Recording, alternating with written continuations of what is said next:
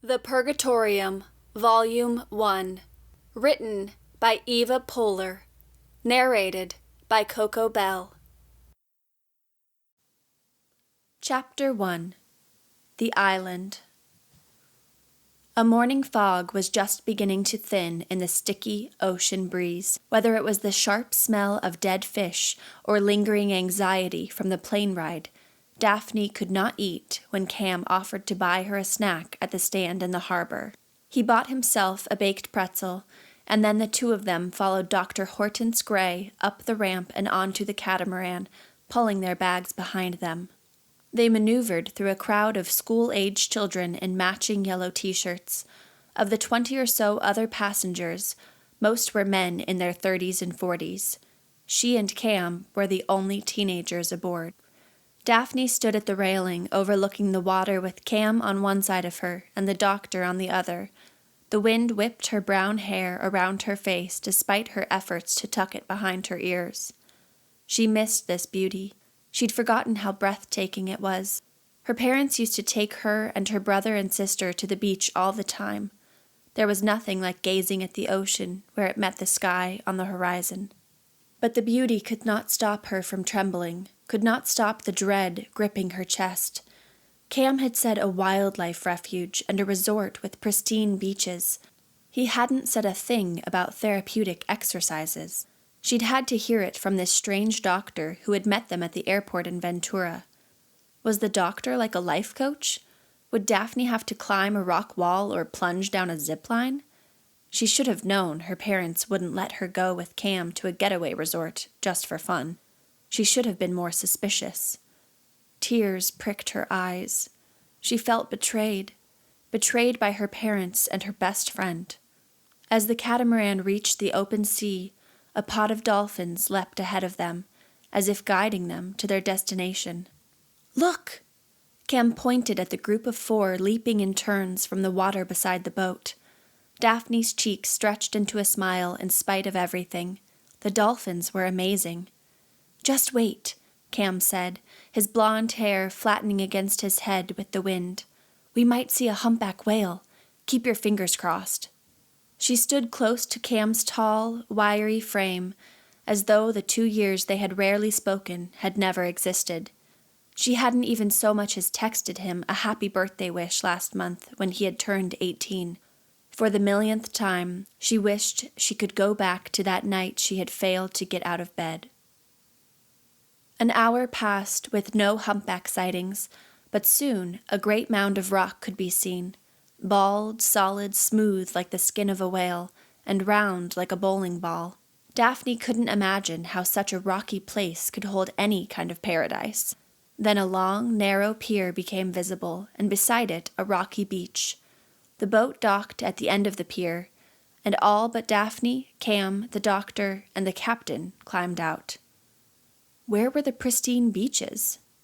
The captain then turned the boat north and skirted around to another part of the island where there were more rocky crags with waves crashing into and away from them, tossing the boat side to side until they came into a large harbor full of other boats.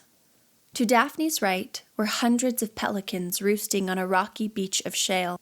Some slept standing up, others cleaned their feathers, and still others walked around inspecting the shoreline and the shallow waters surrounding it.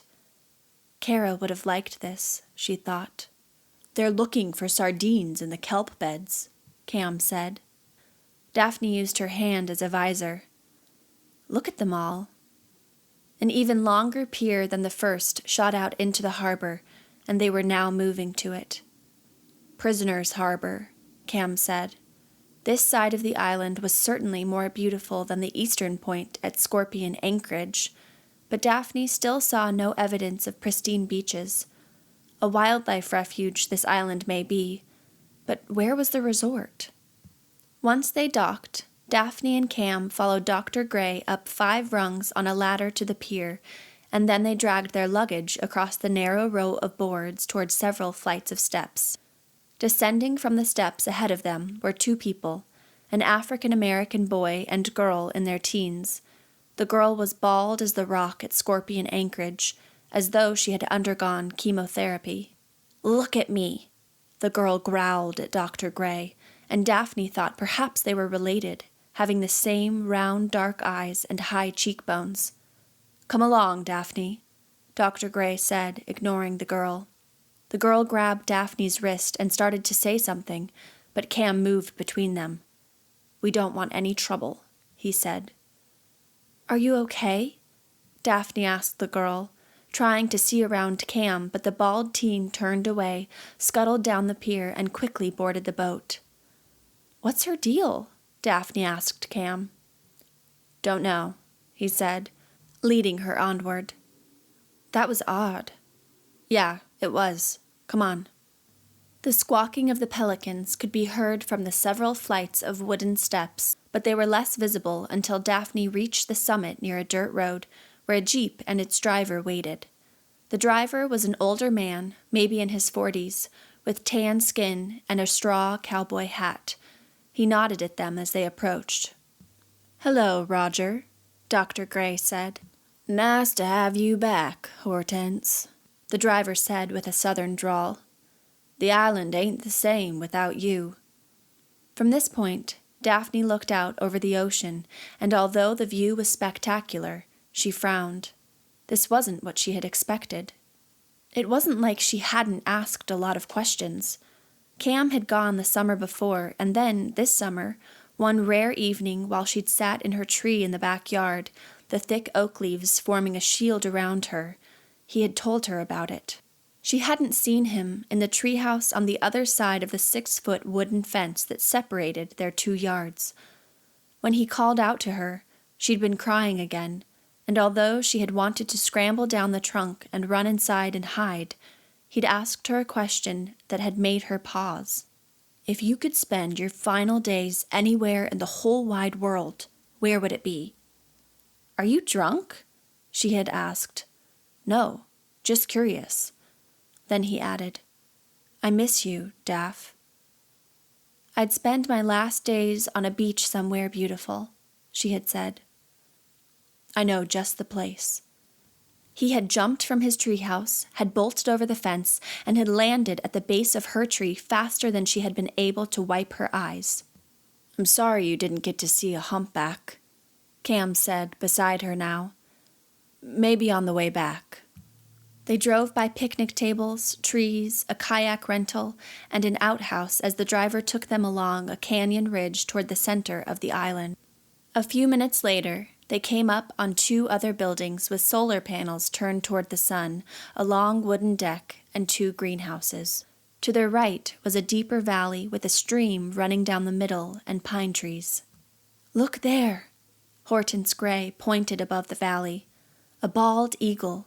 See it?" "Oh yeah," Daphne said. "Isn't it fantastic?" Cam handed her a pair of binoculars from his bag. "Use these." She took them and looked closely at the majestic bird as it soared through the sky above the valley. "See if you can spot any foxes," Cam said, full of enthusiasm. Daphne scoured the landscape for wildlife. Gulls flew to and from the sea up high above where the eagle soared. The valley looked like a manicured fairway on a top-notch golf course with a stream running down the middle of it and branching off into smaller ones.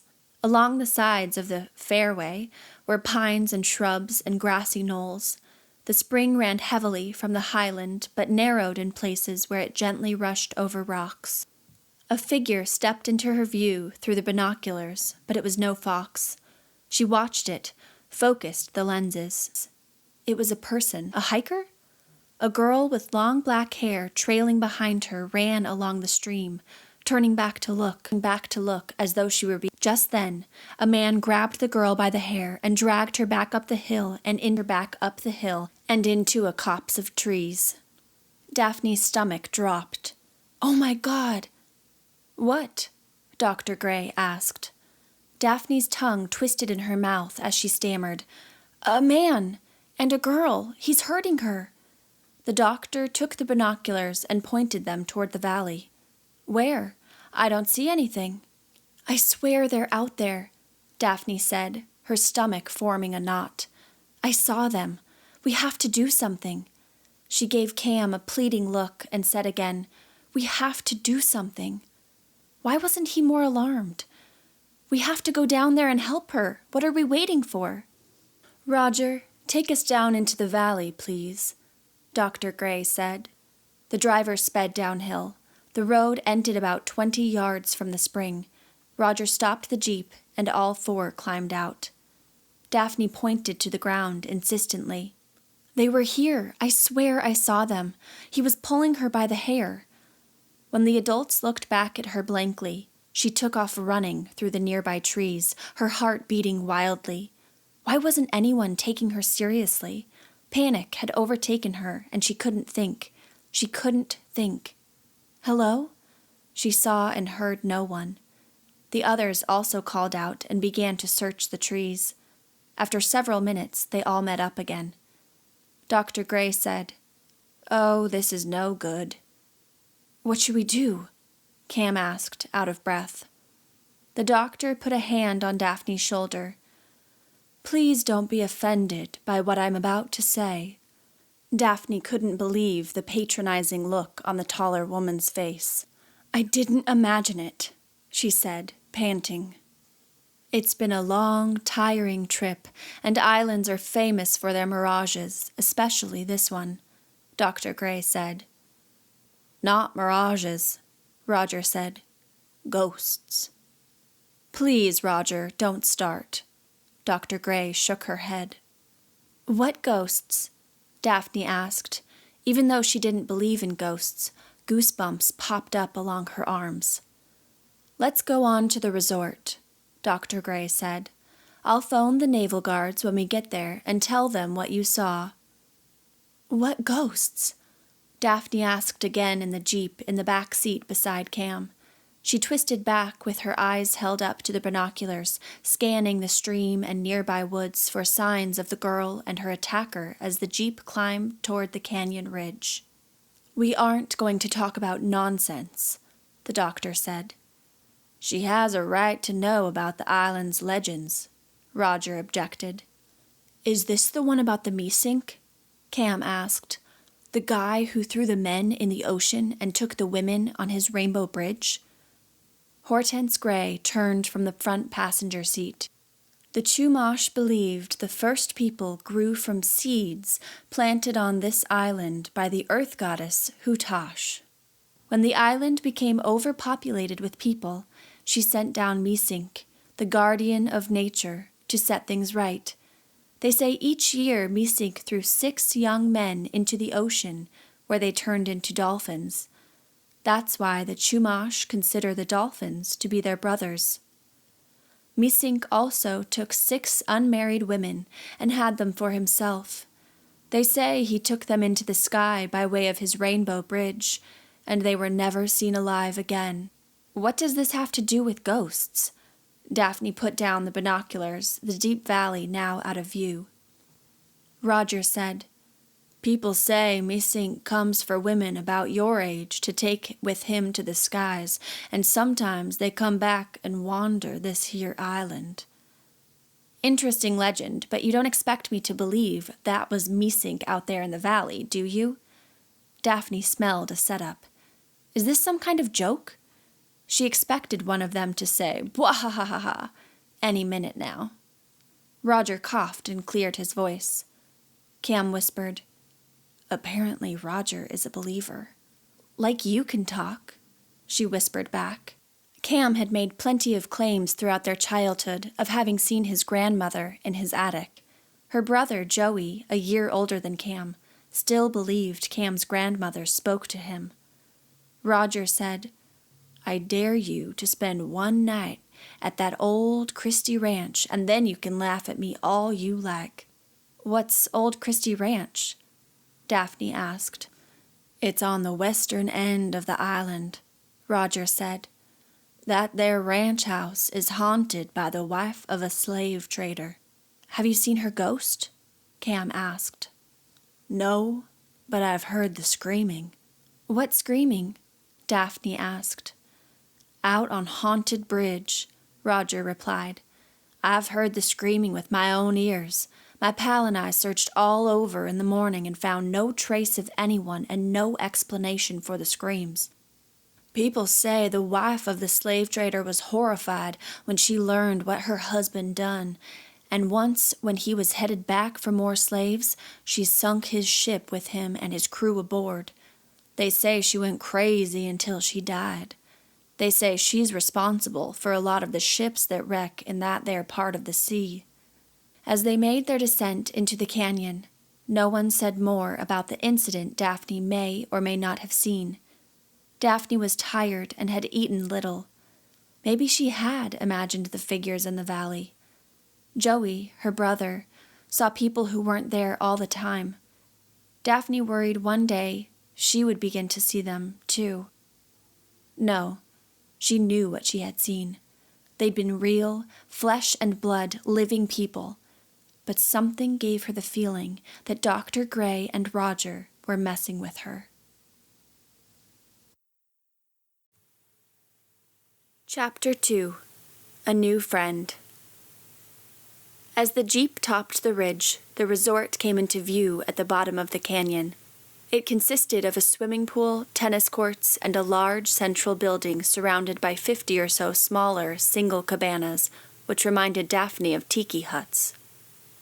The jeep pulled up to the cabana marked with the number 1 on a bamboo post. Hortense Gray climbed out and crossed onto the patio in front of the unit, where there were 2 rockers and a table. So far, so good. The bright red door where the doctor stooped with a key was flanked by 2 windows. The wind was milder down here in the canyon. Roger carried in Daphne's bags behind Dr. Gray and then returned to the jeep. Daphne and Cam followed the doctor inside. The unit was small but nicely decorated, cool and comfortable.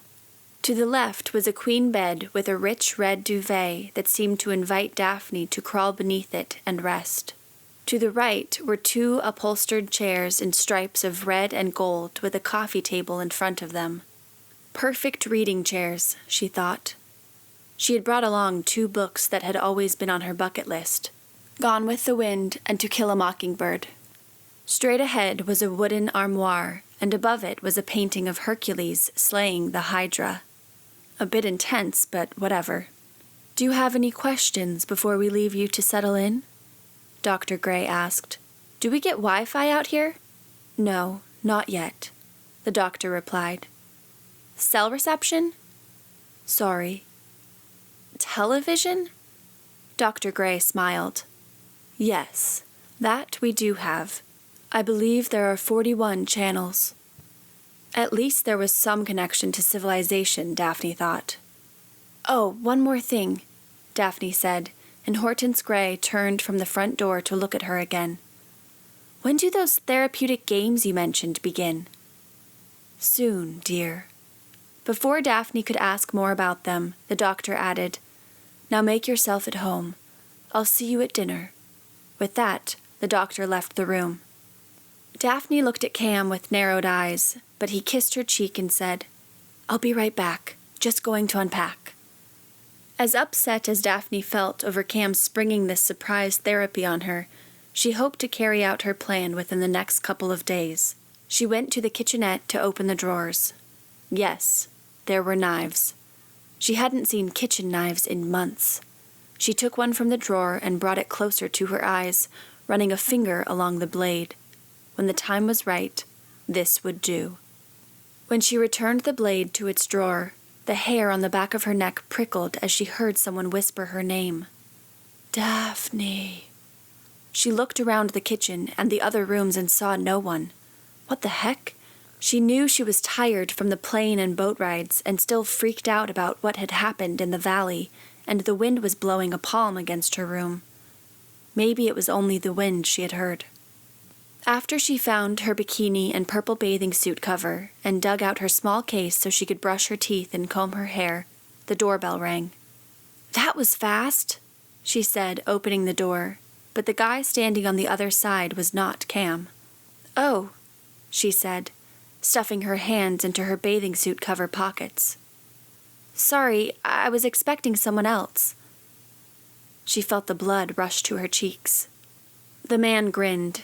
He was taller than Cam and handsome, tan and nicely built, maybe mid-20s, with golden brown eyes and dark curly hair on his head and bare chest. He had a cleft in his chin and dimples when he smiled. He wore swim trunks and sandals and a towel across one shoulder. "Can I help you?" Daphne asked. "I'm behind you in Unit 2 and wanted to introduce myself. I'm Stan." Daphne fished her hand out of her pocket and awkwardly took his. "Nice to meet you. I'm Daphne." "Hey, Stan, how's it going?" Cam walked up to the door. "Looks like you've met Daph. I was just going to show her the beach." "I was heading over there myself. I'll catch you there." "See you in a bit, then."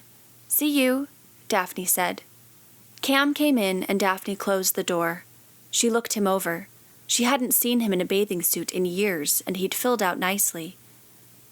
"Wow," he said, giving her a once-over. "You look hotter than the twin suns of Tatooine." A sharp laugh rose from her throat. "Oh, God, I thought I'd heard the last of your Star Wars jokes." "Glad to see I haven't lost my touch," he said. "It still makes you laugh like a little girl." "You must have missed my eye rolling. Let me do it for you once more." She rolled her eyes with exaggeration. "So what do you think of this place so far?" he asked. "You mean except for the girl who might be dead in the valley?" His face sobered. "The Naval Guards are looking into it. We did what we could." "You don't seem too upset about it. You do believe me, don't you? Or do you think I imagined it?" "I believe you." He squeezed her shoulders, making her heart hammer against her ribs. "But we did what we could." She slipped on a pair of flip-flops and followed him from the room. "Do you think Dr. Gray and Roger were messing with us?" she asked. Cam kicked a stone from the sidewalk. "What do you mean?" "What happened in the valley was just so odd, you know? Like a setup." "But why would they do that?" "You tell me." They walked down the sidewalk past the pool, where a few sunbathers lounged on the deck, and past the main building, where others were going in and out, and continued toward a steep cliff edge of the canyon. Built along the cliff edge were several flights of wooden steps, like the ones they climbed from the pier at Prisoner's Harbor. "More steps," she said. "I promise it's worth it." As they reached the summit, the wind blew Daphne's hair every which way, so she pulled it back into a ponytail using the band she wore on her wrist. "It's beautiful," she said, looking out over the sea.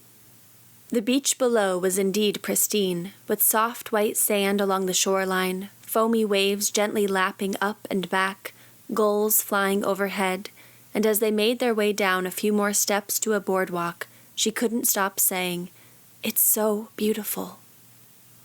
There were no boats in the U-shaped cove. To their left was an endless hill of yellow poppies rising up toward the horizon, and to their right, chalky bluffs spotted with sparse mounds of grass. Below were the white sandy beach and the bluest water Daphne had ever seen. The waves were gentle, inviting. Sitting on the sand with his feet in the water, sandals and towel beside him, was Stan, throwing a stone into the sea. There were no other people around. When they reached him, Stan said, "There you are. I was about to go in without you." Daphne took off her flip-flops and stood where the water reached her feet. "It's so cold! Oh my crap, that's cold!" She stepped away.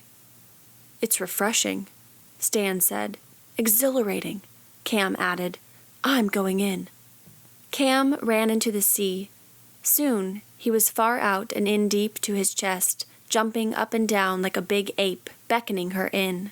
"He's crazy," Daphne said. "I think I'll just bathe in the sun a while."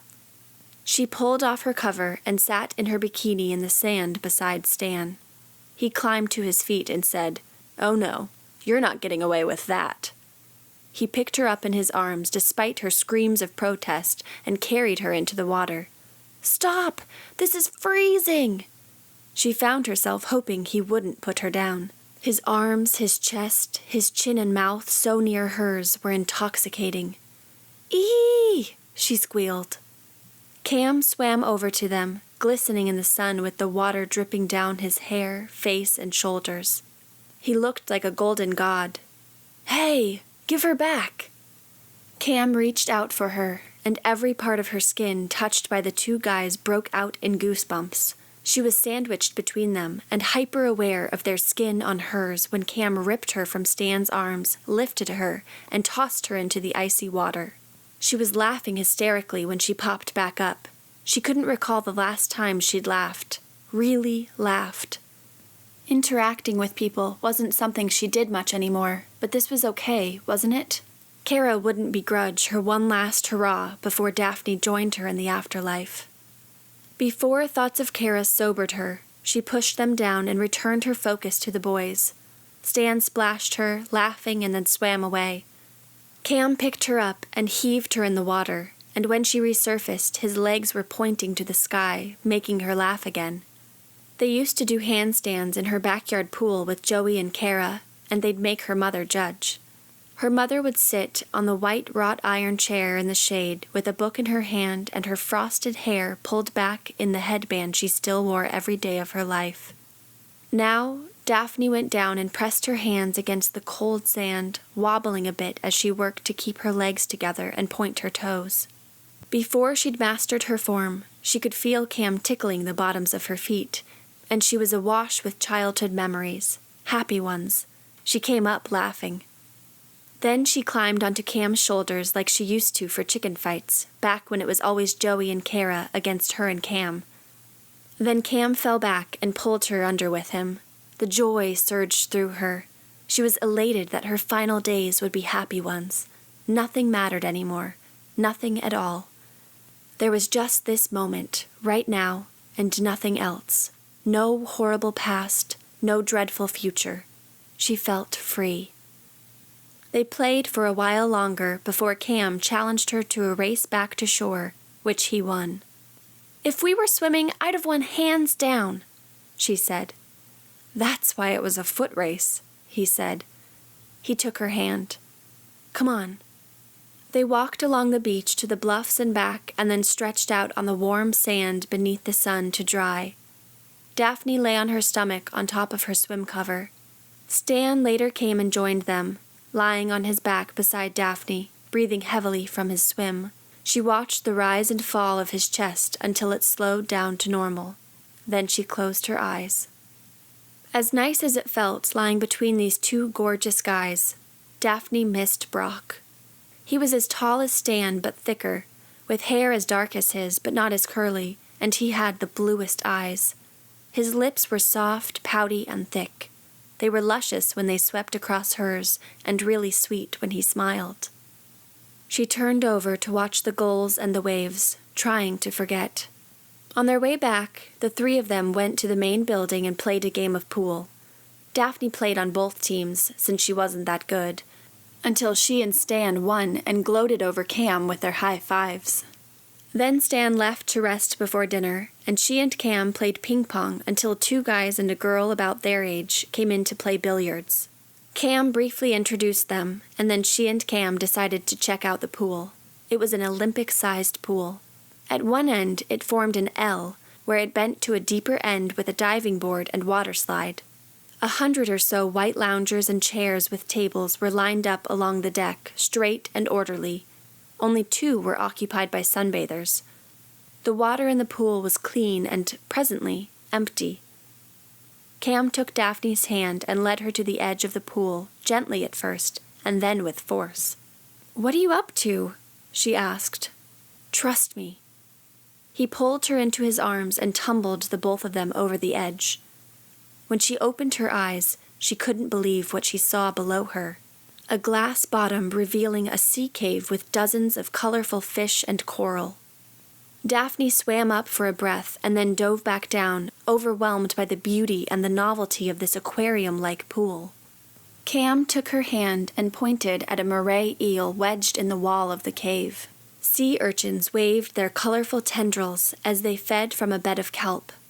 Daphne felt incredibly happy and in awe of this amazing place as she and Cam each took another breath and submerged, hand in hand and gazing at the sea life beneath them.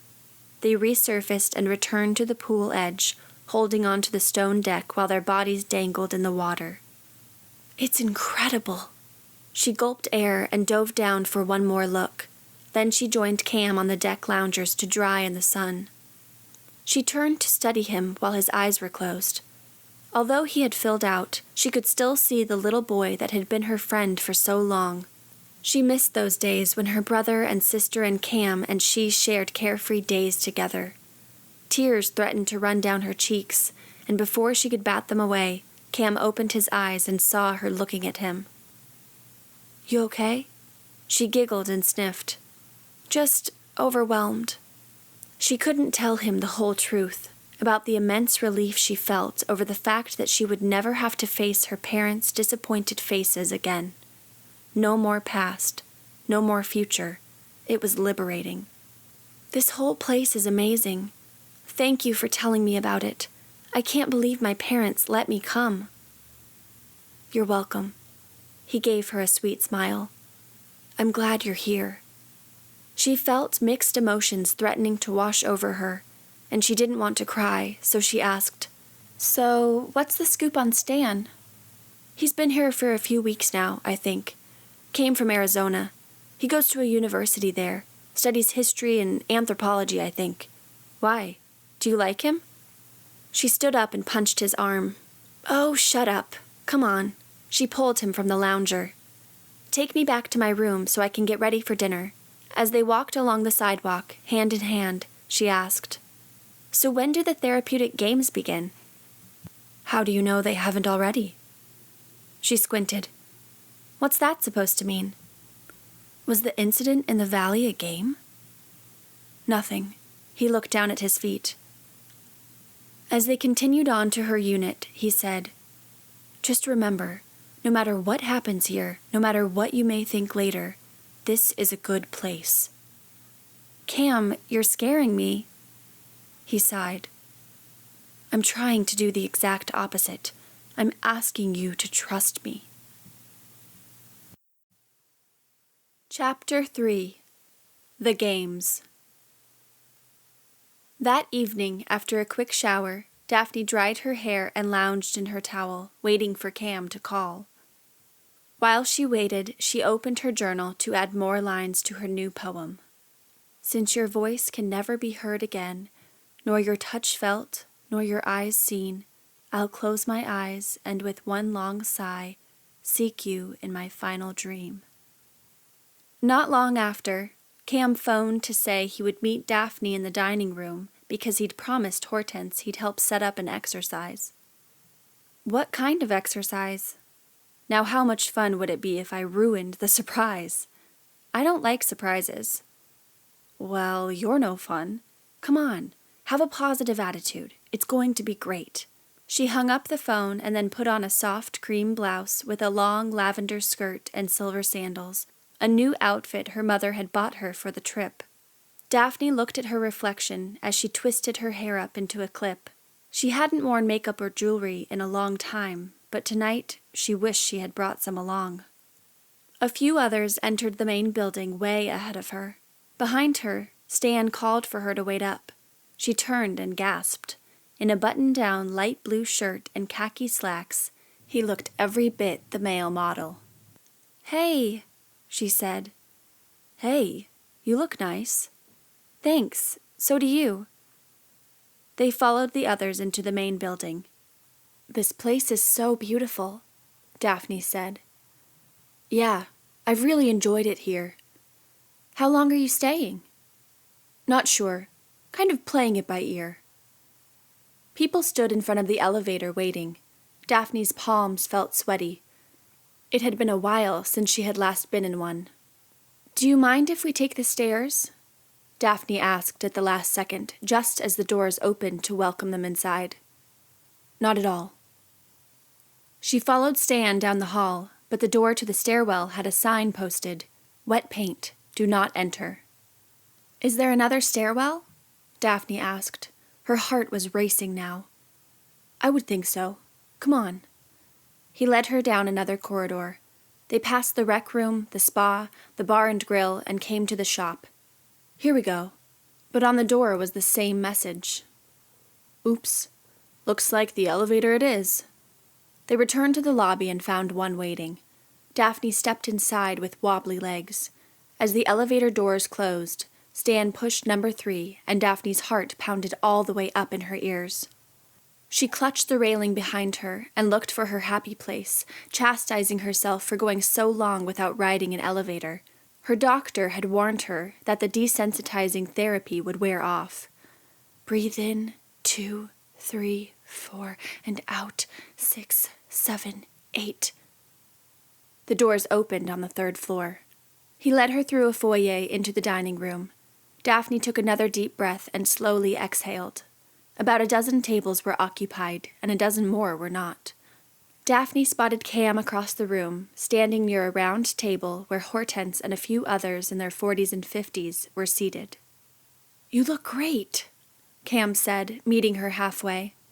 "Thanks. So do you."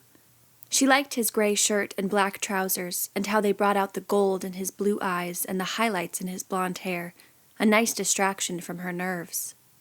Stan followed them to the table, which was topped with glasses of iced tea and water and plates of salad and rolls. "We're sitting over there." Cam pointed to another round table filled with younger people in their teens and 20s. "But first I want to introduce you to a few others." They said hello to Hortense Gray, and then Cam introduced Daphne to Arturo Gomez, the owner of the resort. He was short and had small hands. On each finger he wore a ring with a big stone. He also wore a black tuxedo with a flamboyant turquoise bow tie and matching vest. His hair was slicked back, and his mustache lay across his upper lip like an asp. He seemed nice enough, but there was something about him that Daphne did not trust, an eagerness or enthusiasm that seemed out of place. He asked Daphne if she was enjoying her stay so far, and she said absolutely, telling him how much she loved the glass-bottom pool and the private beach. "There's much more to experience," he said with a Spanish accent. "I hope you like every bit of it." Another man sat at Dr. Gray's left. Cam introduced him as Dr. Lee Reynolds, Dr. Gray's colleague in behavioral psychology. He was tall, thin, and bald, and appeared to be in his 50s or 60s. His head towered above everyone else's at the table, even though he sat with his shoulders hunched over, like his body was too hard for him to hold upright. He said hello in a soft, effeminate voice, and although he was polite, he too gave Daphne a strange feeling, as though there were more to him than met the eye. An older woman in her late 50s with curly white hair sat beside Lee Reynolds and was introduced as Mary Ellen Jones. She had round, chipmunk cheeks and an equally round body, and when she smiled, she made Daphne think of Mrs. Santa Claus. Roger, the driver, was also with them, along with a redhead in her late 30s named Kelly something, and a Native American man in his 40s whose name Daphne did not hear, and she was too shy to ask to have it repeated. After these introductions, Cam and Stan led her to the table where the younger crowd was seated. Although they all told Daphne their names, she couldn't remember them after having learned so many at the other table. There was a girl with long brown hair and green eyes, a Hispanic boy who looked college age, and a thin blonde boy who didn't talk much but smiled a lot. She recognized them as the group who had come to play billiards earlier. Throughout the meal, they made small talk. Daphne mentioned her interest in the kayaking and horseback riding excursions, and both Stan and Cam said they wanted to join her. Cam encouraged her to go on the bird hiking trail, ranting about the island scrub jay and its near extinction, and how this island was the only place in the world you could see one.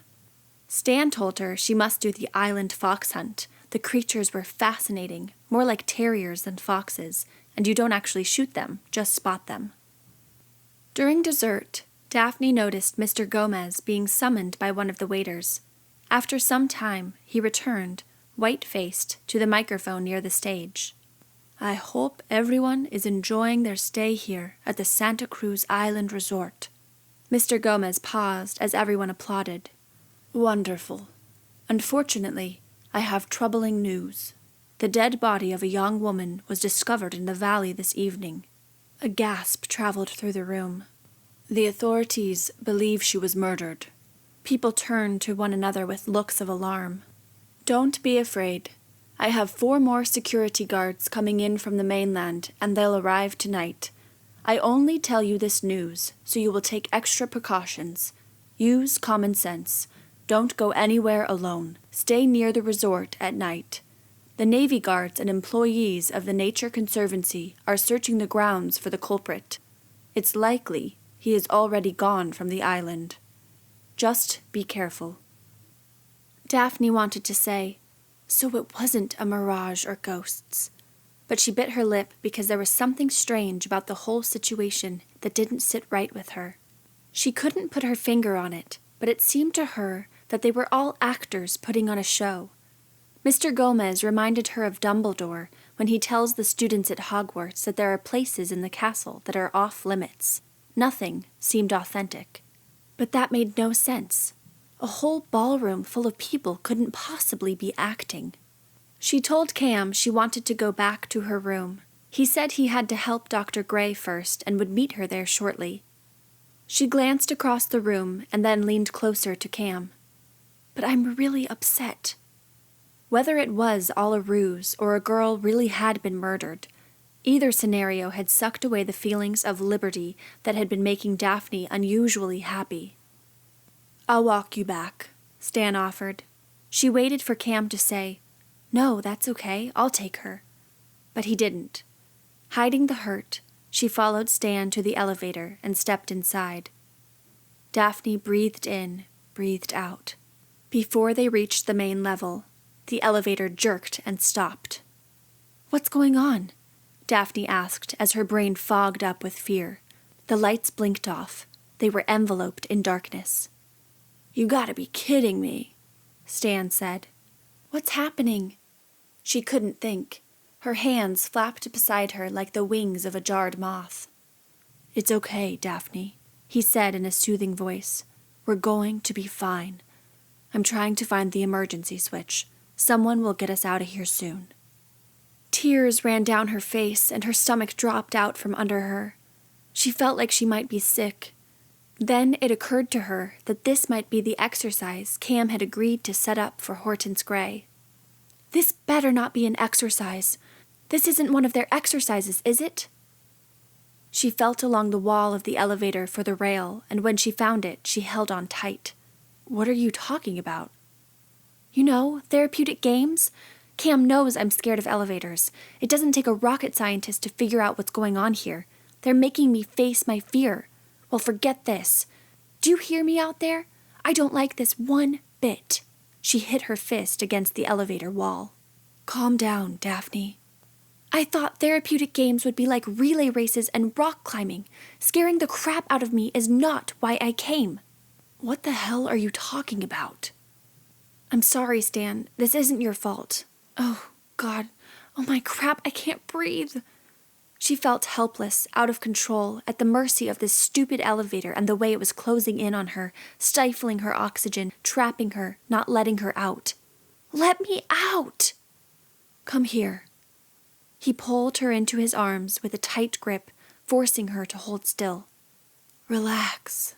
It's okay," he said softly. The lights flickered and then came on. The elevator dropped a few more feet to the bottom floor. "Ah!" Daphne screamed, catching against the wall. The doors opened, and Daphne leapt out, trembling and angry and amazingly relieved. She avoided the eyes of the others in the foyer as she tried to regain control of her breathing and rushed from the building.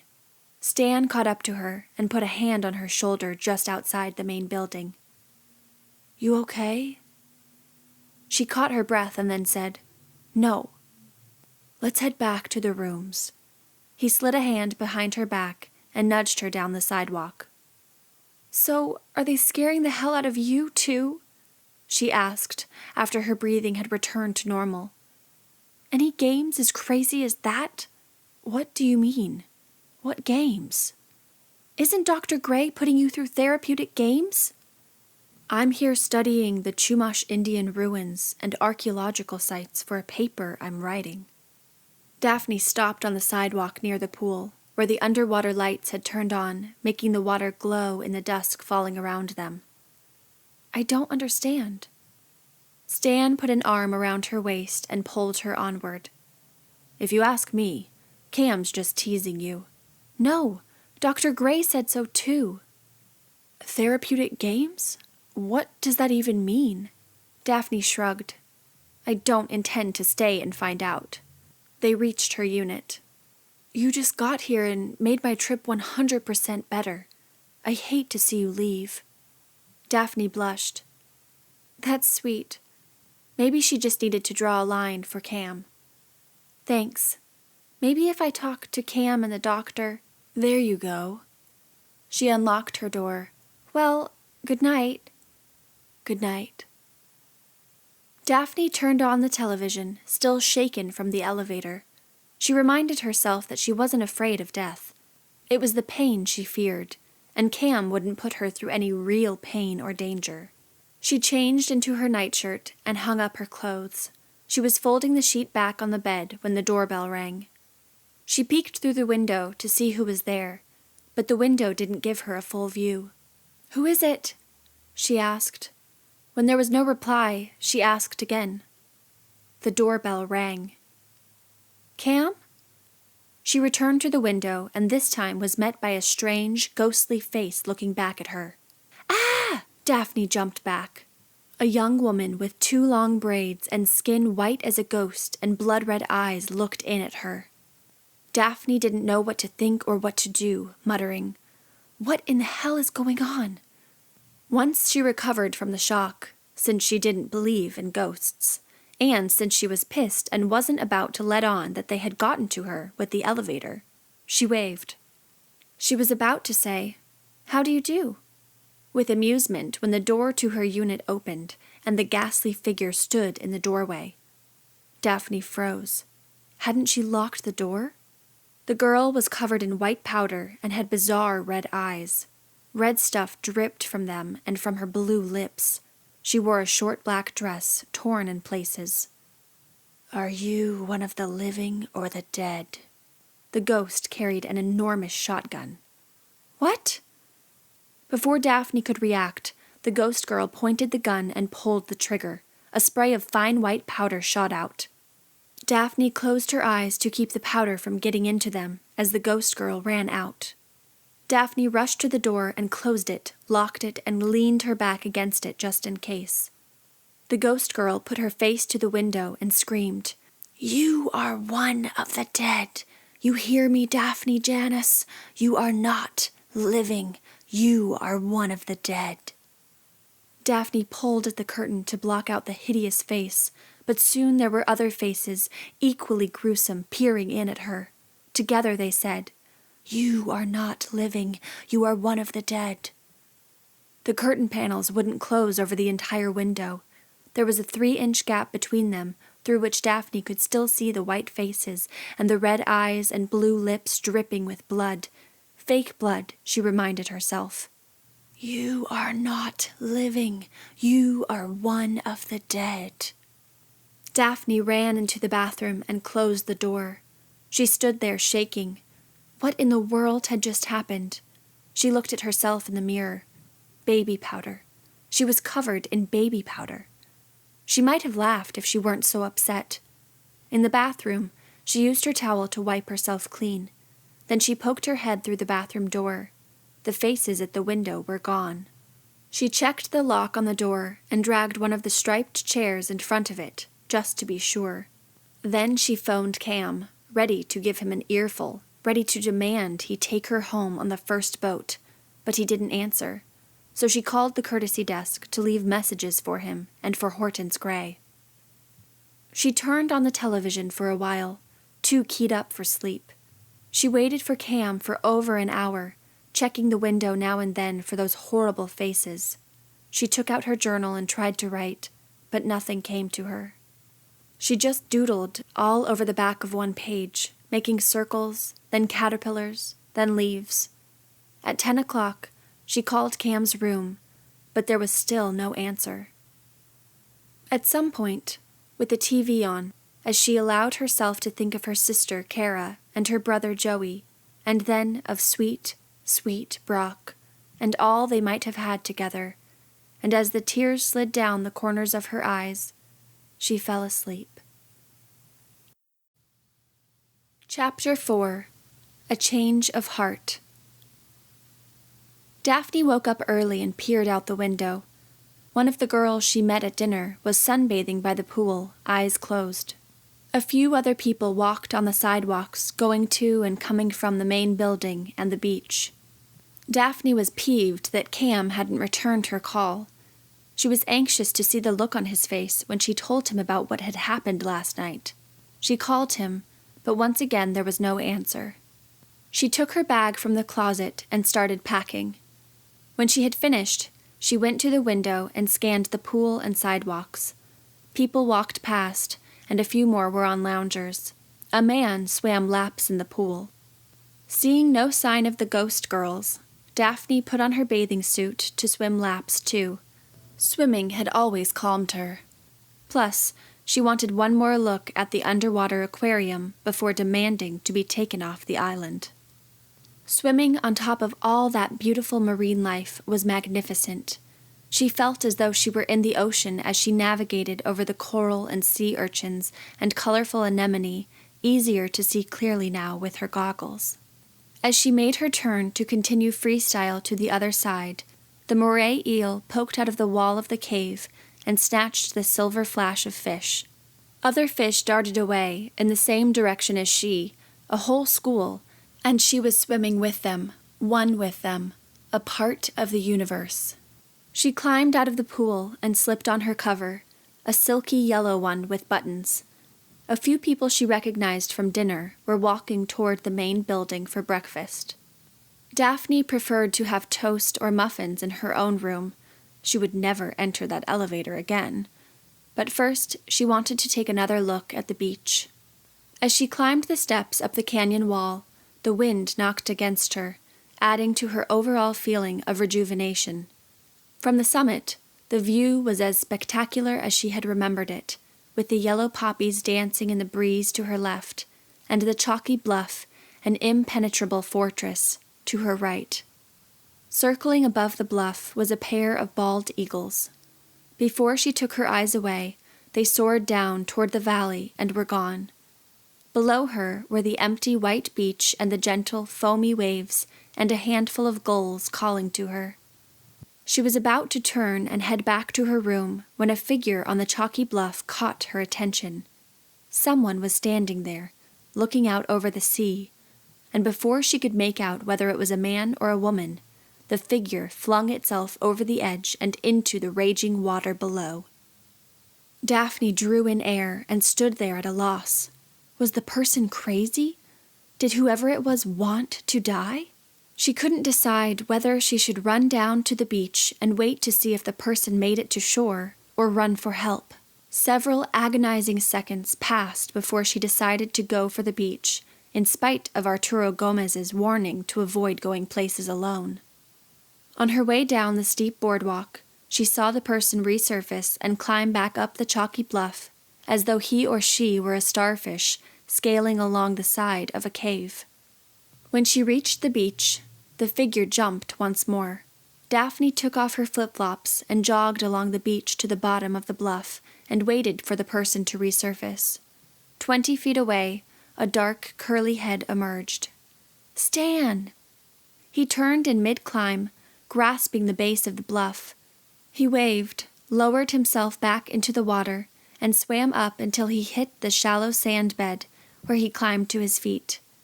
She waded out and met him. "What are you doing? You could hit your head on a rock and die out here. You shouldn't be out here alone." "As it turns out, I'm not. You're here." "You're crazy." "Come on, give it a try." "No way.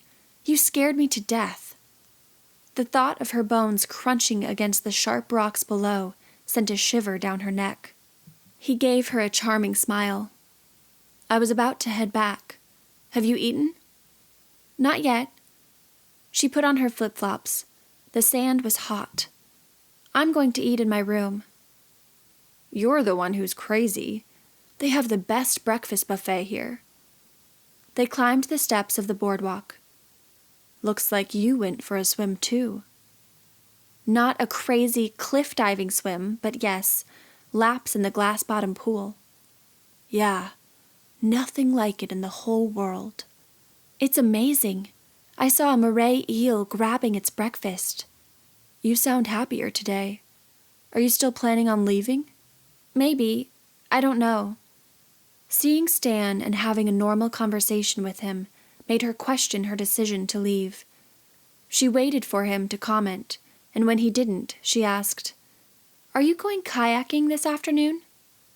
"I want to, but I need to get a couple of days' work in. I've got to get this paper done before the summer ends, and I can't write the paper if I don't study the archaeological sites and ruins more thoroughly." "Too bad." "I was going to put it off, but we're supposed to be getting bad weather tomorrow evening, so I better do it today. You should come with me sometime. They're amazing." "Do they have tours?" She recalled a family trip to Mesa Verde in western Colorado when she was 7. Kara was 5 and still alive, and Joey had not yet started listening to the voices. "Not yet.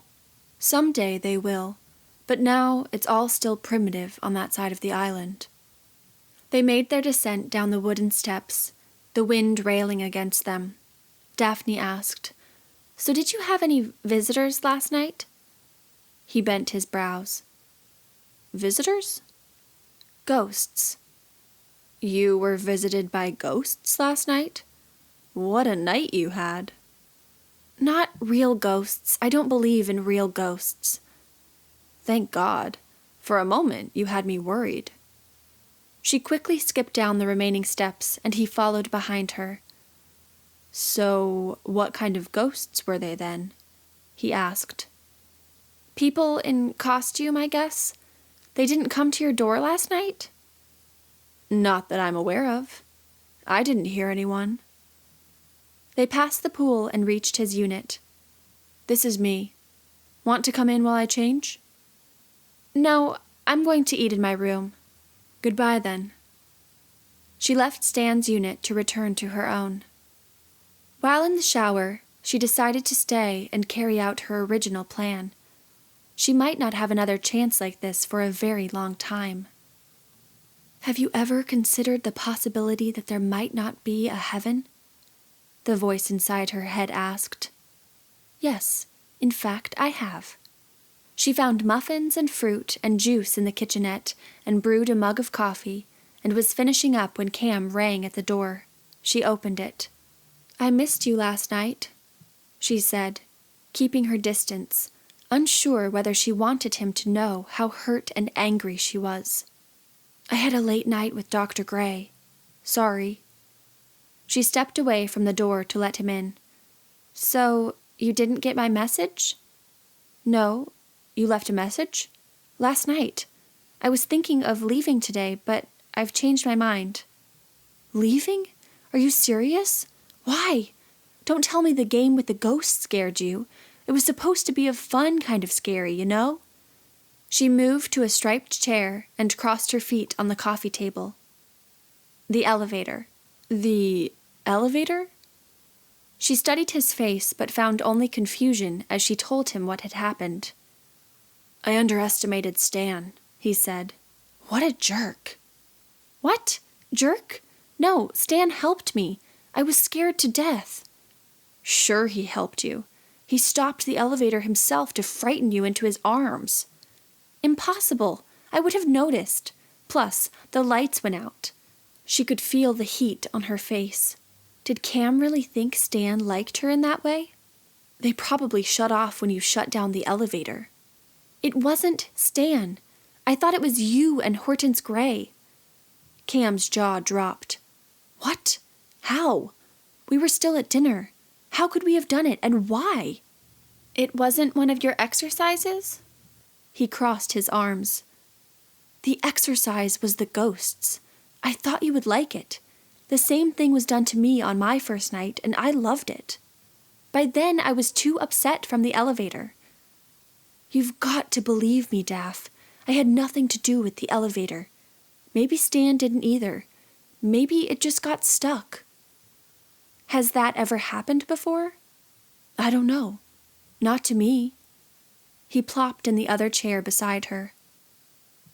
"Why doesn't Stan know about the therapeutic games?" she asked. They have regular guests here, too, mostly students and scientists and archaeologists. I called you at 10 last night. Dr. Gray put me through an exercise that ran late. It was bizarre. I'm not supposed to talk about it. She'll probably give the same one to you. It was awesome. Cam! She punched his arm. Tell me! He pursed his lips and made a motion with his fingers of locking his mouth shut. She rolled her eyes and asked, Are you still going kayaking? Of course. The caves are amazing. The phone rang. Dr. Gray was on the line, asking her to come to the lobby to meet with the naval guards. They needed to take down her statement about the girl and the man in the valley. Apprehensive, she recalled the last time she had to give a statement. She had been the only witness other than Joey. She had wanted to lie then. Maybe she should have lied. She met with the guards in the lobby, where they sat in overstuffed chairs, and she told them what she saw. Hortense, Cam, and Roger were with her, corroborating her statement. The younger of the two took notes, and the older, shorter one asked the questions. When she said all she knew, she asked the officers if they thought the murderer was still at large on the island. Doubtful, the older one said. Unlike serial killers who leave clues and hang around to watch the investigation, this guy appears to be an opportunist who took advantage of a situation. He probably got off the island as soon as he could. But you don't know this for sure? Daphne asked. No. We're searching every square inch, but you've got to understand we have little to go on, and killers look like everyone else. Cam put his hand on hers when the officers left. Don't worry. I'll take care of you. Daphne had the same intuitive feeling she had felt at dinner, that everyone around her was acting. She continued to suspect that there was no murderer, and the naval guards were actors too. Hortense thanked Roger for coming, dismissing him, and turned to Daphne. I have a short and easy exercise for you, which I can conduct here at this coffee table. She gave Daphne a stack of index cards. I'd like you to read the information on each of the cards and then sort them into categories. How many categories? That's entirely up to you. Take as much time as you need. She looked across the table at Cam, who gave her an encouraging nod. On each card was written the name of a color, but the ink in which it was written did not match the name in color.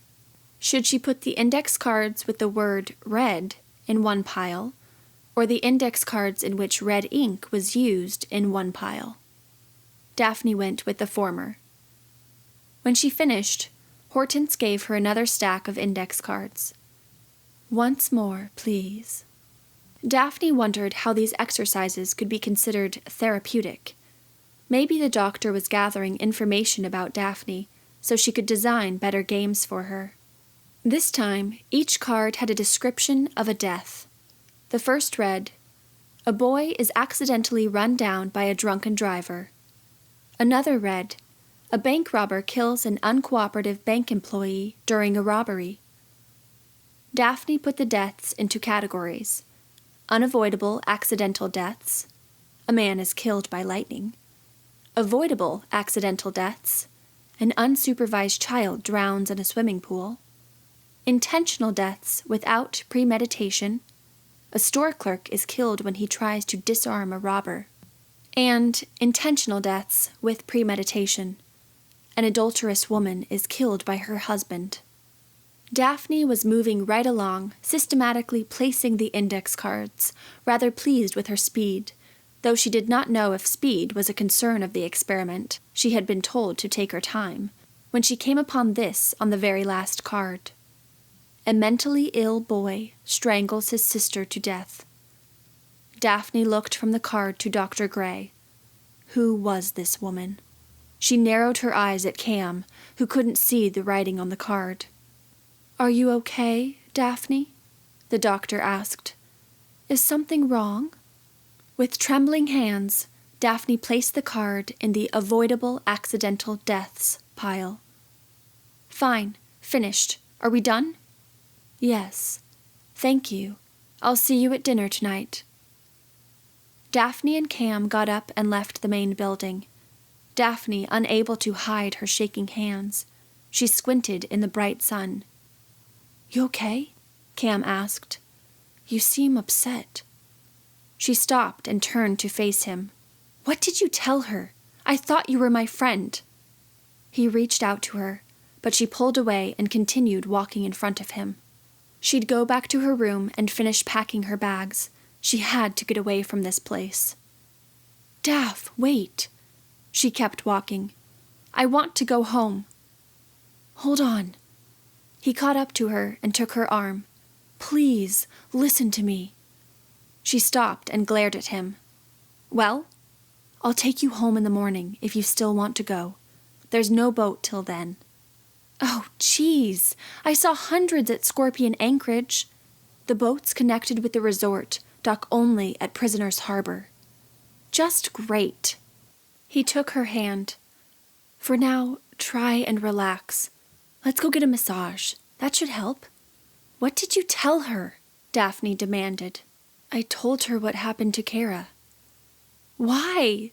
She asked, tears welling in her eyes. She could barely see.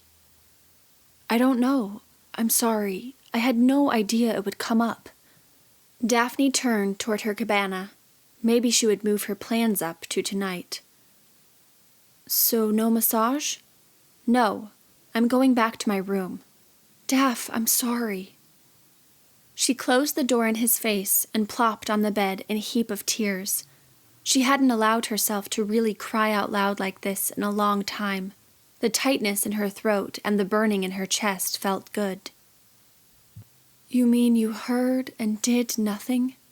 Her mother had said. Daphne screamed and thrashed against the bed covers. The doctors said schizophrenia can be brought on by a traumatic event. Joey got it from accidentally killing Grandpa Janus. Maybe Daphne would get it too. Grandpa should have left a note warning them he had turned off the electricity at the feed and convenience store he owned and operated. He was in the attic repairing the air conditioner when Daphne's mom dropped off Joey to work that summer, where their dad had once worked when he was a boy. Joey, 14, his first job, called out for Grandpa. Joey thought he was in the back freezer or the storeroom, or further out at the silo or even the shed. When the lights wouldn't turn on, Joey tried another switch. Nothing. The refrigerators weren't on. Nothing was on. He found the power breakers and pulled the switches. One by one, he brought everything back to life. The refrigerators buzzed, the fluorescent lights shined, the icy maker turned the ice. Joey could not have known the funny smell coming from the attic was burning human flesh.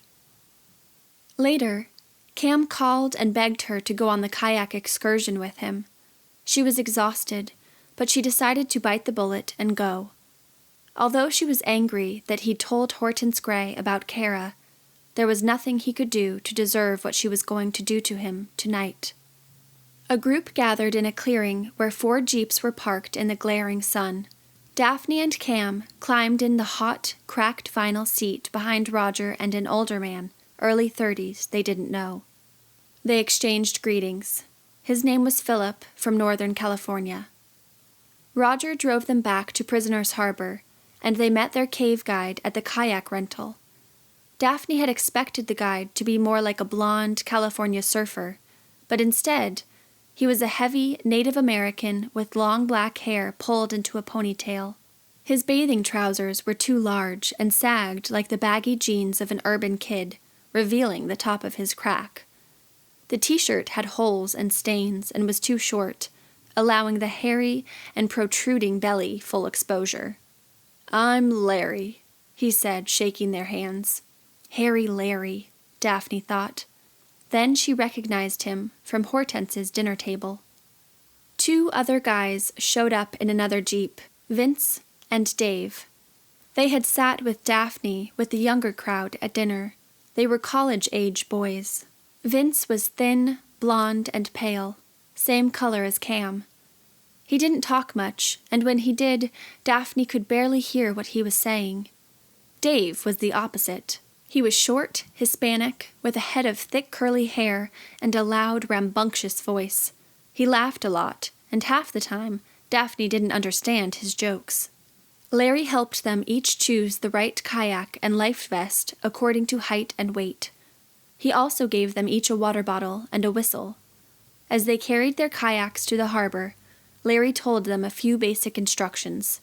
Stay with their group, stay close to the shoreline, paddle at a diagonal to rather than against the waves, blow the whistle if you get separated from the group, don't throw your waste in the water, don't feed the wildlife, don't touch the ancient art and petroglyphs on the cave walls, remain in the kayak at all times. It's not dangerous, right? Daphne asked, feeling nervous now that they were about to begin. Sure it is, Larry said with a smile. That's what makes it fun. Chapter 5. The Caves. At last, Daphne and the rest of the group were in the water and paddling along the coastline toward the first cave. Prisoners' Harbor was full of boats cruising in and out, but none docked at the pier. As they passed Pelican Bay, the squawking made it impossible for a while to hear anything else. The wind whipped Daphne's ponytail against her shoulders and brought the fresh salt air all around her. Something rushed away from her kayak, causing her to jump in her seat, and when she realized it was an otter, she squealed, pointing and trying to get Cam's attention. It had such a cute face and was so close. She could reach out and touch it, but didn't dare. The otter looked at her as he swam away on his back. When they finally passed the boisterous babble of the birds, she told Cam about the otter, nearly falling out of her kayak as she tried to demonstrate how close the otter had been to her. As she laughed, she was amazed by how easy it was to be happy here. Larry shouted in a tour guide voice, "Soon we'll come upon the first sea cave, known as Twin Rocks Cave, because the entrance is flanked by two nearly identical rocks. My people, the Chumash, believed the twin rocks were at one time gods, Tumaya and Mukata, sons of Hutash, or Mother Earth. Legend has it, the two gods disagreed about whether humans should live forever. Tumaya wanted humans to share eternal life with the gods, but Mukata felt immortality should be for gods only. They had a long battle, but were equally matched, and the battle went on for years until Hutash took matters into her own hands. She turned her sons into the two rocks and compromised between their wishes. She made it so that humans would die, but their ghosts would come to dwell in this cave, and a few times a year, she allows them to wander the island for one full day. You see the twin rocks?" They were as tall as a 3-story building, but columnar. Daphne could see why a group of people would believe they were gods. At the very top, they rounded like a human head. Despite the tall rocks, the entrance to the cave was the size of an armchair. This made Daphne's mouth go dry. She had not imagined she would be going inside so small an opening. Larry said, "We'll save that cave for our journey back. It's best to go to the furthest one first, while the tide is low. Then we can ride the tide as it comes in. The paddling will be easier." As they passed the 2 columnar twin rocks, they saw a group of sea lions sunning on a rocky cliff. They were golden in color, with dog-like faces, little flaps for ears, and long whiskers, white in the sunshine. They stared at the kayakers as they passed. "We'll also skip this cave coming up, known as Falls Cave, and start with the one called Platt's Cave." Daphne was glad when they came to the cave and could stop paddling. Being on the water in the kayak was pleasant with the waves rocking her to and fro, but her arms needed a break. The mouth to the cave made a huge arch, like a tunnel for a train. Light shone into the first part of the cave, revealing shiny, shimmering walls reflecting light off the water.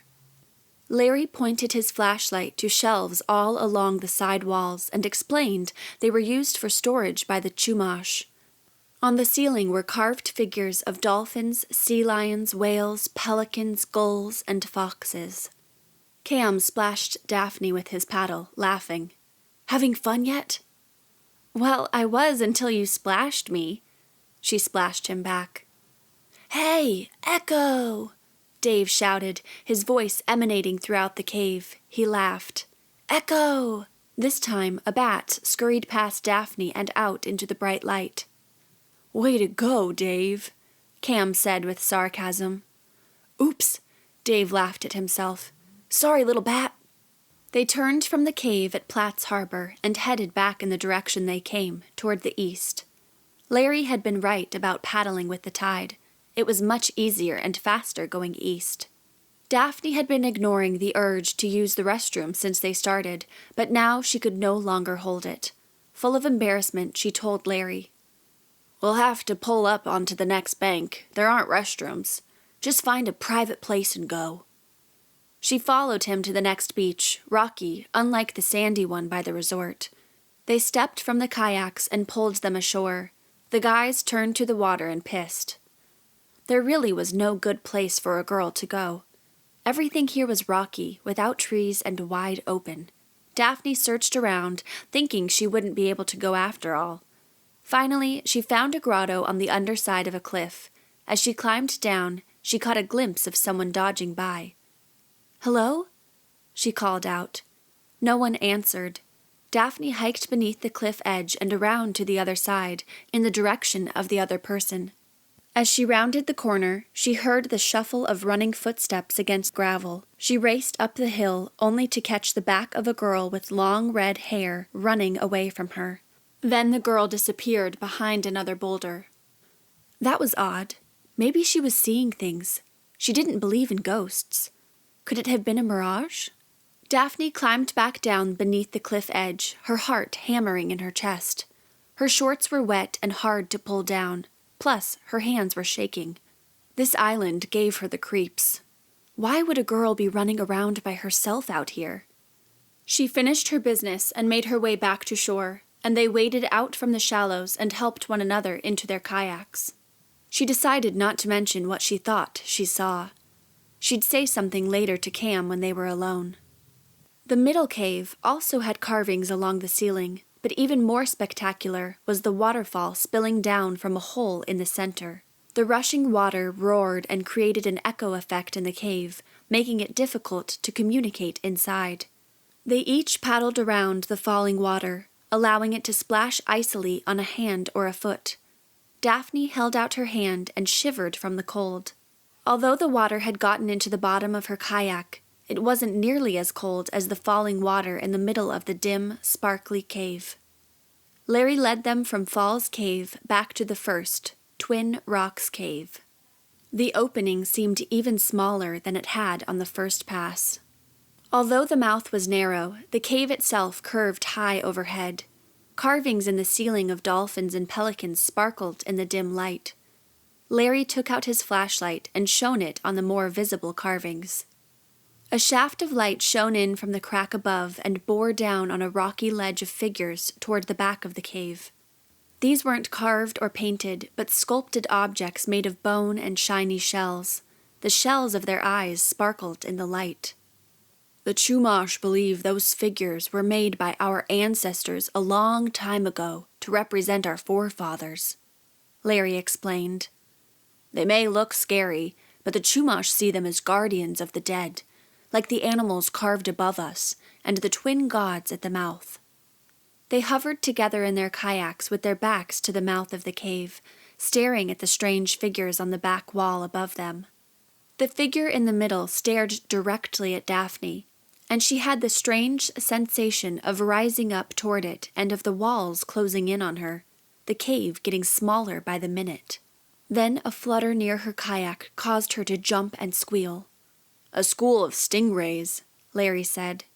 Cool, Cam said. They have stingers, Larry warned. You can touch the very tops of them, but watch out for their tails. Dave burst out laughing, but Daphne had no idea why. Maybe he was delighted by the stingrays. Philip leaned over and used his fingertips to brush the top of one swimming by him. Do they tend to frequent these caves? Philip asked. They usually come in with the tide, Larry said, turning. Oh no. The others turned toward the cave entrance. The tide had completely blocked it. They might have seen it coming if the shaft of light coming in from above hadn't kept the cave awash with light. A wave of panic overtook Daphne. She couldn't speak, could barely breathe. The walls of the cave closed in on her, trapping her, taking away her control. She looked at Cam, tears pouring from her eyes, waiting for him to say something. Instead, Cam turned to Larry and said, "How long?"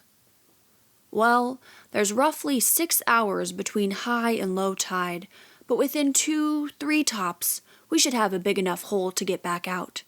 "Can we abandon the kayaks and swim for it?" Philip asked. "These rocks have sharp edges. The tide coming in can really throw you into them. I think it's too dangerous. We're better off waiting it out." "Dang, Larry," Dave said. "I thought you knew what you were doing, hombre." Cam asked, "What if we swim out towing the kayak behind us? It'll be impossible to get the kayaks out of the cave. They can't be submerged easily. It's too risky, both for us and the boats." Daphne could tell the blood had drained from her cheeks. She might be sick. "Hold my hand," she said softly to Cam. He maneuvered himself closer to her and took her outstretched hand. But even with the warmth of his hand in hers, she was going to scream and kick if she did not get out of the cave soon. Then a thought occurred to Daphne. Was this a therapeutic game? Had she been led to this cave and trapped in here on purpose? An experienced guide would not have let a tide trap them in a cave. She narrowed her eyes at Cam. "What?" he asked. She shook her head. "I can tell stories while we're waiting," Larry offered. "Stories of my people."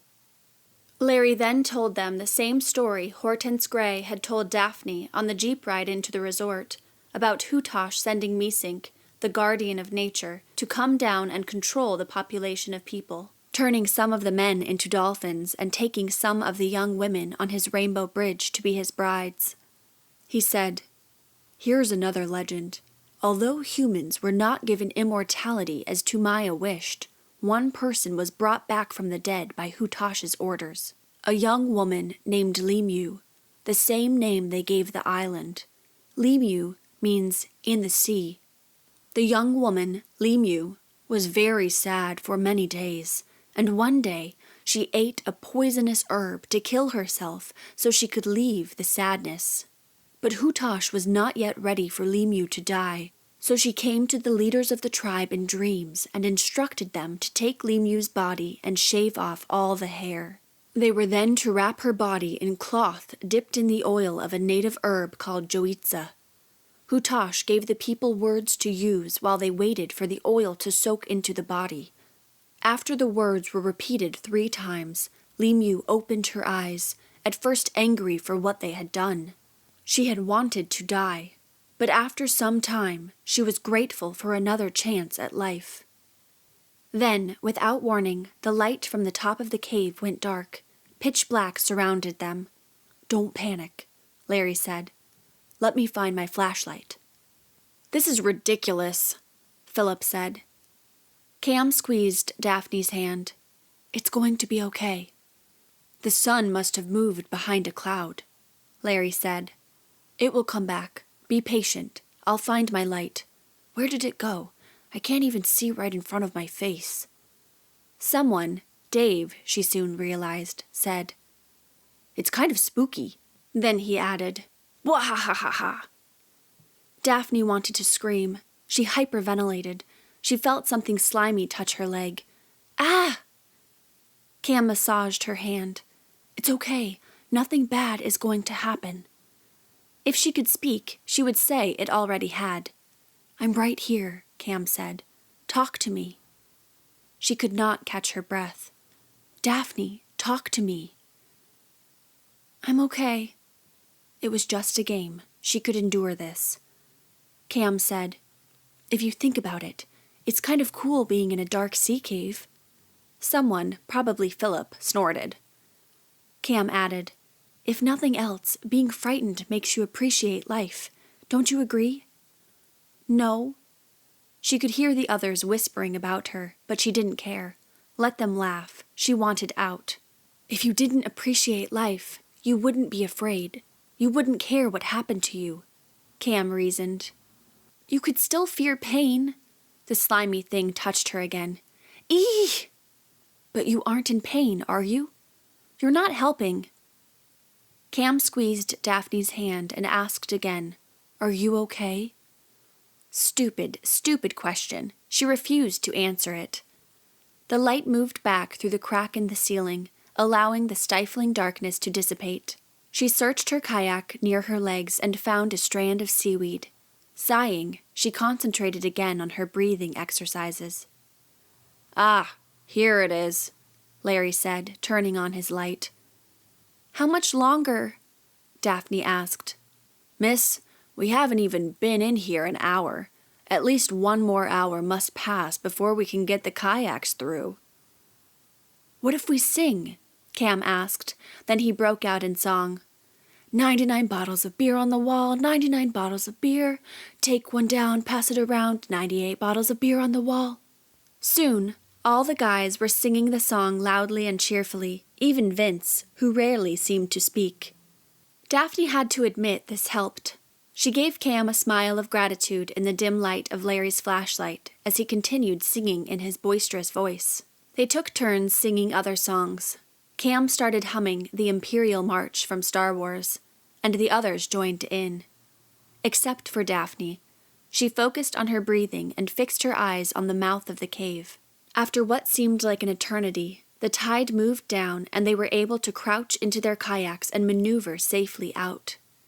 In the sunshine and the fresh air, Daphne shouted hooray. She felt joyful to be out and free. When they passed the sea lions basking in the sun, she shouted hello to them. She shouted hello to the sun. She shouted hello to the sky and the kelp and everything she saw. As if it weren't already obvious to the others in her group, she shouted, I'm so glad to be out of that cave!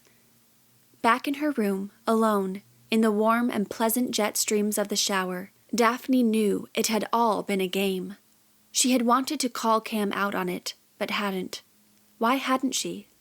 Because she already knew what he would say.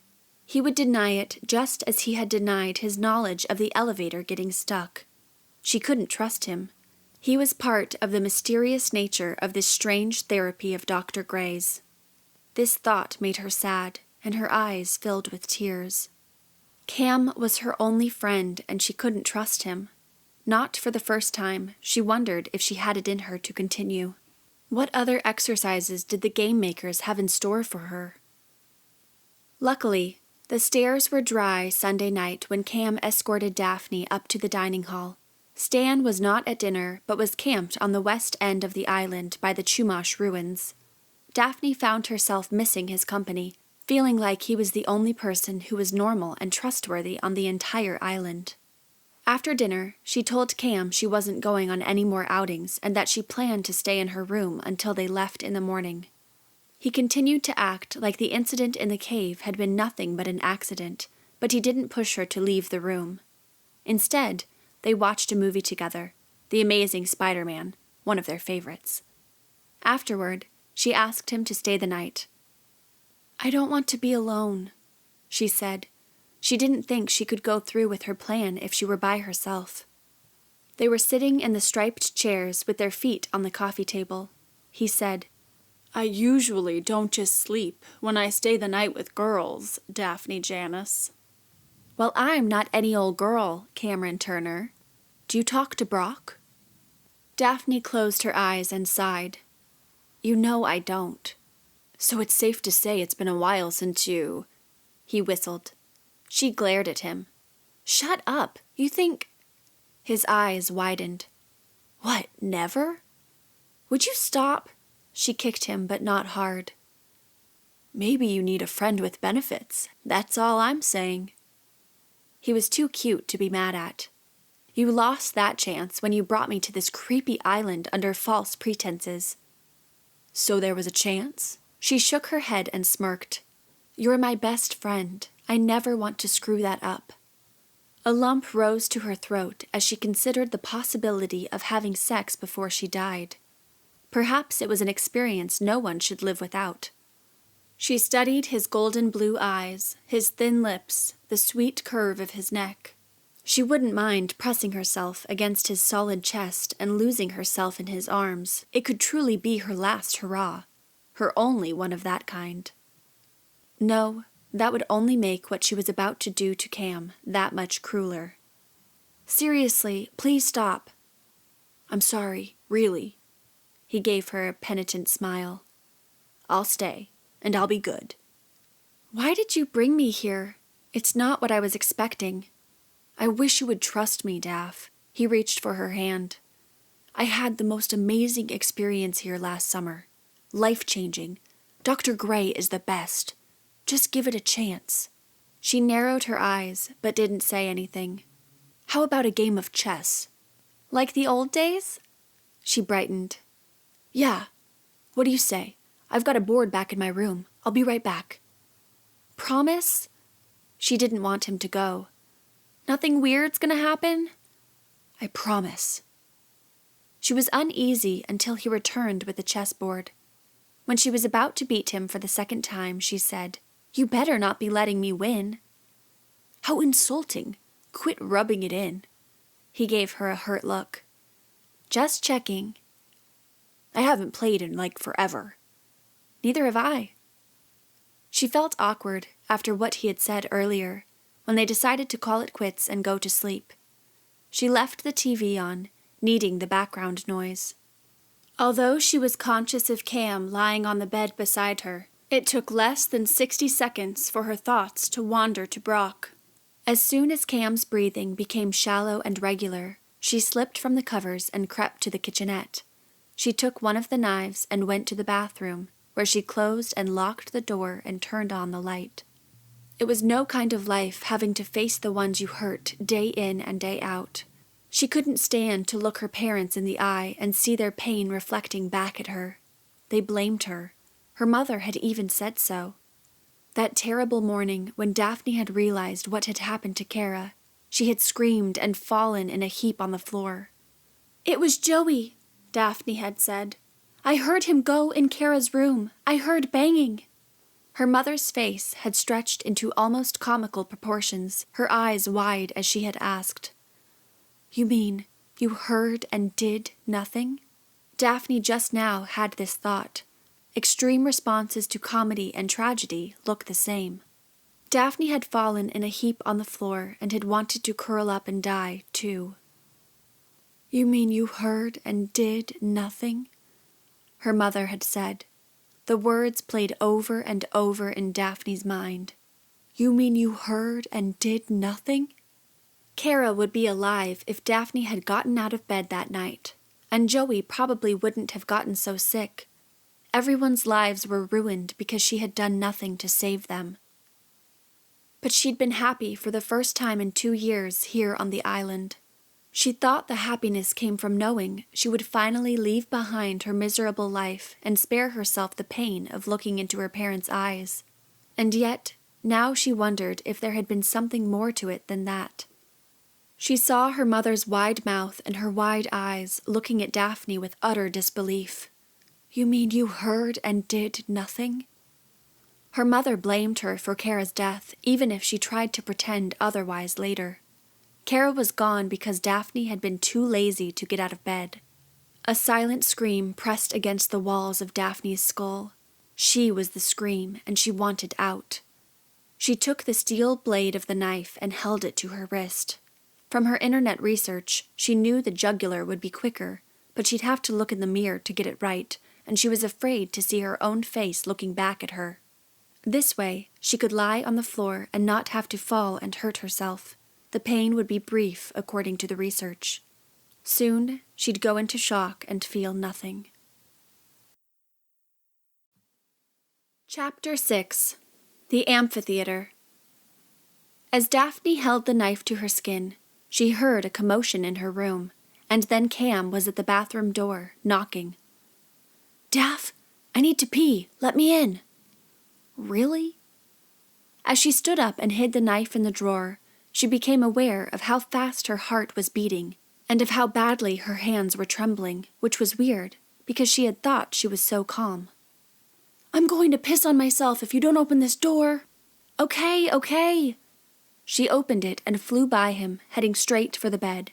She didn't want him to see the state she was in, especially with the bedside lamp flooding the room with light. That's when she noticed the front door was open. Cam? Yeah? He said through the bathroom door, which he'd left ajar.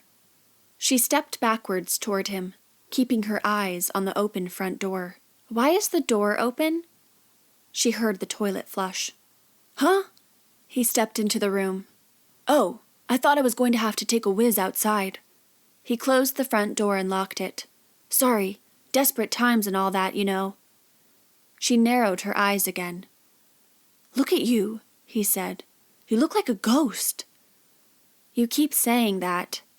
She climbed into bed, avoiding his eyes, and turned off the lamp. He crawled in next to her. Come here, Daph. I promise I won't do anything but hold you. His body heat both calmed and excited her as she laid her head on his chest and curled her body up against his. One of his arms was beneath her neck, his hand caressing her arm. He reached over and cupped his other hand to the back of her head in a way that was so comforting that tears formed in her eyes. She closed them and sighed, having been on the verge of hyperventilating, but his hands moving through her hair helped her to slow down her breathing and get a grip. Cam, She didn't know what she wanted to say. He stroked her hair and whispered, Shh, it's okay. She felt herself melting, her muscles relaxing, the beat of his heart syncing with the beat of hers. I'm glad you came to this island with me, he said softly.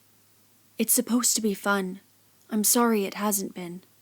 But she was having fun some of the time, more fun than she'd had in years. I'm glad I came too. Really? Yeah, it's a beautiful place and fun too. But, she shrugged. Daph, don't you know what a beautiful girl you are? What a sweet, smart person you are? Why was he telling her this? Did he have some clue as to what she had tried to do just before he came to the bathroom door? If so, how? Was she giving off some kind of vibe? Don't you know how much your parents and Joey love you, and how much I care about you?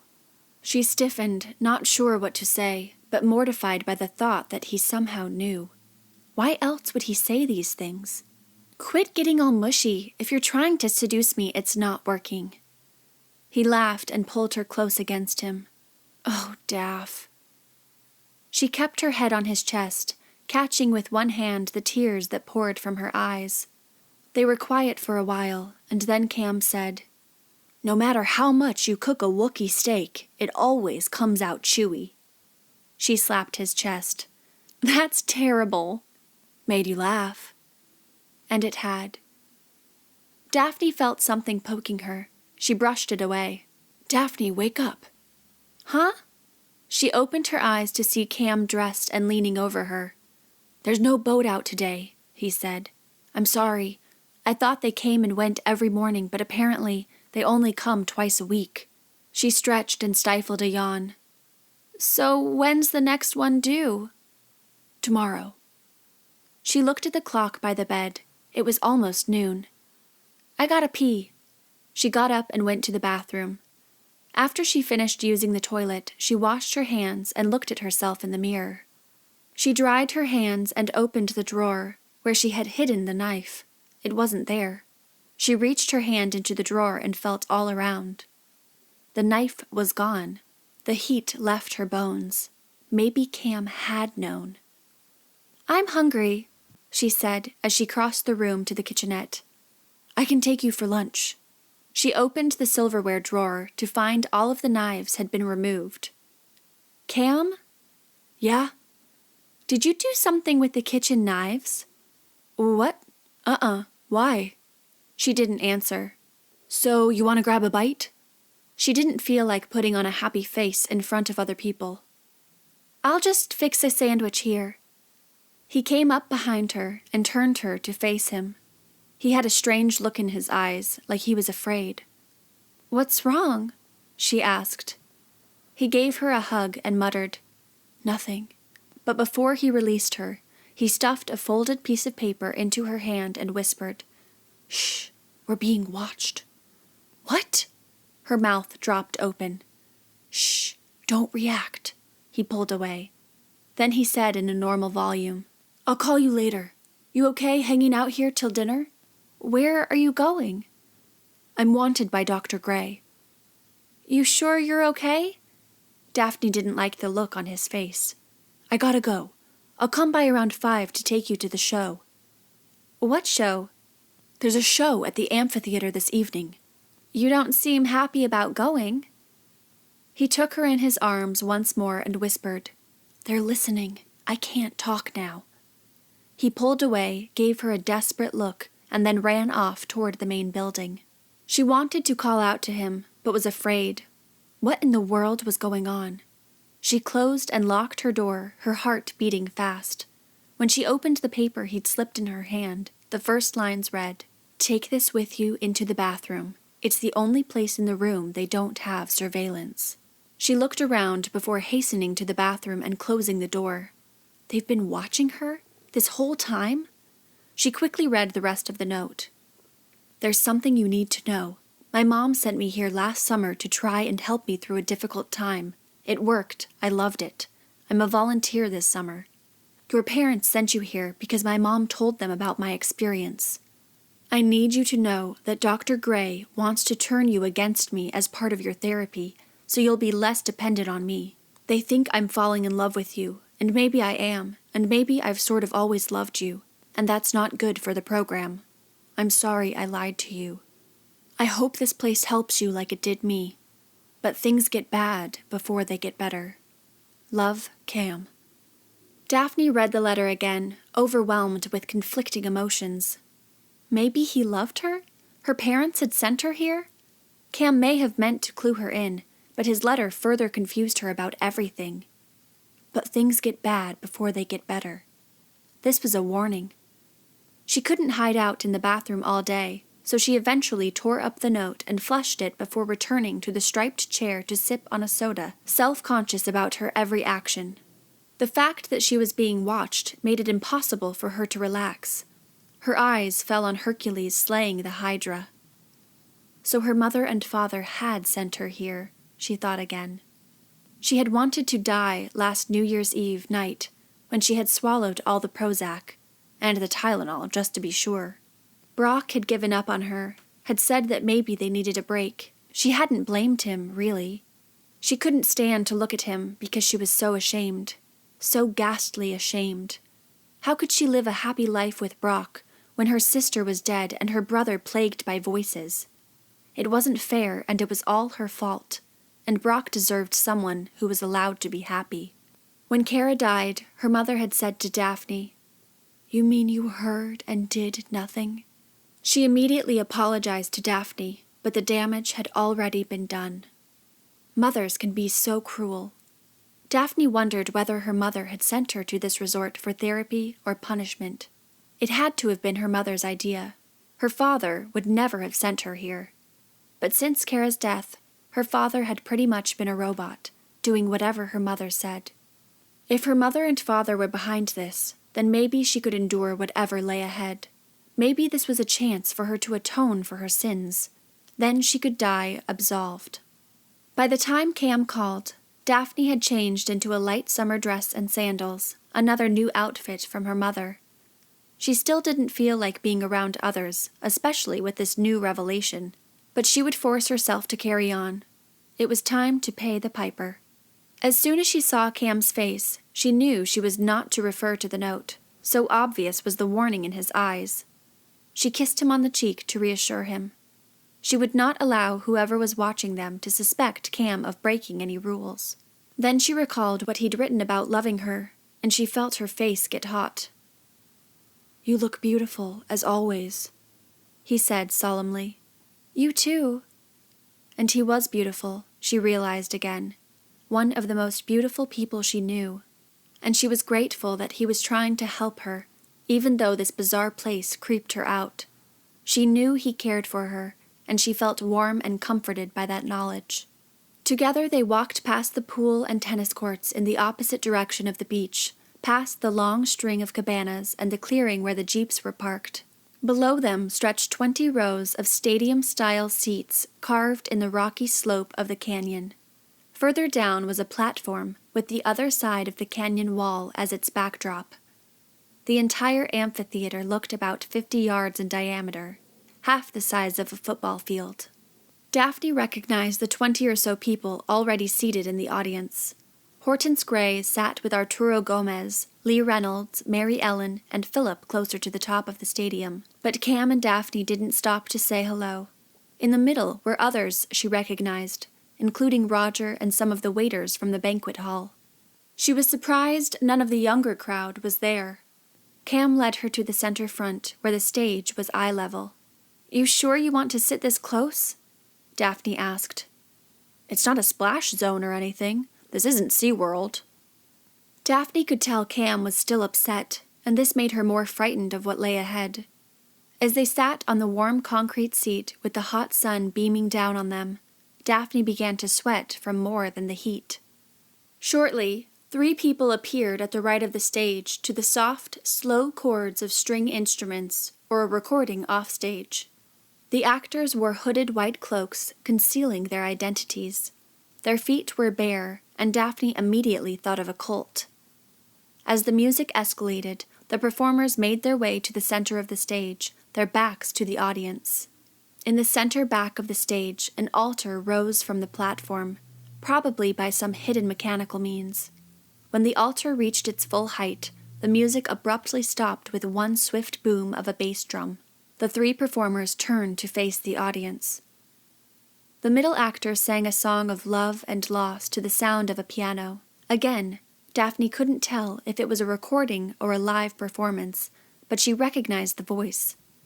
It was Larry from the caves, and she was surprised by the lovely sound emanating from the burly, crack-showing Chumash Indian. His smooth, low voice, in its melancholy words, made perfect pitch. He sang, "I cannot stand to see how I've hurt those close to me. Ribbons of despair run from their eyes. And ribbons of despair run from my eyes. Don't look at me, those of you once close to me. The fire inside you slowly dies and dies. The fire inside me slowly dies and dies." Daphne could have written those words, for they described precisely how she felt. In fact, they reminded her of one of her poems. She closed her eyes to stay off any more tears. After Larry finished his song, and after the brief applause from the audience, he said, "Bring Lemieux forward." 2 more figures, also in white and hooded, carried a stretcher from the opposite side of the stage, and Daphne wondered by their shape and size if they might be Dave and Vince. On the stretcher lay a girl about Daphne's age. Her eyes were closed, her arms crossed over her chest, as though she were dead. She wore the same white cloak as the others on stage. For a moment, Daphne had the strange feeling the girl was, in fact, dead. One of the original 3 performers stepped forward and sang another song, but it was in another language, and anyway, Daphne could no longer hear the words. She stared at the girl, anxious to see some sign that she was alive. The cloaked figures laid the stretcher out on the altar. The bass drum beat steadily to the human voices as they joined the other singer. Then Larry, with his face still concealed by the hood, stepped forward and said, "This is Lemieux. She has taken her life, and our prayers are to Chumash.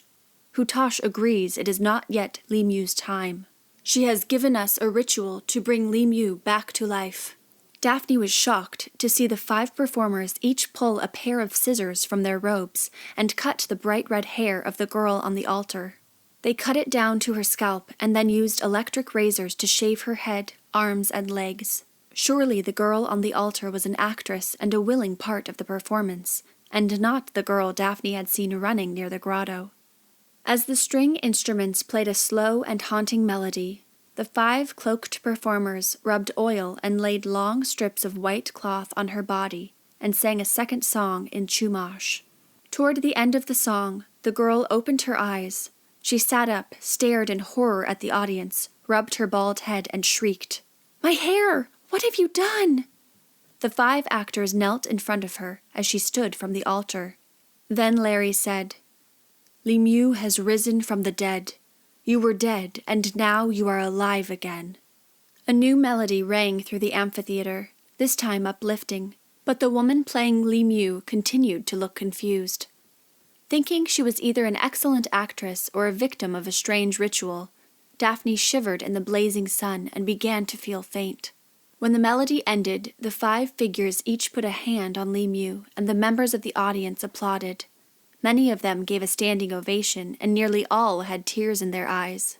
Before the applause came to an end, the 5 performers escorted Lemieux backstage behind a building of stacked stones, where the orchestra or the sound system must have been. "That was different," Daphne said. Cam stood and took her hand. "Let's go to dinner." As they walked up the stadium-style seats, he added, "This might be hard for you to believe. Everybody in the audience this evening but you has played the role of Lemieux." "You're kidding. Even you?" "Last summer. It was awesome." "Well, I'm not doing it." "No one wants to, but everyone's always glad they did." "Not me." She couldn't imagine why any of them would be glad about having their head shaved.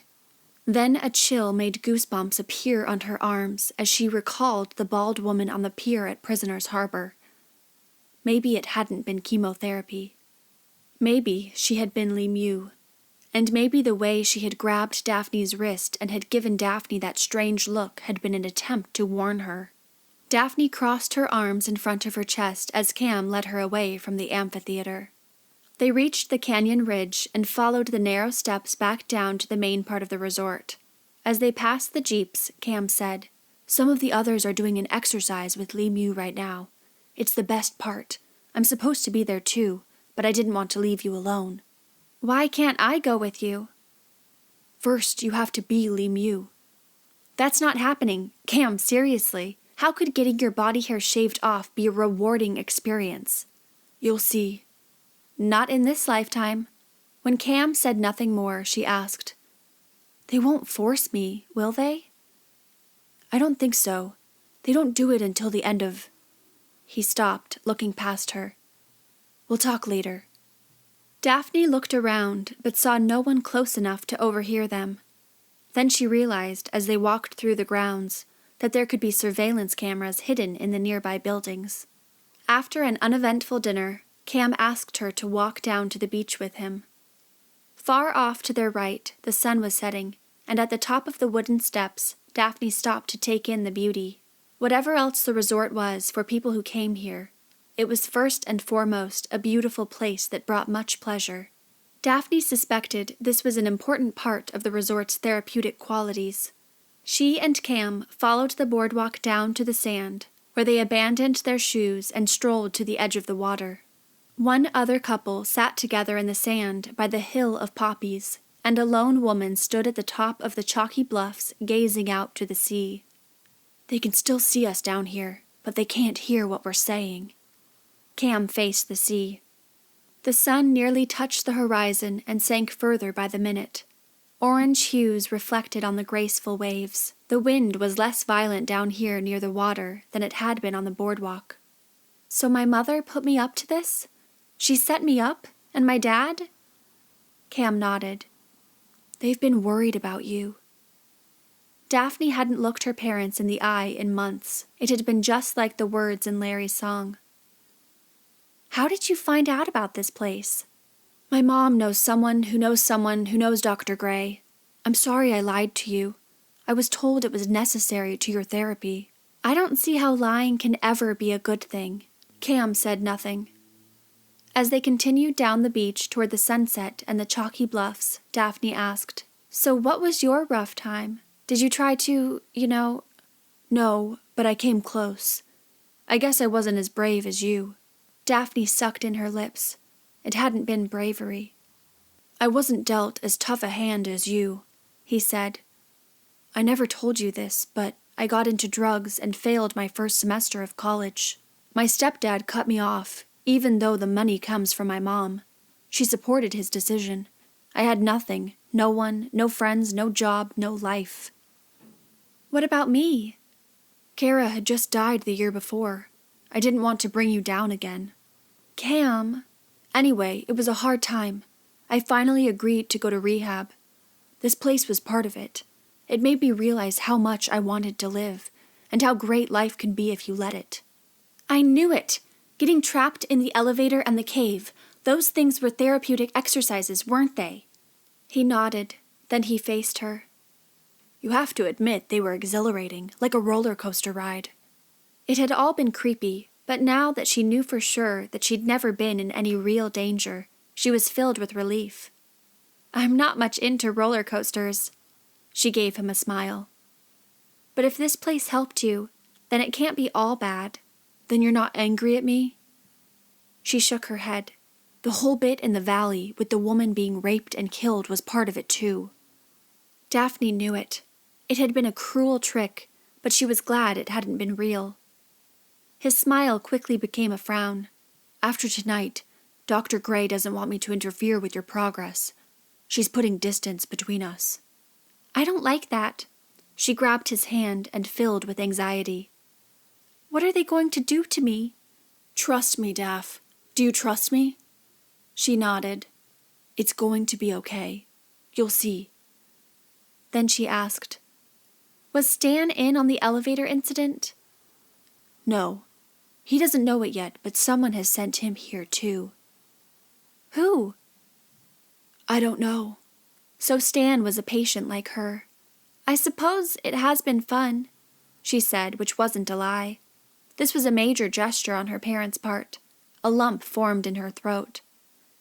But I'm scared. And excited? I guess so, yes. She had to admit she'd felt more alive in the past 2 days than she had in the past 2 years. It gets better. I won't be Lee Mew, though. I'd like to keep my hair. Okay, but it does grow back. It's just hair. What's the point? It's not why, but what. Huh? What's that supposed to mean? It has to do with living life to the fullest. It's about what life has to offer, and not why it does or does not offer certain things. And you have to be bald to do that? It's symbolic. It gives you the chance to start over. I don't need to be bald to do that. Starting over isn't easy. Letting go is hard. Yeah. She leaned over and picked up a sand dollar, perfect except for one chipped edge. Sometimes it's hard to forgive yourself. Sometimes it takes something really dramatic and painful to help you let go of your mistakes. She threw in the sand dollar as far out to sea as she was able. I guess. This place has another name. Cam stopped and put his hands on her shoulders, his eyes intently looking into hers. What? The Purgatorium. Don't let on that you know. Daphne didn't know what to say, but sometimes when you're burdened with deep thoughts, the only thing left to do is to be ridiculous. So after a moment, she said, Let's go for a swim. Now? Here? Why not? In our clothes? Strip down to your underwear. I don't care who's watching. Come on. She pulled off her dress and ran out until the water reached her waist. Then she dived in and swam a few strokes, feeling refreshed and revived. Cam was close behind her. She turned to him and threw herself on him, dunking him under. They laughed and played together, like they had the day she arrived. That night, Cam didn't stay long, so she showered and put on her nightshirt and lay in bed, thinking of everything she'd been told. She still couldn't believe her parents had sent her here. Maybe they really did want her to live. Her thoughts eventually drifted to Cam, how much she liked him. He'd been her best friend forever, and now he admitted that he might be in love with her.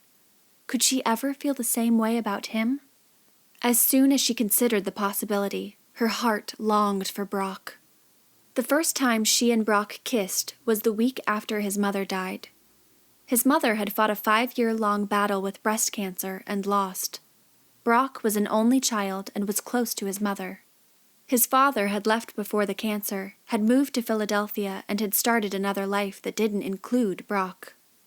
Daphne saw the hurt in Brock's eyes when he came up to her in the parking lot after swim practice in early March her junior year. She didn't know what to say, so she stood there, listening. "You should have seen her," Brock said. "She looked good." "She was a beautiful woman. I'm sorry I didn't go to the funeral." "It's okay. I was in a daze anyway."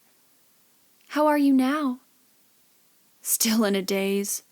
He sort of laughed. "Want to grab a bite to eat together?" Daphne couldn't believe she had asked him on a date. The invitation sort of blurted out of her mouth without her realizing it. "Sure." Later, when he walked her to her door, she took him in her arms for a hug and felt him shudder, felt him lose himself. He cried, the hurt little boy that he was, even as his trembling hands reached for her face. Daphne was helping him to let go of the past by starting something new. She did it for him without realizing she would eventually have to hurt him. Chapter 7. The Sunset Cruise. The next morning, Daphne returned to the glass-bottom pool to swim laps.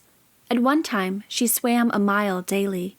Today, she settled on half, choosing to dive down to admire her company. As she swam, she thought more about Cam and the sweet way he had held her the night she nearly offed herself. Then she thought about Brock and the pain in his eyes when he finally gave up and said they needed a break.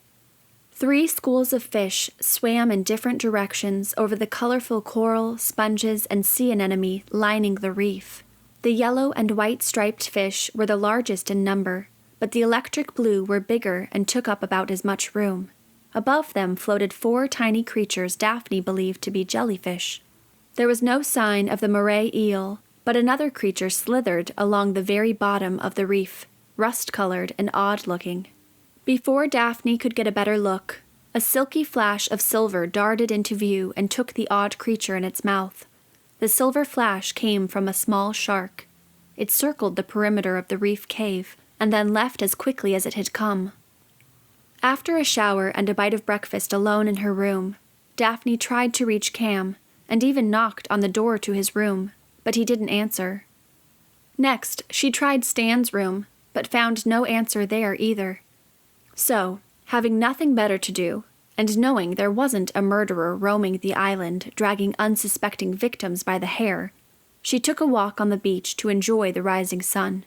It was a golden circle of warmth above the hillside, which was itself golden, covered in yellow poppies. 2 people sat together at its apex on a blanket picnicking. She neared the end of the beach, where pristine sand gave way to the steep, grassy hillside, and as she turned to walk back, a peal of laughter made her glance over her shoulder at the couple. She shielded her eyes from the sun. The guy was attempting a handstand. As she looked more carefully at the golden skin of the boy, his blonde highlights made brighter by the sun, she realized it was Cam, picnicking with another girl. This must be Hortense's doing, her way to keep Daphne and Cam apart. But how could anyone have known Daphne would be walking the beach this morning? Daphne hadn't known herself until moments before she came. She thought it best to ignore them, regardless of their reasons for being there, and headed back to her room. So much for being in love with Daphne. Despite herself, she was hurt. She'd grown fond of the idea that maybe Cam had deeper feelings for her. She found Gone with the Wind and took it poolside to bathe in the sun. One other girl, about Daphne's age, lay on the opposite side, in a red bikini, apparently sleeping, her skin nearly as red as her suit. Daphne thought she recognized her from dinner and considered waking her, in case she hadn't meant to burn, but decided to mind her own business and began to read. Before Daphne had gotten very far, the girl in the red bikini sat up, twisted her long brown hair up into a clip, took her towel from the back of the chair, and slipped her feet into her flip-flops. She stopped near Daphne and said, in a low voice, "They're using you, you know." "Excuse me?" The sunburnt girl looked around as though worried she was being watched. Then she leaned in close to Daphne's ear and said, "Did they tell you they were helping you?" "Told me the same. I've been here for a month now. I ask all the time for a boat off the island. They keep putting me off. We're stuck here until they tire of us." "I think I'm here for therapy," Daphne whispered. "They'll tell you anything to keep you here. It's not a bad life as long as you don't take it too seriously, and as long as you have nothing going for you on the mainland." She didn't believe her, but she wanted to ask her some questions. "I'm Daphne." "I know, we met. Emma." Then the girl looked up, startled. Daphne turned in the direction of Emma's gaze to see Hortense Gray walking toward them. She wore a pair of khaki pants, a white long-sleeved shirt with a colorful scarf around her neck, and a forced smile. "I've got to go," Emma said. "Good luck." The doctor and Emma exchanged greetings as Emma passed. Then Dr. Gray came and sat down on the white lounger next to Daphne's feet. "How are you today, Daphne?" "Confused." "I should have warned you when you first arrived. I have real patients here on campus undergoing therapy. The woman you spoke with just now is one of them. Unfortunately, she suffers from delusions. You have to take whatever she says with a grain of salt." Daphne wasn't sure if she could believe the doctor. Was this another ruse? "Cam is also a patient, though he's progressed wonderfully since last summer," Dr. Gray added. "He told me." "Oh, that surprises me." "Why?" "Because he's been in denial for so long. I'm glad to hear he recognizes he still needs help." "But I thought—" Daphne stopped, worried she might accidentally betray Cam's confidence. "Never mind." "I'm glad I ran into you, because I've wanted to ask you if you've been enjoying your stay and the exercises we've put you through." "For the most part, yeah." "Good. I'm so glad to hear it. A group of guests about your age is taking a sunset cruise this evening after dinner. Perhaps you'd care to join them." "Sounds nice."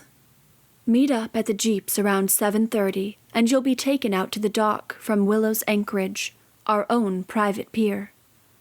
"Great, thanks." Hortense climbed to her feet and said goodbye, but before she walked away, she said, "Daphne, just remember, it's not why, but what." Daphne narrowed her eyes as Cam had told her the exact same line. "Just think about that." Hortense then left Daphne alone by the pool. Daphne truly was more bewildered than ever. Maybe Hortense meant to undermine Cam's credibility by insinuating he was still a patient in need of therapy. For now, Daphne held to this belief, keeping her faith in Cam. All through dinner, Daphne looked for Cam and was disturbed to see no sign of him. She sat at the younger crowd's table with Emma, who talked about being jilted by a boy in London last year. Daphne half listened, unsure whether anything she said could be believed. She did not, however, notice any signs Emma was delusional. Daphne considered herself somewhat of an expert on delusional people, having lived so long with her brother, Joey, whose own delusions began when he was around 14 years of age, after their grandfather's death. Who knows at precisely what point his childhood games and creative imagination became sick psychosis? If only Daphne had gotten out of bed that night. If only she had gone to check on Kara. "Excuse me, Emma," Daphne said when there was a pause in Emma's monologue. "I'm suddenly not feeling very well. I think I'll go back to my room." "I'll walk with you." Not wishing to be rude, Daphne smiled and said okay, and they left the dining hall and took the stairs down to the main floor. As they passed the lobby, Cam and the girl from the picnic entered an elevator together. The doors closed on them just as Cam noticed Daphne. Daphne waited a moment, thinking he'd open the doors and come out to say hello, but when he didn't, she and Emma went on. Daphne's stomach formed a knot, and she wanted to cry. "I feel like I've been hogging the conversation," Emma said as they walked by the pool and tennis courts. "Tell me, have you ever been in love?" "Yes, once." "What was his name?" "Brock." "Nice name. How did you meet?" They reached Daphne's door. "Do you want to come in for a bit?" "Sure, if you don't mind." They sat on the striped chairs. "Do you want a soda or anything?" Daphne asked. "No thanks. I'm full from dinner." "Me too." "So tell me about Brock. After all, I've gone on and on all evening about Drew." "The first time I met Brock, a kid threw up on my foot." "Yuck." "We were both on the high school swim team. He was a senior and I was a junior, and we had gone to mentor some elementary kids after school. I'd seen Brock around, but we never really talked. We were in the library at the elementary school, sitting at tables reading with the kids, helping them with their homework and stuff for community service hours, when this second grader leaned over and threw up all over my shoe." "What did you do?" "It's funny, because I sat there for a minute, like a statue." "Poor thing." Before I could react, here comes Brock with a towel. He squats at my feet, removes my shoe, cleans my foot, and then takes my shoe to the bathroom to rinse it under the sink. "That's sweet." "No guy had ever taken such good care of me before." They laughed. "Was it love at first sight?" "It was for me." "So, did you ask him out, or did he ask you out?" "I guess I asked him, but not for months after that happened with the kid." "Why'd you wait so long?" Daphne didn't know how to explain what it was like to feel bad about being happy. "I don't know, but when his mother died, well, I felt bad for him." "Are you two still together?" "No." "What happened?" "It's a long story. I don't want to get into it." "We should head out to the Jeep. You are going on the cruise, right?" "I guess so." Daphne and Emma were the first to arrive at the clearing, even before Roger, but he wasn't long after them. He said good evening and climbed behind the wheel of the Jeep, waiting for one other to arrive before heading out to Willow's anchorage. A second Jeep full of people gathered behind them and left shortly after. Daphne recognized Vince and Dave with another boy she hadn't met, but was disappointed not to see Cam among them. They drove up the canyon ridge toward the valley, but doubled back, curving around the amphitheater, and headed south, west of the chalky bluffs.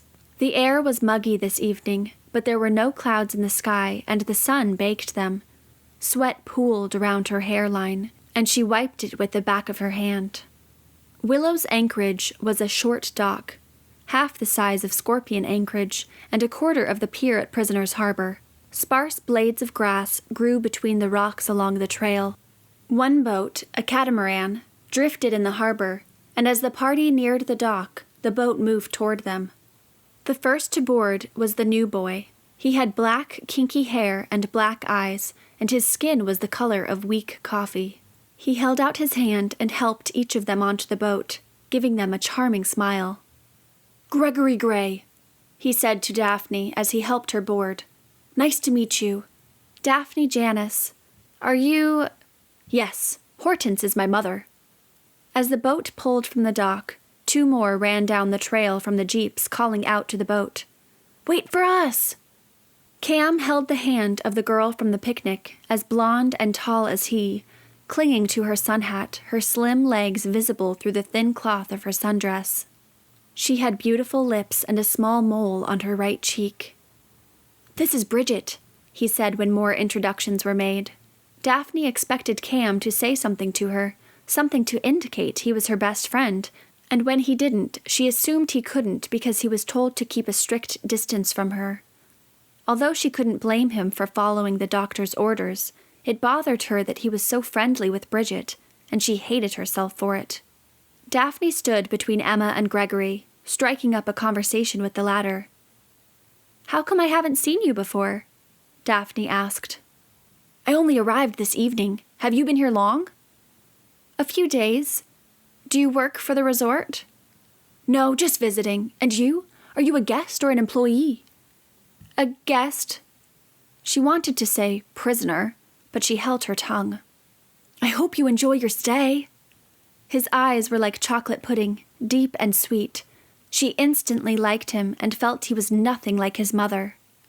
The whole group seemed in a joyful mood of hyper-excitement, including Emma, who now took over the conversation with Gregory, turning on charm Daphne hadn't yet witnessed.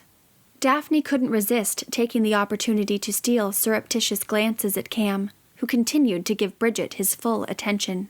Why did she have to be so beautiful? Now Cam was pointing to a distant rock. Daphne followed his finger to see a group of sea lions sunning there. Despite her foul mood, she was delighted by the animals and clapped her hands, asking if they could get a closer view. Cam turned to her, giving her a brief smile. So his indifference is an act, she thought. The sun was a large golden orb quickly descending to their right, casting colors across the sea. Although the air was still muggy, the moving boat generated a pleasant breeze that kept them all from suffocating. The group was disappointed not to see whales, but the sea lions kept them well entertained, until suddenly Bridget was pulling her dress over her head and leaping from the boat in her underwear. "Is she allowed to do that?" Daphne asked Gregory. "I don't see why not." Cam's full attention returned to Bridget, and he laughed with joy, slapping his hands against his thigh. "I can't believe she did it," he said. "Look at her." The boat idled in place so as not to leave the swimmer behind. Before Daphne thought twice about it, she pulled her dress over her head and followed Bridget in.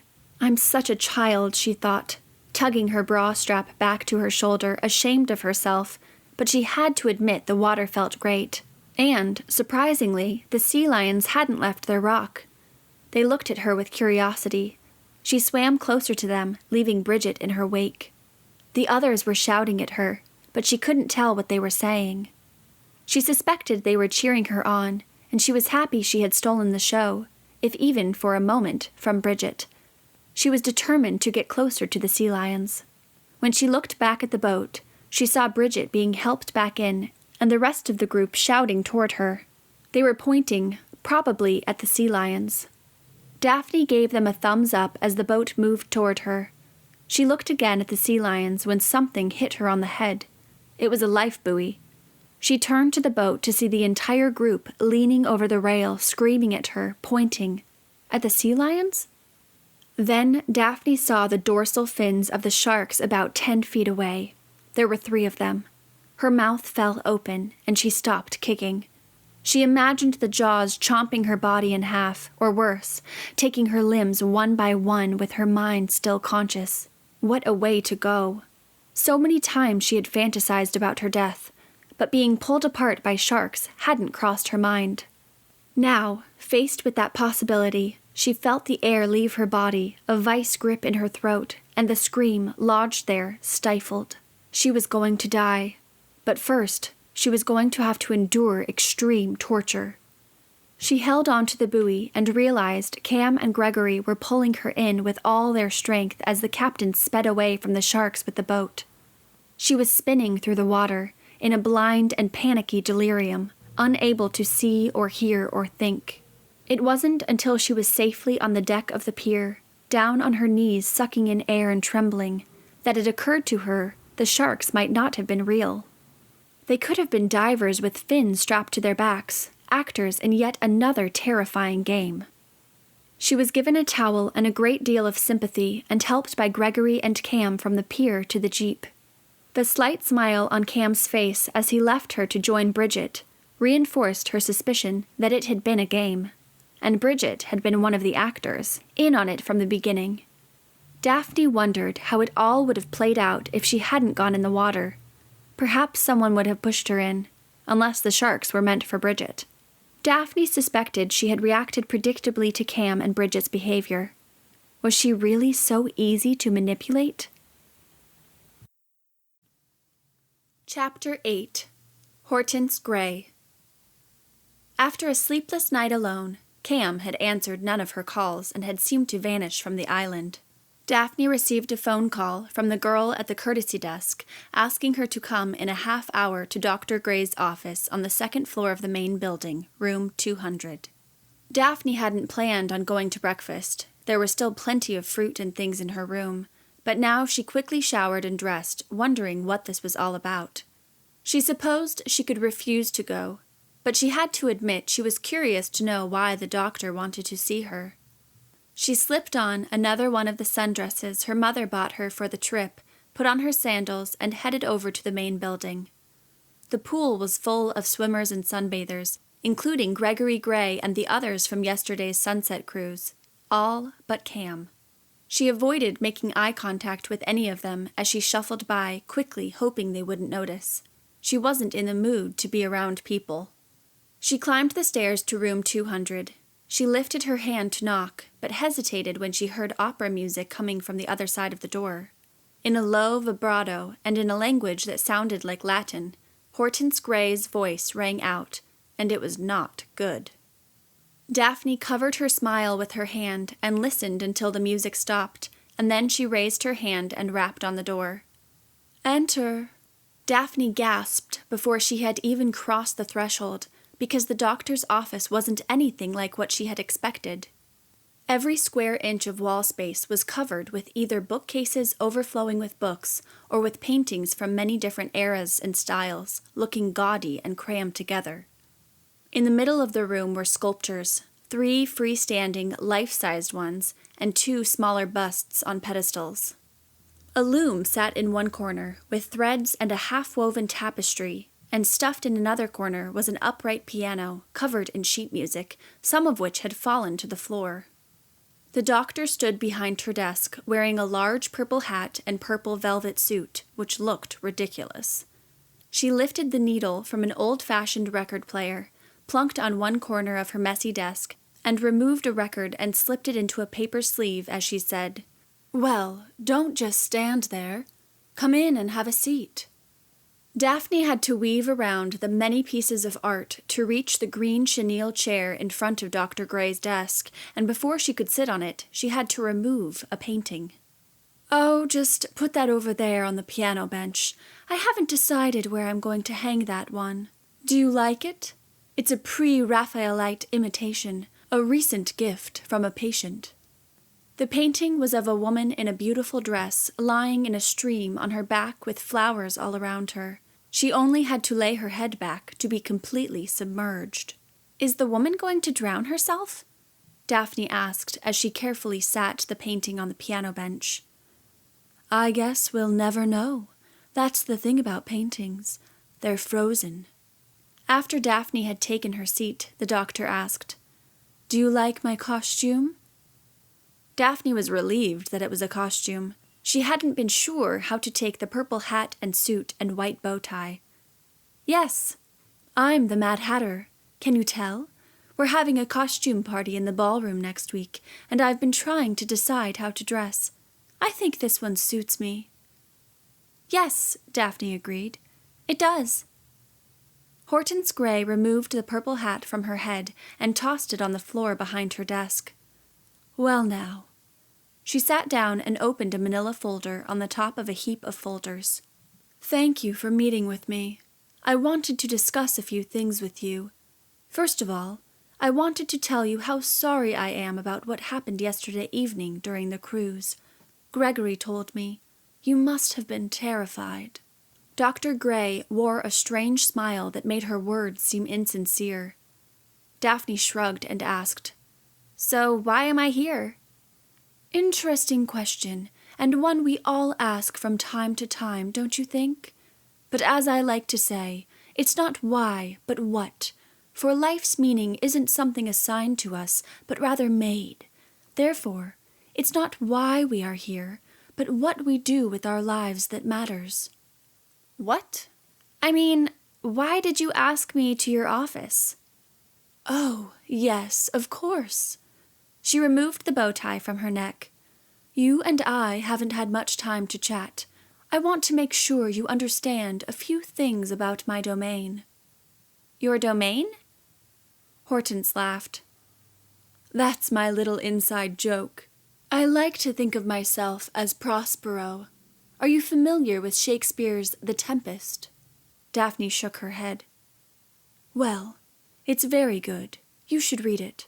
In fact, I have it here somewhere."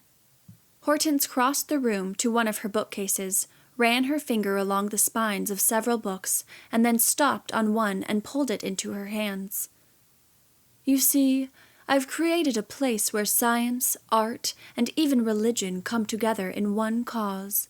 She chuckled. "Nietzsche would be impressed. Here, take it. You can keep it." Daphne took the book from Hortense's outstretched hand. It was a black, leather-bound copy and not too thick. She doubted she would have time to read it, but she didn't want to appear rude. "Thank you." Hortense returned to her high-back leather chair behind her desk. "I want you to know there's very little that happens on this island that I'm not aware of. I know Cameron shared some information with you, and I wanted an opportunity to explain." Daphne's heart rate increased, and she sat up in the chair. "He's not in trouble, is he?"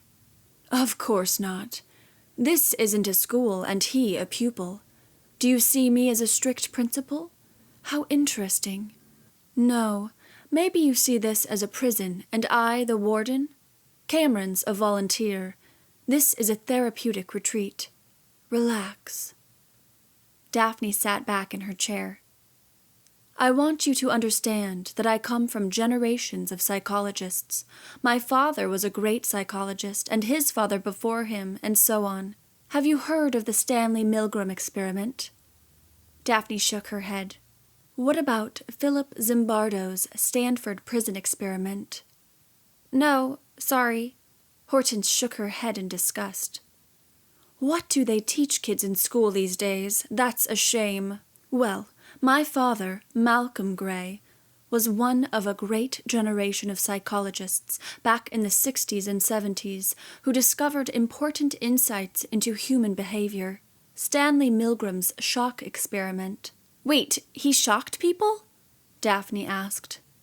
"No, but he made the subjects think they were shocking people, and he discovered that the majority of his subjects would continue to obey authority, even in the face of begging and pleading on the part of the actor pretending to be shocked." "That's horrible." "The behavior, yes, but the experiment was brilliant." Hortense leaned back in her chair and steepled her fingers. "You see, this generation of scientists were trying to explain how regular German citizens could have participated in the annihilation of over 6 million Jews during the Second World War.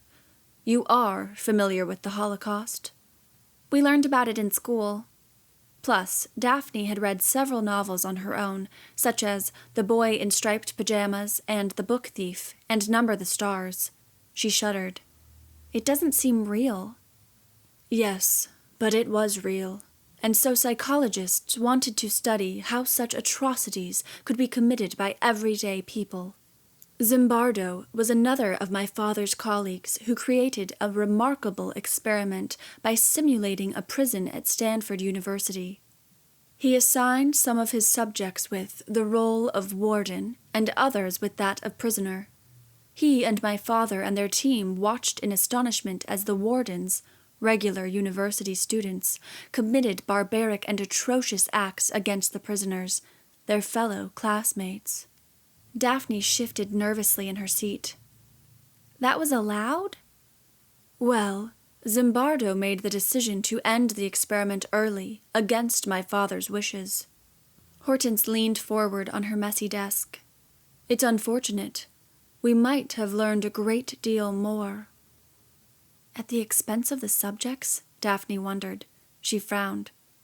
"So, am I a lab rat?" Hortense Gray narrowed her eyes. "I'm running an operation here that is guaranteed to make you glad to be alive. Although our resort is less than 10 years old, I have been perfecting my techniques for my entire career. My success rate is impeccable. I give hope to family members with depressed and suicidal loved ones when no one else can. Currently, people see me as a last resort because they consider my methods dubious. But one day, I will be the premier clinical psychologist, like my father was in his day. I'm already quite well known in my field, though I wasn't always as successful with my patients as I am today." Daphne listened to Hortense, but was growing bored with all the self-praise, and her eyes couldn't avoid looking around the strange room at the different pieces of art and at the books packed onto the bookcases and stacked on the floors. "You like my collection?" Daphne felt the color rush to her cheeks as she spun around to meet the doctor's curious gaze. Yes, it's quite large. I know. I have a hard time parting with anything, even though I rarely read a book twice or look at a painting more than a few times. They're so dead, you know? So frozen, so, what's the word I'm looking for? Unsatisfying. After a while, anyway. Daphne couldn't relate to the doctor's words. She had never had a problem reading a book more than once. Life can get that way, Daphne. It can become stale, frozen, dead.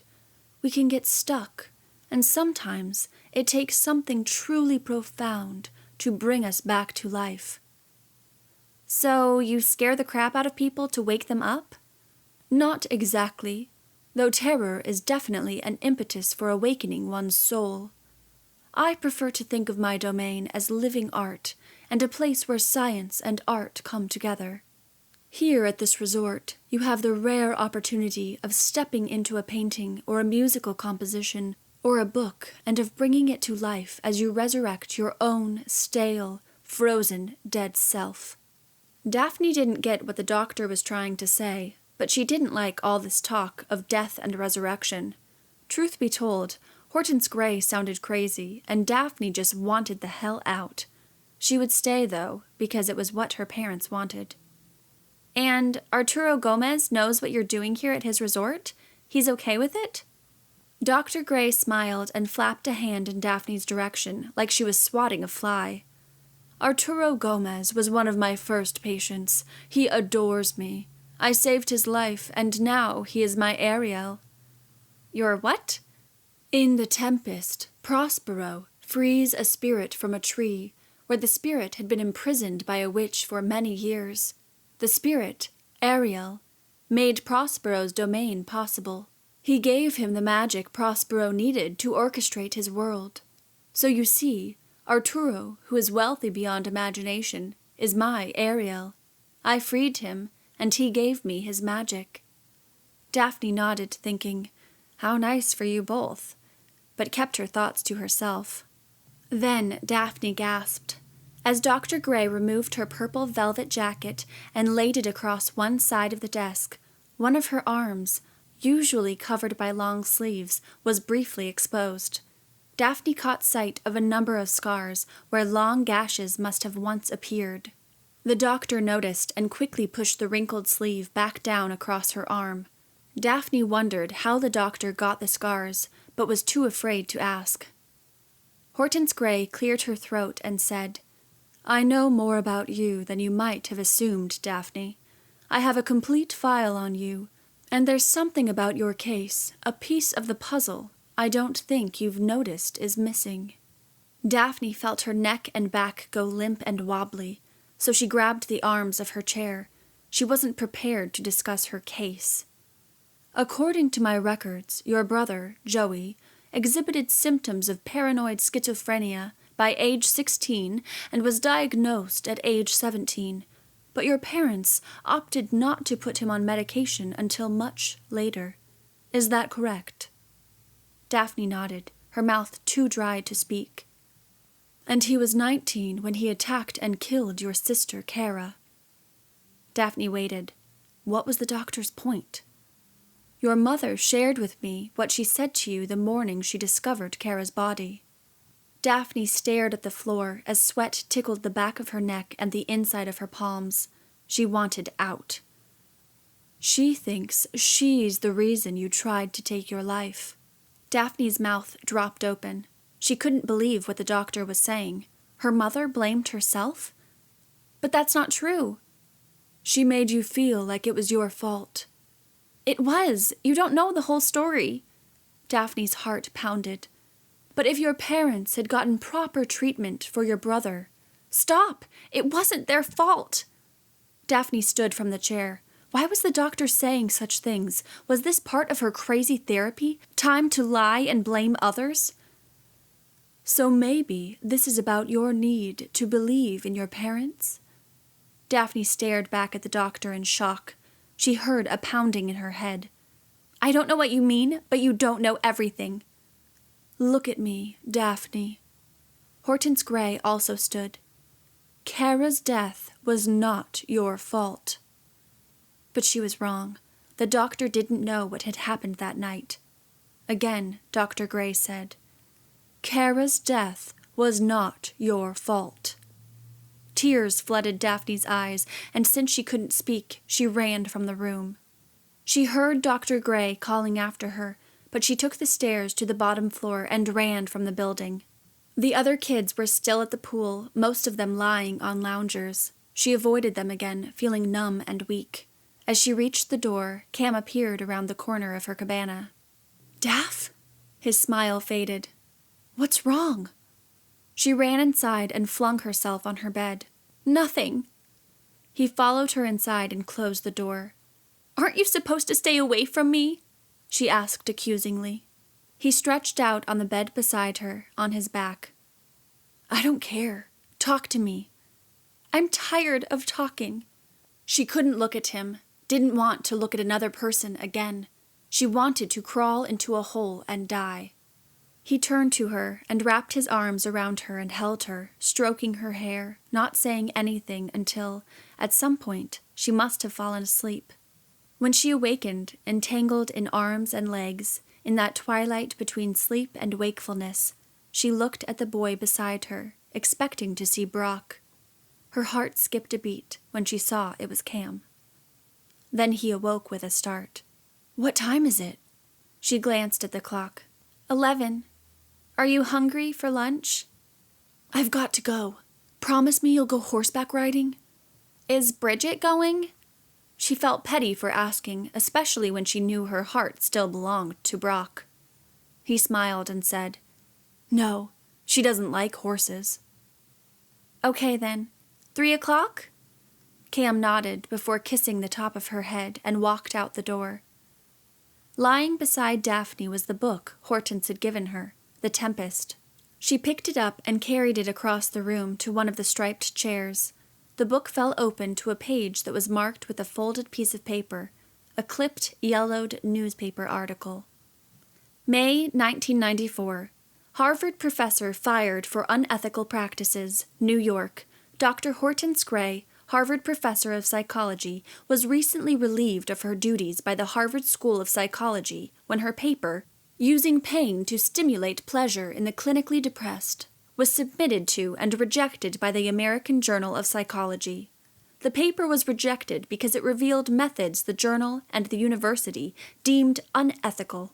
According to Dr. Fordham, chair of the Department of Psychology, Dr. Gray administered pain treatments to subjects diagnosed with clinical depression in order to locate the point at which a subject's desire to die becomes replaced by the drive to survive. Dr. Gray hypothesized that when survival instinct kicks in, suicidal tendencies are overcome and the patient is cured. The article went on to say that Hortense was the adopted daughter of renowned psychologist Dr. Malcolm Gray. The article also mentioned that Hortense was one of many orphans adopted by the psychologist who himself had been accused but never charged of using the children in his own experiments. He used orphans, his own daughter, in his experiments? Daphne looked through the rest of the book to see if there was anything more, and when she found nothing else, wondered if she'd been meant to find the article, or if the doctor would be mortified to know Daphne had it. Daphne also thought again about the long scars all over the doctor's arms. Did her father's experiments have anything to do with them? A shiver skipped down her spine. Then she opened The Tempest and began to read. Chapter 9. Runaway. Later that afternoon, a group of them met at the same sunny clearing near the jeeps where they had met for the sunset cruise. Daphne and Emma climbed behind Roger and Cam. Daphne was relieved to learn Cam had been telling the truth about Bridget not coming, even though she had worn her yellow backless halter top and most flattering navy shorts just in case. She hated herself for wanting Cam's attention, but there it was. Another jeep, with the round-cheeked, older woman named Mary Ellen sitting beside Philip in the front seat and with Dave and Vince in the back, followed Roger up the road and out of the canyon. They drove for 5 or 10 minutes along the canyon ridge until they came to the Nature Conservancy headquarters. Cam told her that the oldest of the buildings, the chapel, constructed during the ranching period, had been converted into stables. Kelly, the guide, whom Daphne had briefly met at dinner her first night on the island, greeted them and gave them instructions before taking them into the pen and helping them to mount one by one. Daphne waited her turn next to Cam and Emma, on the dirt with the sharp smell of animal and leather and hay. A gentle breeze made the smells bearable. Kelly looked to be in her late 30s and was a redhead with green eyes. She wore jeans and a white tank with an unbuttoned denim shirt. When Kelly explained she had just returned to work on the island after 10 months of maternity leave, they all congratulated her on her baby. Daphne rode a white mare named Pearl. Kelly led them on a gray gelding called Chief from the pen and up the canyon ridge toward the deep valley. Kelly warned everyone not to let the horses feed on the tall grass along the hills. The riders should, instead, show them who was boss by forcing them on the trail. There wasn't a literal trail. She meant to keep the horses in line. But the horses didn't stay in line. They kept vying for the place behind Chief. Pearl bit the butt of the horse in front of her, and it kicked back, startling Philip, its rider. Kelly apparently hadn't seen, and Philip said nothing. As they ascended the hill to the canyon ridge, Daphne felt a little nervous with the big animal moving beneath her. She hadn't ridden since she was 9, when her parents had taken her, Kara, and Joey on a family trip to Durango. Her mother wouldn't join them on the trail ride, saying she didn't like horses. But Daphne could tell even then that her mother was frightened of them. This had added to Daphne's own fear. She was frightened then, riding up and down the steep San Juan Mountains and through the national forest. And since Joey's horse had stayed near hers, he had been the one to keep her brave and cheerful. Today, Cam was along to support her, but her fear was made worse by the anxiety she felt over anticipating the next exercise. She feared she was being set up for another terrifying experience. She wondered why she had agreed to come if she were so uncertain, but she knew why. She was curious to see what would happen. Plus, it was so unlike her regular, dreary, gloomy life. And, most of all, her parents had wanted her to experience this. From the top of the ridge, the view was spectacular, reminding Daphne of how she pictured the Shire in The Hobbit. Green grass grew down in the valley and along endless hills to either side, again making her think of a fairway, all the way down to the stream, which turned and curled like fancy, cursive penmanship. Mounds of shrubs in darker shades of green contrasted with the emerald color of the grass, and then whole bushes of yellow poppies and purple mountain glory added to the serenity of the view. The hills rolled low in areas, like hobbit barrows, and then became more jagged and rocky and taller further away, toward the mountains and their purple peaks on either side. Kelly turned her body in the saddle so she was facing the group behind her. "We are about to head down into Central Valley. This valley runs along a fault line dividing the northern half of the island from the southern. It also divides the 2 mountains, Mount Diablo to the north and Sierra Blanca to the south. A stream runs all the way through Central Valley from Prisoner's Harbor, where you docked, to the west end at Black Point. You'll find a variety of wildlife throughout the valley, including the island fox, the island scrub jay, the Pacific tree frog, the bald eagle, the island deer mouse, and several plant species, such as morning glory, monkey flower, and buckwheat. Some plant species here are found nowhere else in the world." The ascent was nothing compared to riding downhill. The hooves slipped on rocks, causing the horses to stumble, and this did not deter them from biting one another. Pearl ran forward and pushed her way behind Chief, causing Daphne to let out a little squeal of fear. She pulled back on the reins. "Whoa, Pearl! Slow down!" "There you go," Kelly said. "Show her who's boss." "Show her who's boss," Dave was laughing. "That's classic! Show her who's boss." Daphne had no idea what Dave found funny.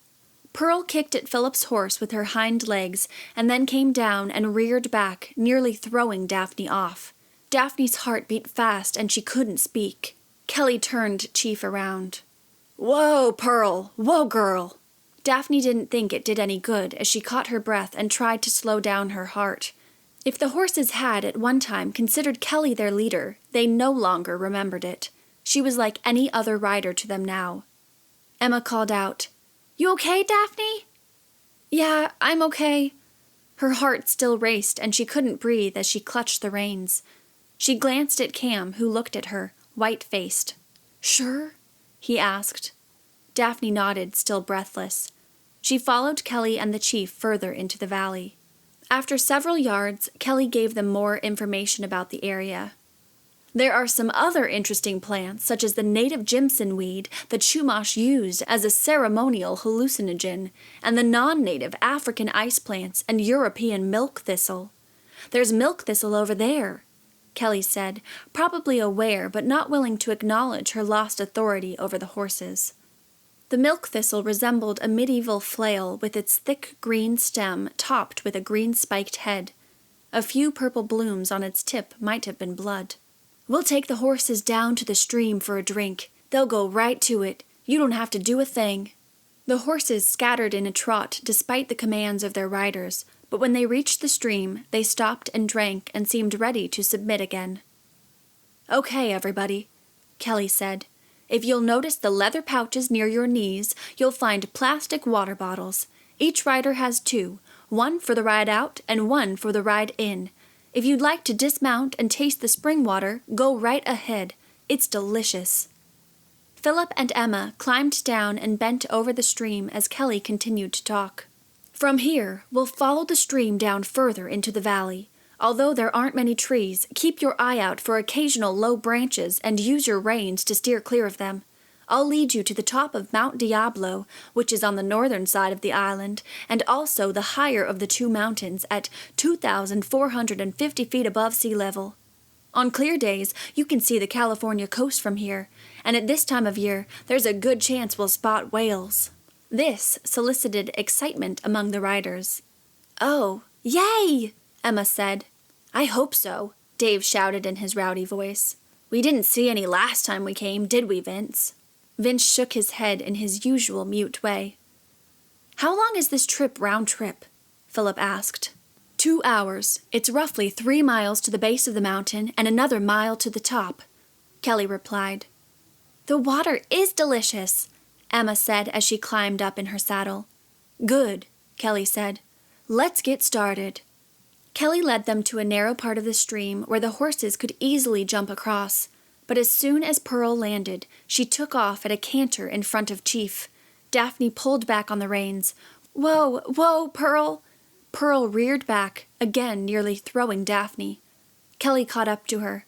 Don't pull back so hard and so fast. You're going to get yourself bucked right off. Sorry. Kelly chastised Pearl, but again, Daphne doubted Pearl cared. Daphne decided she did not like horseback riding. The lack of control over an almost wild beast beneath her was terrifying. When the others caught up, Pearl maintained her place behind Chief and behaved herself. Cam was a few horses back, but Daphne wasn't about to make Pearl wait for him. Up ahead to their left, toward Sierra Blanca to the south, smoke swirled up in great dark curls. What's that? Daphne asked.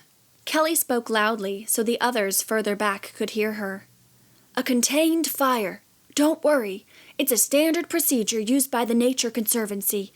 It restores nutrients to the ground and controls vigorous, non-native plant life, such as fennel. Non-native? Philip asked. How did it get here? Kelly pulled up beside him. From the ranchers who came after the missionaries shipped the Chumash off to the mainland. It took years to get all the pigs and sheep out of here. We're still working on the plant life. 2 wooden signs on a single wooden post jutted from the ground, and sitting upon it was a bluebird. The scrub jay, Kelly pointed out. The bird looked at them and flew away. The top sign read, Sentinella. What does that mean? Daphne asked. The sentry, Kelly explained. This is a crossroads leading 3 different ways. Ooh, Dave crooned. Love it. Sounds like a character in a video game. Watch out for dragons.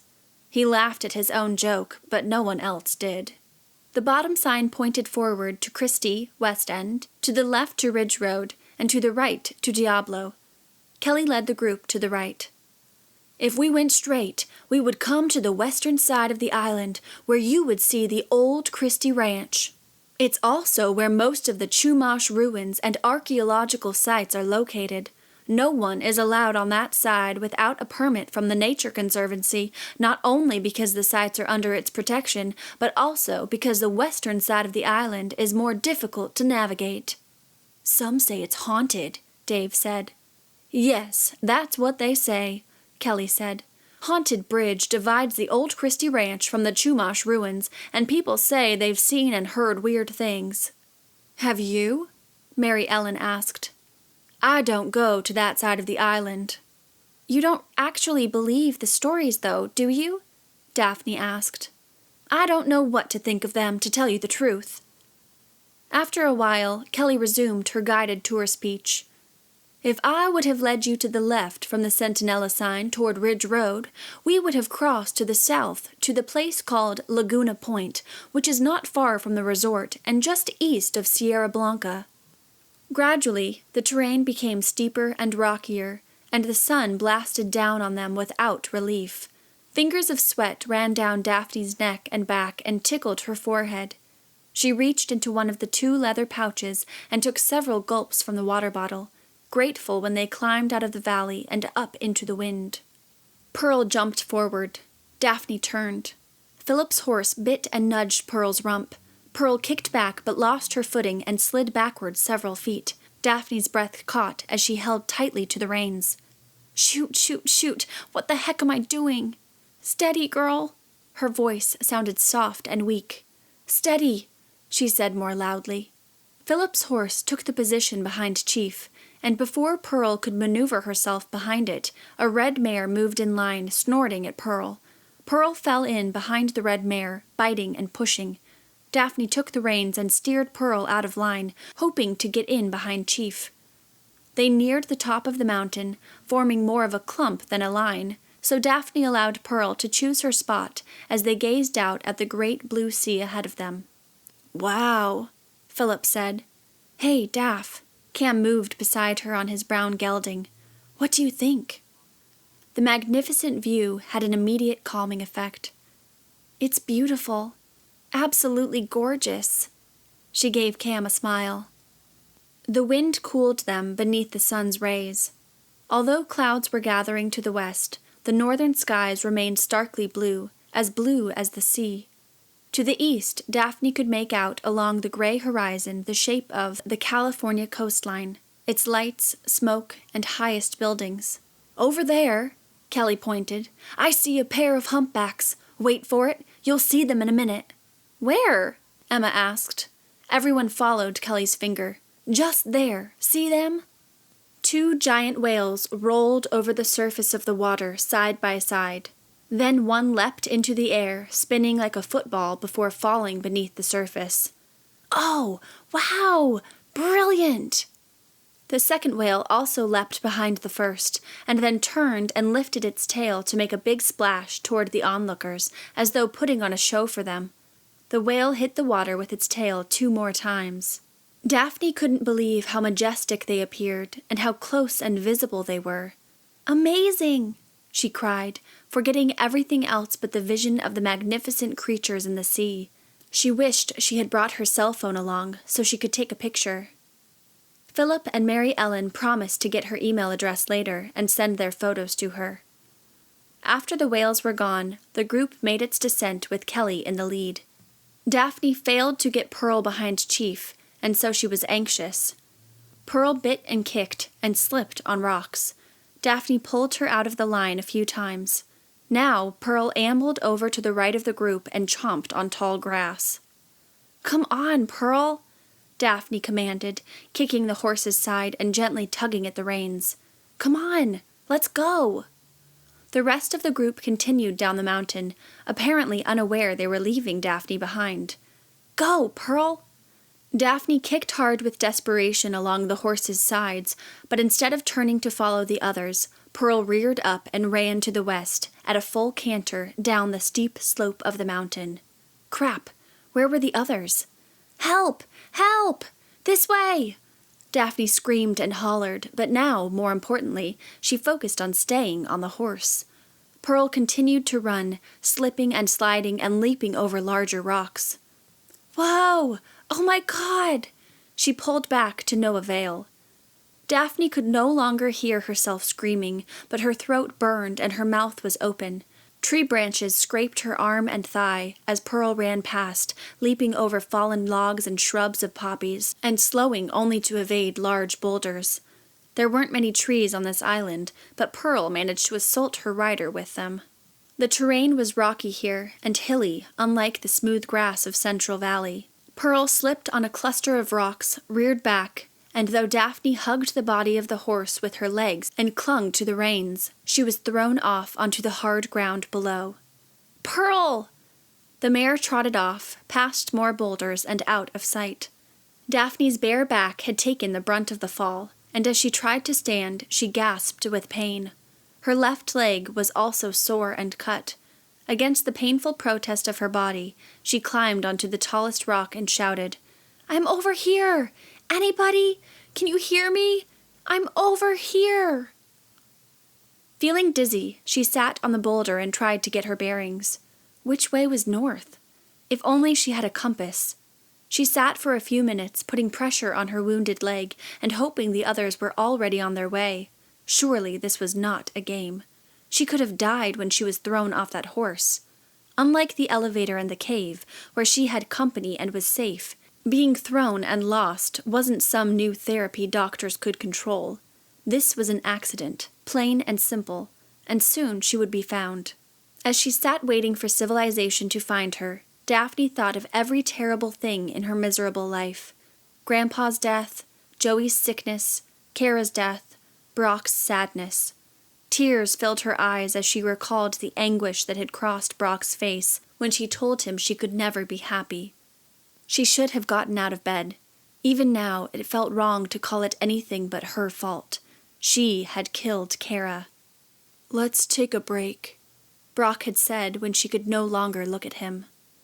The black smoke curled in the sky in front of her, and, remembering the contained fire was to the south, she hiked up onto a high rock and scanned her surroundings, now glad to have her bearings. She hollered out a few more times, hoping to be heard. Although she saw no sign of her party, she headed in the direction she thought they were most likely to be, in the direction of the smoke. The hot sun beat down on her and reflected off the rocks. Wishing she had her water bottle, she licked her dry lips and limped on. The Central Valley should be up ahead, and there would be the stream. It was slow-moving over the rocky hills, and more than once Daphne lost her balance and slid on the loose gravel underfoot, as the horses had done. Each time she reached a hill, she expected to see the valley below, but every time another hill emerged. She feared the black smoke must have blown west, leading her to the haunted side of the island. "I don't believe in ghosts," she said aloud. A flash of light cut through the sky, like the jagged blade of a sword. Up ahead, the dark clouds clustered, mixing with the smoke from the fire floating away in curled ribbons. Daphne wondered if she were making a mistake by moving from her spot. She should have stayed put. She glanced over her shoulder, thinking she should turn back. Startled by a movement on the ground behind her, she froze. A moment later, it came again, but this time she saw the little animal. He must be an island fox. He was no bigger than a house cat with the snout of a terrier and the tail of a squirrel. Daphne's tensed muscles relaxed. She was glad to have his company. "Hello there," she said. She expected the fox to run off, but he didn't. Then she noticed the white tag on his tail and realized the Nature Conservancy was tracking him. Maybe he was used to humans. Daphne bent down, her back hurting, and said, "Hi, little fellow. How are you?" She put her hand low to the ground, but he wouldn't come to her, nor did he run away. He stood there, staring. She turned and limped on, heading a little more to her left, which she thought must be south because of the clouds and the lightning. Every so often, she glanced over her shoulder and was pleased to see the fox was following her. She was on the verge of tears and frightened, but now not so lonely with her new friend. Up ahead, a row of pines and a grassy valley stretched in the distance. She was disappointed she hadn't found Central Valley, but it was better than the endless rocks. The row of pines was thin and not high, and on the other side was a yellow patch of hay. Her back had loosened up since her fall, and though her leg was bleeding, she could walk without limping. She hiked down to the grass and across the yellow field just as the rain began to fall. 2 short oak trees in the distance seemed like her best bet for shelter. As she hunkered down beneath the limbs, she noticed the fox had followed, though he kept his distance. "Come on," she said. "I won't bite. Will you?" He didn't move. He stood in the rain. "Suit yourself." Daphne scoured the area from beneath the trees and tried not to be afraid. She still had several hours before nightfall, but what if she wasn't found by then? She sat in the grass against one of the thin trunks, crying a little and trying to think of what to do when she noticed, just past the yellow field of hay, an orange and gray dome tent. She ran to it and then hesitated in the rain, like the fox had. She weighed her options, and when another thick blade of lightning cut through the sky, followed by the sharp whip of thunder, she ran for the tent. The rain pummeled down, drenching her. "Help!" she cried from the outside. "Please, help me! I'm lost!" The zipper was undone, and out popped a head of dark, curly hair. "Daphne?" "Stan!" Chapter 10. Jimson Weed. Stan held the tent open for Daphne to step inside. It was too small to stand upright, but not so small as to make her feel uncomfortable. She sat on the opposite end of his sleeping bag from him, shivering. "What are you doing out here?" He handed her a towel. In his other hand, he held a funny-looking pipe, flat and made of polished wood. Smoke swirled up to the top of the tent where a few insects clung to the canvas. She wiped her face and arms as she explained what had happened. The thunder rocked the ground. "You were thrown? Are you hurt?" She showed him her thigh. He handed her the pipe to hold while he took out a first aid kit and cleaned the wound with an alcohol pad. Then he found the scratch on her back, unprotected by her halter top, and cleaned it as well. "I can't believe this happened. It's never happened before." "What?" Daphne asked. "I've ridden those horses. According to the guide, no one's ever been thrown before."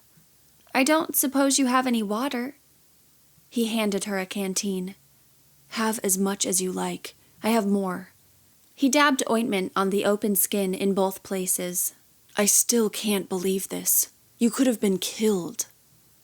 She drank down several gulps. "Thanks." She gave him back the canteen and the pipe. "So, what are you doing out here besides smoking some strange-smelling stuff?" The smoke smelled a little like ginger. This is Jimson weed. The Chumash used to smoke it during their ceremonies. I'm going for an authentic experience." He smiled and took a puff from the pipe. Then he held it out to her. "Want some?" "No, thanks." "I was hoping the rains would hold off until later this evening. I didn't get as much work done as I'd expected, so I was planning on staying one more night out here. But if the rain lets up before nightfall, I'll help you back." "Thanks. I really appreciate it. I didn't know what I was going to do."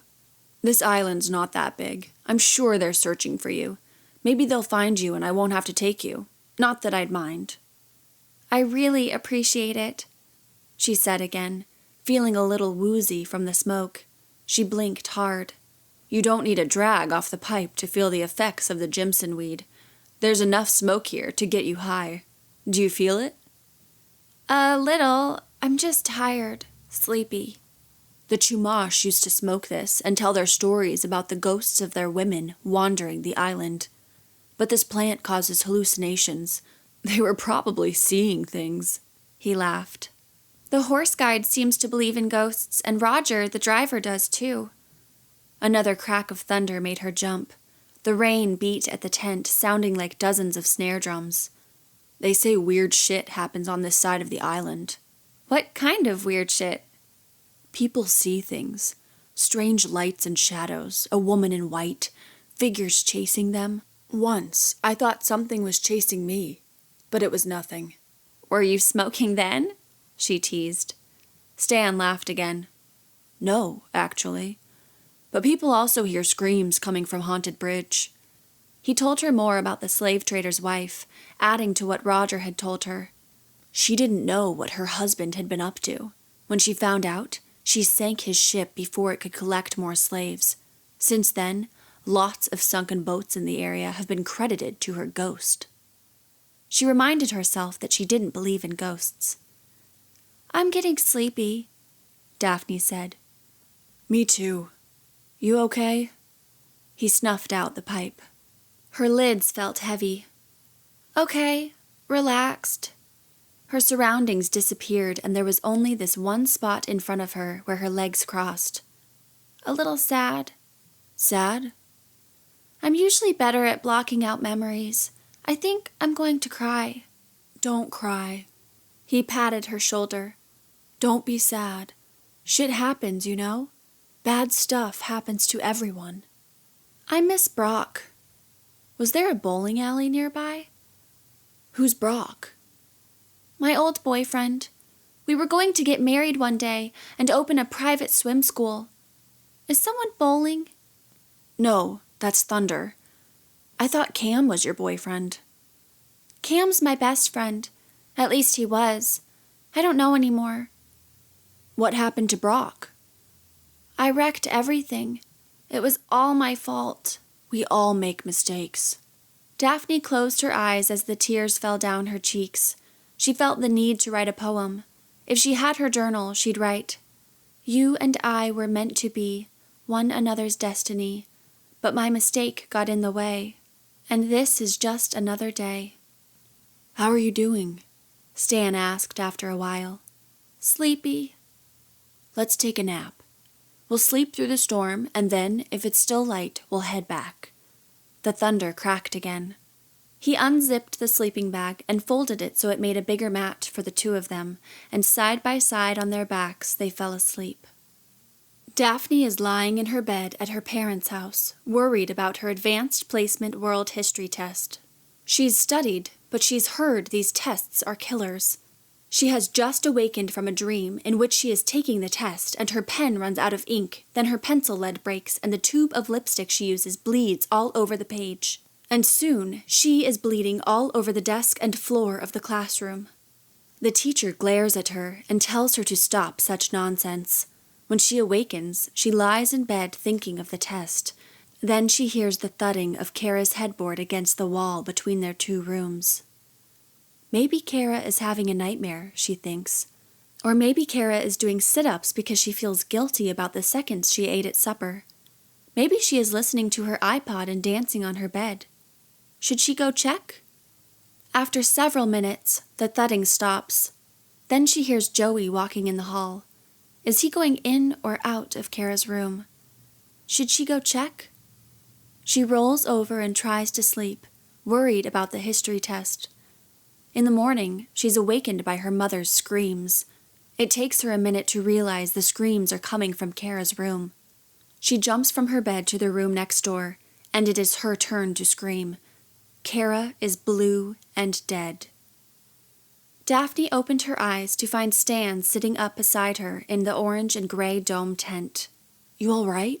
She sat up and rubbed her eyes. She'd been crying. "Must have been some dream," he said. "You were screaming." "Sorry. How long have you been awake?" "Not long. But look, the rain's barely coming down now. We might head back before dark if you want." "If you don't mind. How long was I asleep?" "Couple hours. It's almost 6. How's your leg?" "Better. Got any water?" "Here." He handed her a canteen. The water was delicious. Daphne drank several gulps before handing it, half empty, back to Stan. Outside the tent, they both heard a loud rustling. "What the hell is that?" Stan whispered. "A fox was following me earlier." "That's too big for a fox." The rustle came again and twigs snapped. It sounded like a bear or a man. If it were her rescuers, wouldn't they be calling her name? Stan poked his head out.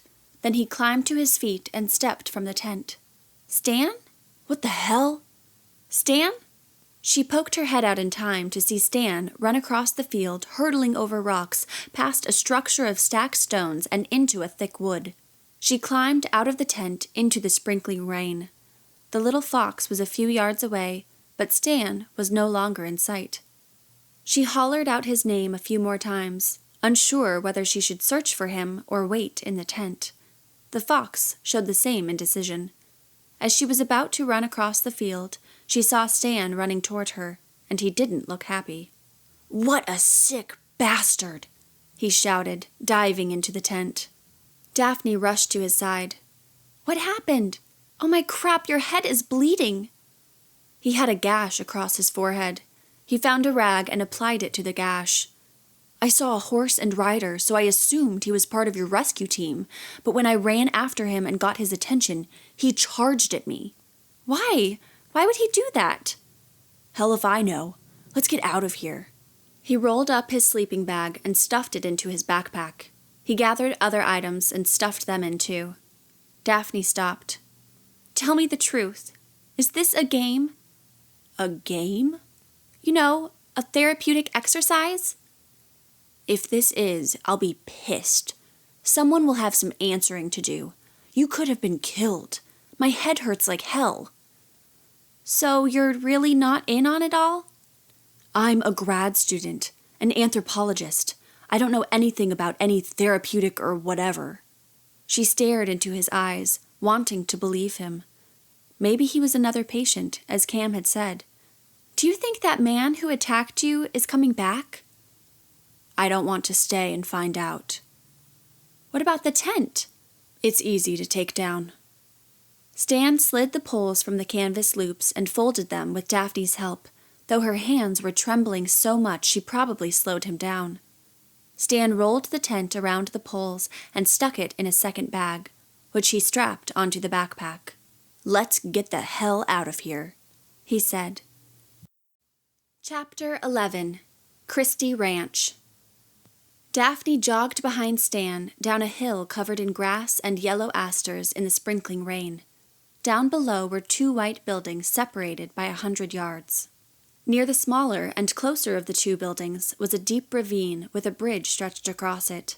Another 50 yards of flat land lay between the 2 buildings and the sea. The orange glow of the setting sun cast pinks and purples and oranges on the clouds above it and the waves below it. "Aren't we going the wrong way?" Daphne asked. "We should be running away from the sun, not toward it. We should be going east." "It's faster than climbing Sierra Blanca. We have to go around the mountain. There's a road up ahead by that bunkhouse." He pointed to the smaller of the 2 buildings, the one by the bridge. As they neared the bunkhouse, Stan tumbled to the ground and hollered out. Daphne bent over him. "You okay?" He grabbed her hand and climbed to his feet, but then winced. "My ankle." "Can you walk?" He took a couple of steps forward, limping off the right ankle. "It's twisted." She came up beside him and took his arm. "What'll we do?" She glanced around nervously for signs of the crazy rider. "Can you make it back to the resort?" "I don't think I can hike that far tonight. We'll have to camp here, unless we get lucky and find someone from the Nature Conservancy with a jeep." "But won't the crazy rider recognize our tent?" "We'll have to hide in the bunkhouse. Can you carry my pack?" His pack was huge and heavy as the old television she once carried back into her bedroom when her parents upgraded the family tube. She helped Stan lift his arms free of it and had to rest it on the ground before slinging it onto her own shoulders. "Shoot, Stan, what's in this thing?" "Everything we need to survive, so be grateful," he said, half teasing. "Take the pack down to the house, then come back for me." "What about the rider?" "What are you waiting for? Go! I'll lie down and hide." He fell down into a push-up in the grass and flowers as Daphne took off down the hill. So this is Haunted Bridge, she thought as she stashed the backpack near the house. The narrow bridge stretched 40 feet across the ravine, with wooden braces crisscrossing from its base. Pedestrians and horses only, she thought. A ladder in the middle of the bridge leading up from the deep crevice below seemed curious. She supposed there must have been spring water down there at one time. The wooden railings along the side were reinforced with a steel beam. Running uphill, even without the pack, took more of Daphne's strength. She was breathing heavily by the time she reached Stan and helped him to his feet. Together, they made their way through the grass and yellow asters to the bunkhouse of Christie Ranch as the sun hovered, ready to set, in the distance. The white paint was peeling off the old wooden door. 3 2x4s were nailed across the front of it, but had come loose and hung useless inches from the frame. The door stood ajar. Daphne was suspicious as they entered the old kitchen, feeling more and more certain she and Stan were being toyed with. Even if the rider weren't a deranged madman, not knowing what would happen next filled her with anxiety. The bunkhouse had a square table in the middle with 2 wooden chairs. A wood-burning stove against one wall was flanked by a sink and cabinets and an old white conventional stove. Further back were the frames for 6 bunks, 3 stacked on each side. Beyond the bunks, another doorway led to a screened porch facing the sea. On the opposite side was a bathroom. She opened the faucet, but no water came out. The commode was also empty. There was no sign of anyone else inside the house. Stan sat on one of the 2 chairs as she retrieved the pack and brought it in. "This door won't shut right," Daphne said. "Put the pack on the floor in front of it. If anyone comes in the middle of the night, he'll trip over it and give us time to react." "You're scaring me." She dropped the pack. "I'm scaring myself. Can you get me that first aid kit?" She found it and helped him clean up the gash and blood on his head as best she could with shaky hands, first with the alcohol pad and then with the ointment. Now that she got a good look at it, she found it was really more of a prick than a gash. "It's still bleeding. A Band-Aid should do the trick." She found one in the kit, stealing glances through the 2 front dusty windows. "There, that should do it. It's not nearly as bad as I thought it was." "Thanks. How's your leg?" "Fine. What about your ankle?" "I don't think anything's broken. Wish I had some ice." "You think we're safe here?" "I think so, as long as he didn't see where we were headed." She checked the corners of the screened back porch for signs of the rider and found instead a dusty old rocker. Lowering some of her weight into the chair, she tested it and, when it held, relaxed into the old wood. She studied the screened door off the porch and found it solidly boarded shut with a barn door latch. "You can see the sunset from here. It's beautiful. Come on, it's a good distraction." She carried a chair from the table to the porch so Stan could join her. When she got him settled again, she asked, "Want some water?" "Yeah, I've got several canteens in the pack." She rummaged through his clothes and things and found them each a full canteen and returned to the rocker. "What'll we do if the rider returns?" "Hide." She looked at his anxious face. "It's probably just a game, an exercise. Don't worry. I don't think that rider really wants to kill us." "I hope you're right." They sat silently for a while, sipping the water and watching the sun sink below the horizon. Gulls flew in front of the pastel-colored clouds. The rain dropped lightly, creating the illusion of invisible fairies dancing across the water. Daphne had begun to like the resort and its experimental exercises until now. Allowing her to be thrown from a horse where she could have been seriously injured or killed was crossing the line. It was an accident, wasn't it? They couldn't have intended for her to be thrown. If they had, Daphne was ready to call it quits. After 20 or so minutes had passed, Stan dug his pipe from his pocket and lit it. "This will make us feel better." "You sure that's a good idea?" "Best one I've had today." Behind the bunkhouse, toward the bridge, rose a sharp scream. Daphne stood. "What is that? Don't say a ghost. There has to be an explanation. The crazy rider?" The sharp scream came again. Stan puffed on his pipe. "Probably some kind of bird." "That makes sense." Daphne got out the sleeping bag and laid it out on the floor between the bunk beds and noticed she was shaking. "Too bad these beds don't have box springs and mattresses." "Too bad we don't have air conditioning and room service." "Too bad we don't have cell coverage." "Or beer." "Or enchiladas. I'm hungry. What you got in here?" She dug through the bag and found canned peanuts, beef jerky, and a tin of cookies. "I guess this will do." She grabbed his flashlight and returned with the food to the porch. She and Stan ate as they watched the colorful clouds turn to pewter and the horizon a pale strip of pink. The scream came again. "You sure that's a bird?" "No, but what else could it be?" "You don't believe in ghosts, do you?" "Absolutely not. There's always an explanation for everything." Cam disagrees. "Good thing he's not the one here with you." He gave her a flirtatious wink. He was cute, even with the bandaged forehead and unshaven face. "Will you get me my lantern?" Stan asked. Daphne found it in the pack and brought it to him. In a few minutes, he had it lit. The smoke from his pipe permeated the air in the screened porch. Daphne thought about eating in the kitchen to avoid getting high from his secondhand smoke, but she liked sitting there staring out at the sea and sky as the sun sank and the moon and stars became visible. She also felt safer next to him. The breeze coming in through the screen wasn't heavy, but it did help circulate the hot air. Maybe she would move the sleeping bag in there for the night. The scream came again, this time followed by a loud clatter. Daphne jumped to her feet and crept to the front of the house to peer through one of the 2 grimy windows. A few feet away, a small animal stood beside a fallen bucket. "It's the fox," she called to Stan. "He's been following me." "I told you they're more like terriers than foxes. Cute, isn't he?" Checking to make sure the rider wasn't around, she pushed the door open to get a closer view. The rain was barely falling now, more like a mist than a sprinkle. "Hey, boy, what you doing out here?" She took a few steps toward him.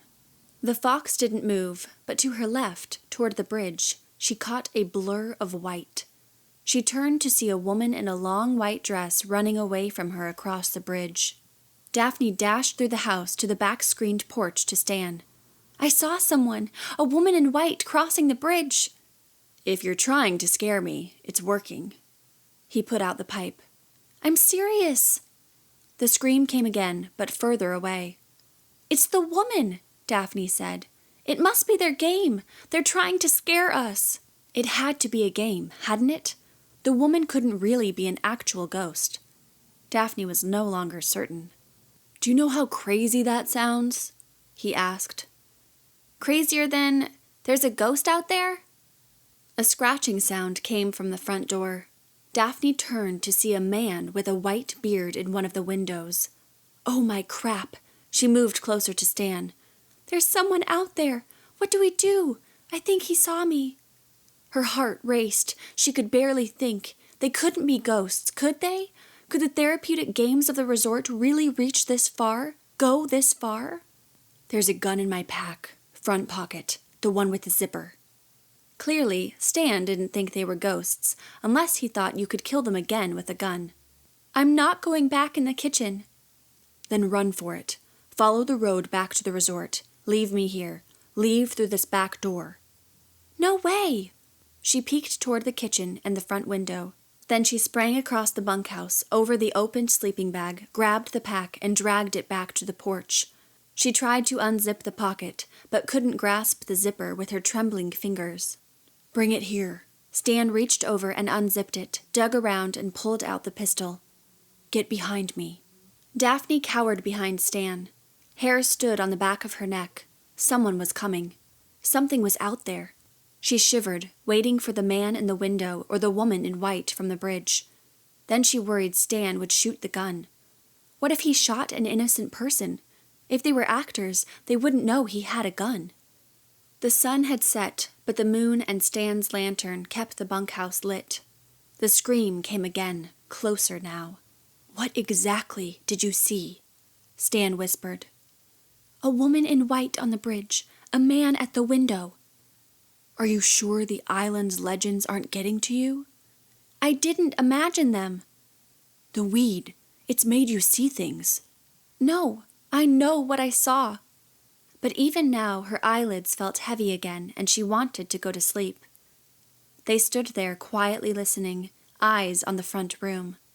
When they heard nothing more, Stan said softly, "This reminds me of a time I went hunting with a buddy from undergrad. I wasn't much of a hunter. I'm still not. He talked me into going along. Anyway, We were out in a sorry excuse for a cabin after spending the early morning freezing our asses off in a blind. I was so tired, dead dog tired. So we're getting ready to go to sleep when we hear something really strange. We didn't know what the hell it was. We were just like this, standing in the back corner, me with a gun. It was a rifle, but still. So what was it? The damn refrigerator. There was this little unit in the back corner that would randomly start rattling. It took us a while to figure it out. But I saw the man with the beard. I know he was real. After a few more minutes, Stan said, "Why don't you try to get some sleep while I keep watch? I'll wake you when I need to sleep. Don't shoot and ask questions later. This could be one of their games." Daphne pulled the sleeping bag onto the sun porch where Stan sat with his gun. "Some game." He relit his pipe. "I wish you wouldn't do that," she said. "Just a few puffs to calm my nerves, and then I'll put it out." "Maybe I should take the first watch." "Now you're starting to sound like my ex-wife." "You were married?" Daphne lay down on the sleeping bag. "For 6 months." "What happened?" "She decided she didn't want to be married anymore." "You're still so young. You could marry again." "Nah, I'm through with that gig. I like being on my own." "Don't you get lonely?" "Sometimes. You?" Daphne shuddered. "Yeah, I feel lonely all the time." "Even now?" She glanced up at him and nodded, tears welling in her eyes. He tapped his shoe to hers, a gentle nudge. "You won't always feel that way. You'll meet someone. Hell, you're the one who's still young." "I miss my family." She meant her old family, when Kara was still alive and Joey wasn't sick. In her mind, she added, "And Brock." "I'm sorry, kiddo." She lay there, watching the smoke swirl up to the cobwebs on the ceiling, clenching her jaw to keep back tears. Chapter 12. A Visitor. Sometime in the middle of the night, Daphne thought she heard Stan whisper her name, but when she lifted her head and turned to look at him, she found him snoring, his mouth hanging open with a bit of drool on his chin, the gun useless on the chair across from him. A lot of help he was. Keeping watch? Yeah, right. Then she heard her name whispered again. "Daphne." She sat up and looked around, but even in the dim light of the moon, she could see there was no one else in the bunkhouse with them. Maybe she'd been dreaming. She lay back down close to Stan, but kept her eyes on the room around her, just in case. "Daphne." The whisper came again. "Who's there?" she said softly as she slowly sat back up. She waited for many minutes, sitting still as a statue, but once again, she wondered if she might have imagined it. It might have been the wind brushing something against the house. She reached over Stan for the gun and held it in both hands as she lay back beside him, listening. She lay like that for a long time before she fell asleep. Sometime later, the sound of a snort woke her. She opened her eyes and listened. She watched Stan, so when the snort came again, she knew it had not come from him. She sat up. The porch was in shadows this morning, though the bright sun shined hotly on the beach and water. There was no breeze, only a stiff heat that made her sweat even in her halter top and shorts. She had a funky taste in her mouth and her skin felt sticky. Something was moving on the side of the house. She could hear it through the screened porch. "Stan," she whispered, shaking him. When he didn't wake, she picked up the gun. "Stan, wake up." "Not again," he complained. "Huh?" she whispered. "What are you talking about?" "All night long, I kept hearing you whisper my name, and then when I'd say what, you wouldn't answer." Her skin went cold. "I never said a word last night. Could she have spoken in her sleep?" He narrowed his eyes at her. The snort came again. "Listen," she whispered. "There's someone outside." He pulled himself to his feet, but stopped short, leaning on the chair. "My ankle." Daphne frowned. "I'll go." She got up and crept to the back door, still chilled by what Stan had said. She was suspicious of yet another exercise. Stan may not be in on it, but that didn't mean they weren't both being played by Hortense and her lot. Softly, she lifted both the hook and the 2x4 latching the door shut. The screen door creaked as she pushed it open. In the morning light, she could see another island across the ocean. Water from the storm clung to everything, including the pea gravel outside the screened porch. Out here, there was a gentle breeze, and it lifted her hair as she stepped outside. She heard the snort just as she poked her head around the corner of the side of the house. Pulling up weeds with her reins hanging loose was Pearl. So as not to scare the mare, Daphne quietly reached for a long tuft of grass and held it out. "Hi there, girl." Pearl stared at Daphne suspiciously, but kept chewing. Daphne held her breath, sliding the pistol into her pocket to free the hand to reach for the reins. When the mare had pulled and eaten the last of the grass on the side of the house near the white picket fence, she inched toward Daphne. "That's it, girl." Before Daphne could get hold of the reins, Pearl flinched and trotted away. Stan poked his head around the corner of the building. "What was that?" "Our ride back. At least it was. That's the horse that threw me." "I'd rather walk than ride that horse after the way it treated you yesterday." Daphne put her hands on her hips. "You'd rather walk? On that ankle?" Stan turned his back to her and hobbled for the back door. Before he reached it, he froze, still as a statue. Alarmed, Daphne also froze and whispered, "What?" She took out the pistol as she rounded the corner, doubting she would actually shoot it, but holding it gave her a sense of security. The white-bearded man from the night before stood in front of Stan, also frozen. His jeans were frayed at the hem with a hole at one knee. His t-shirt was filthy, the open flannel plaid shirt reeking of body odor. The white beard was matted and dirty, and his blue eyes were ringed by dark circles, though he wasn't old, probably mid-50s. When he saw the gun, the bearded man put his hands in the air. "Don't shoot! You're the guy who attacked me yesterday." Stan grabbed the gun from Daphne and pointed it at the bearded man. "Stay back." "I barely touched you, man. I thought you were after me." "Who are you?" "Pete Coleman, a rancher from Arroyo Grande. I was a guest of the resort." "Was?" Daphne asked, moving closer to Stan. "Are you a friend of Dr. Gray's?" the man asked. Stan and Daphne glanced at one another, not sure how to respond. "Sort of," Stan said. "Are you?" "Not anymore." "What are you doing out here?" Stan asked. "A week ago, I came to the island by Dr. Gray's invitation. I was asked to participate in therapeutic exercises. If you'll put that gun down, I'll tell you the rest." Stan pointed the pistol toward the ground. "Come inside and sit down."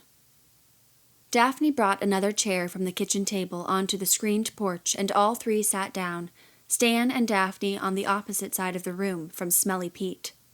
"Tell us what you're doing here at the bunkhouse, Pete Coleman from Arroyo Grande," Stan said. "Now that you mention it, I think I've seen you around the resort." "Why did you scare the crap out of me last night?" Daphne asked. "I didn't mean to. I was coming back.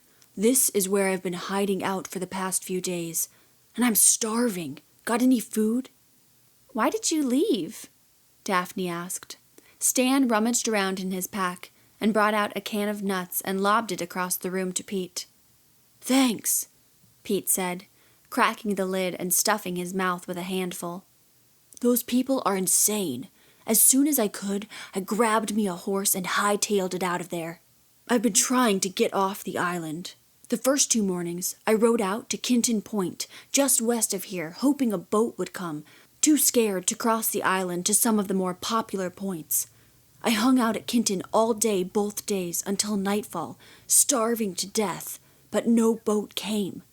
So yesterday, I was desperate and tried for Scorpion Anchorage. I was almost spotted by that Cam guy who was snooping around on his horse with a couple of others, so I headed back here. When I saw your tent, I thought you were one of them, especially the way you came running after me. I nearly crapped my pants." "Why are you scared of Cam?" Daphne asked. How could anybody be scared of Cam? He was harmless. "Yeah, why are you so desperate to get off the island?" Pete gobbled more nuts. "I told you, those people are insane. I came here because I met who I thought was a lovely woman. Turns out she's a freak like the others. The first night, a bunch of creepy women dressed like ghosts barged into my room and sprayed me with powder. The next day, during a hiking trip, supposedly to see indigenous plants, I was dropped into a hole and left in the dark with a bunch of mice and was rescued an hour later.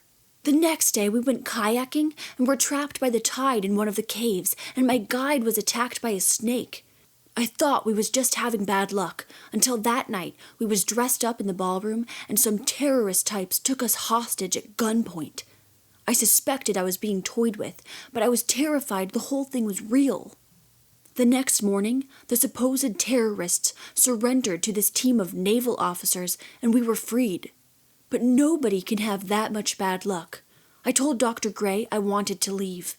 She said I had to wait for her boat and that it wouldn't come for another week. I decided I'd get the hell out of there as soon as I could. So the next morning, during our trail ride, I took off on that brown mare you saw me riding yesterday."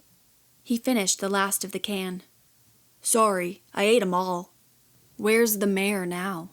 Stan asked. "Got her tied up over at the ranch house. I slept there last night since y'all moved in here." "Was there anyone else with you?" Daphne asked, thinking of the woman in white she saw run across Haunted Bridge. "I suppose you heard screams too." "We heard something," Stan said. "I didn't just hear her," Pete Coleman said. "I saw her out on the bridge." "Must have been an owl," Stan said. Pete shook his head. "That was no owl. Could be the insane folks from the resort trying to torture me further, but it wasn't no owl." "Why would they want to torture you?" Daphne asked, though she had her own suspicions. "What's the point?" "Wish I knew.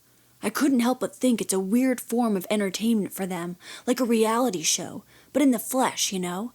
The owner, Arturo Gomez, spoke one evening about living art. I don't know." Hortense Gray had also mentioned living art. What did that mean? "You mean, you think they're playing with us?" Daphne asked. "For their own pleasure?" "I know it sounds crazy, but why else would they torment me?" "As a form of therapy, like Dr. Gray said?" "How can trauma be anything but psychologically damaging?" Pete asked. "Well, they can't hold you against your will," Daphne said. "They were, though. I didn't believe that crap about waiting for her boat. They weren't ever going to let me go." Daphne thought of Emma's warning. "Got any water?"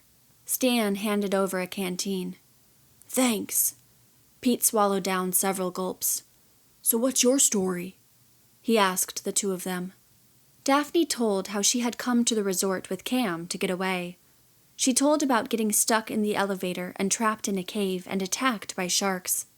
When Daphne finished, Stan told how he'd come to study the Chumash ruins. He'd come before, back when there was no resort. Other than the elevator incident and the screams, he hadn't noticed anything strange or unusual during his stay, but he spent most of his time on this side of the island, studying the ruins. "Lucky you," Pete said. "But I wouldn't go back if I were you." "All my stuff is still there," Daphne said. "My purse, my phone, and my best clothes." "I've got a few things there too," Stan added. "I've got all my notes here with me in my journal.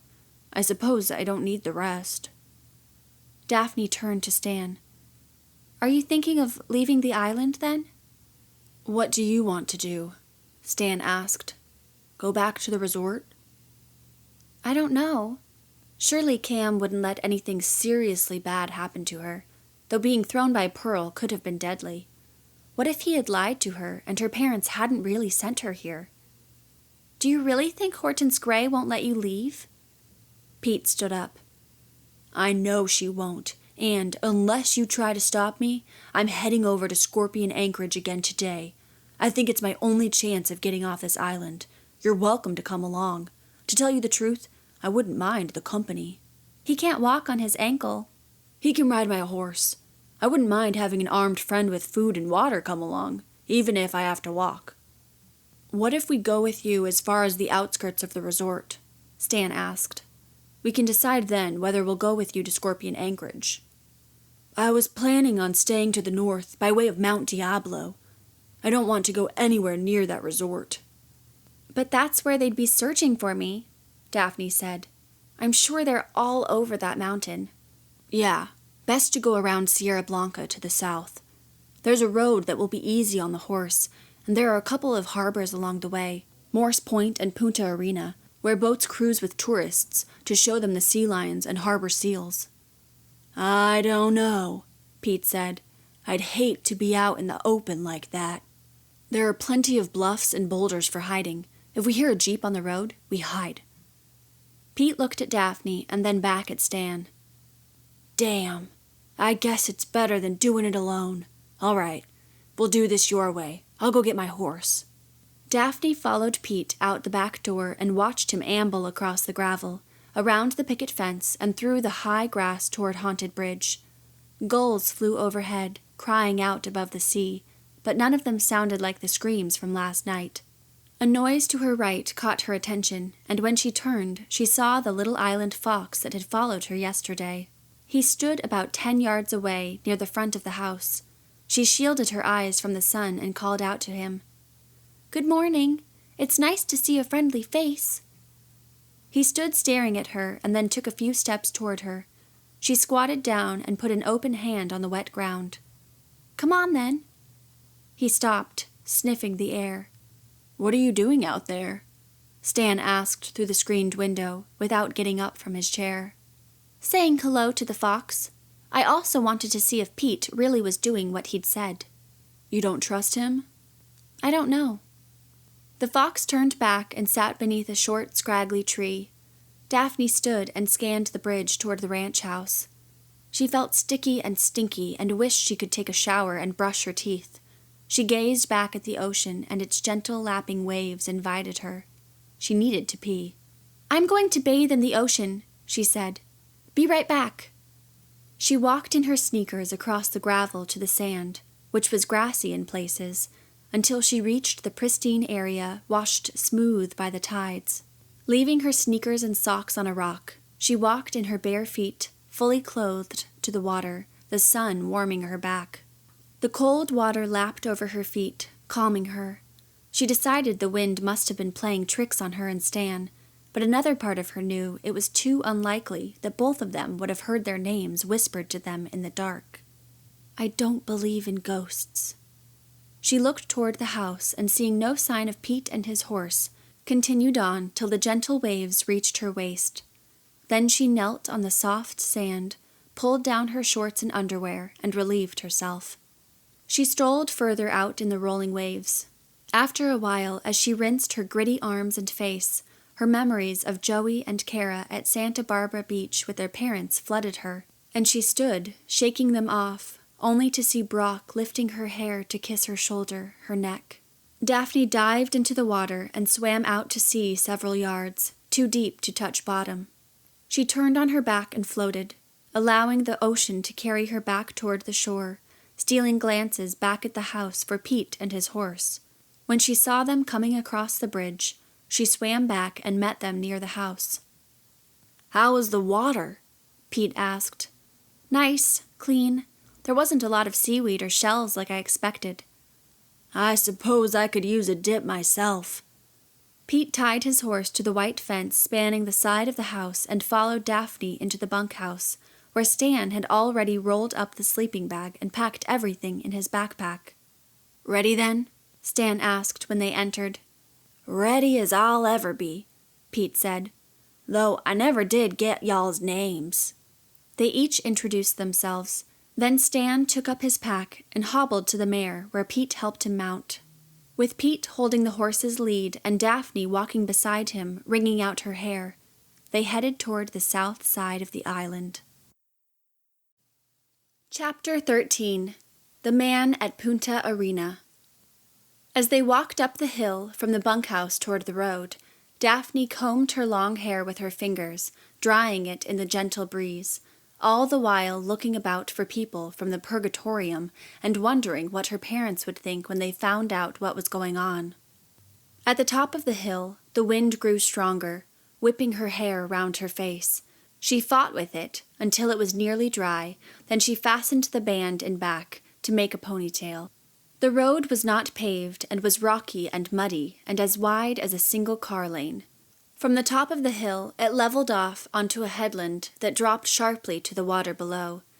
The wind was fierce on the headland, and the sky was cloudless.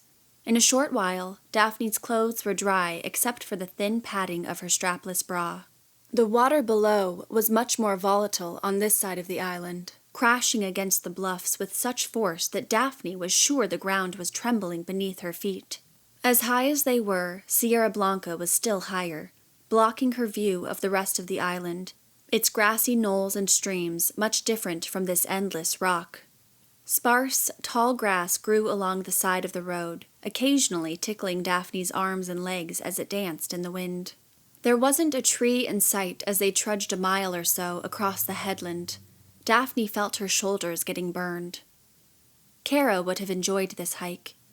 She had been shorter than Daphne, but more athletic and faster, even though she had cared more for music and dancing than sports. Daphne was the one who had participated in sports all through school, and she used to get frustrated when Kara played with her at how unevenly they were matched despite Daphne's hard work. But both girls had loved the outdoors, unlike their mother, especially when they went fishing, because that's when their father was the most talkative and the most relaxed around Joey and his growing antisocial behavior. Once they were out on their pontoon boat at Inks Lake, all but their mother.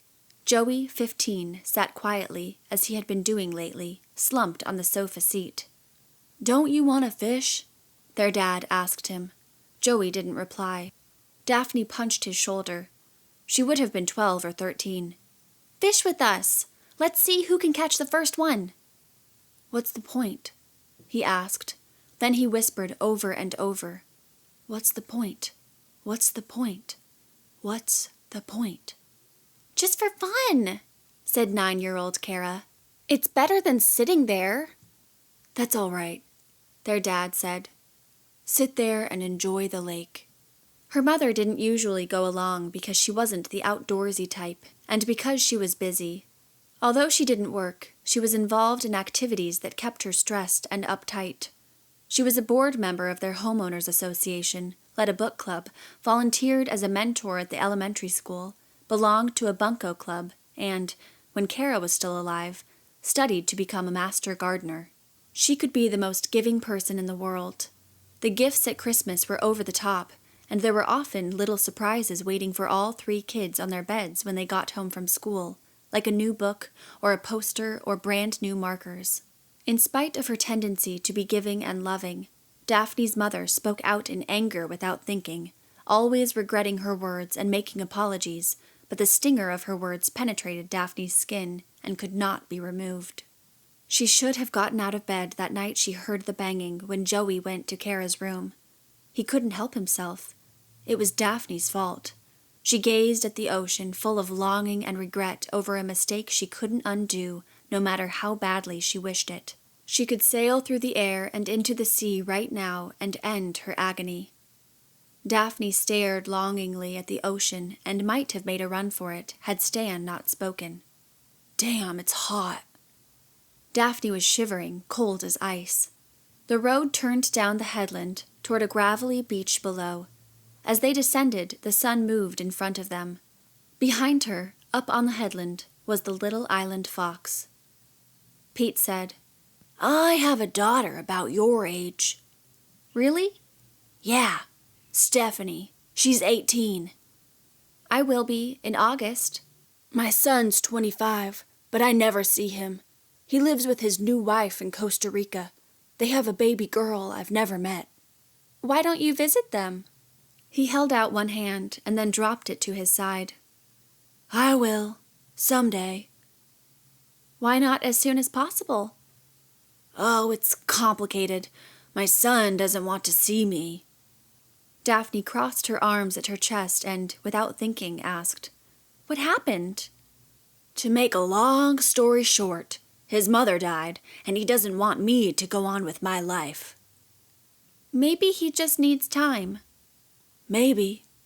Then he asked, You get along with your parents? Daphne sucked in her lips and nodded. You tell them you love them? She shrugged. It's been a while. How come? I don't know. That's too bad. Life's short and goes by fast. They'd been walking for what seemed like an hour when Stan lifted his finger toward the sea and said, That's Morse Point over there, but I don't see any boats. Why don't we go down to Punta Arena and eat? We can talk about what we want to do from there, since it's about halfway to the resort. As they continued their descent in silence, Daphne was unwillingly immersed in images of Brock. Brock blowing her kisses from across the pool, Brock swimming his magnificent butterfly, Brock playing chess with Joey, Brock begging her to please get help. Daphne loved him. As soon as she saw him, she loved him. She now saw him weary-eyed and frowning. Maybe we need a break. A swarm of butterflies lifted from the morning glory and into the air around Daphne. There's someone down there on the beach, Pete said, stopping the horse. A man. Stan dug through his pack and found a pair of binoculars. He pointed them toward Punta Arena.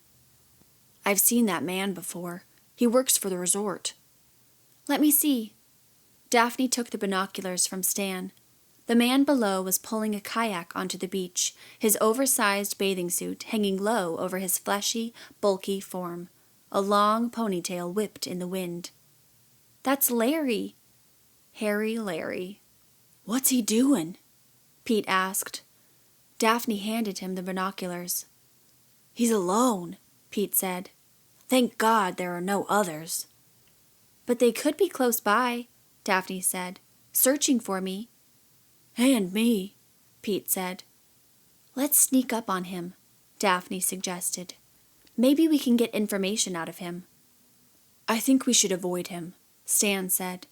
Continue around from up here and catch the road at the next point. But he might have answers for us, Daphne said. We could use your gun to make him talk and tell us what the heck's going on. I need to get my things.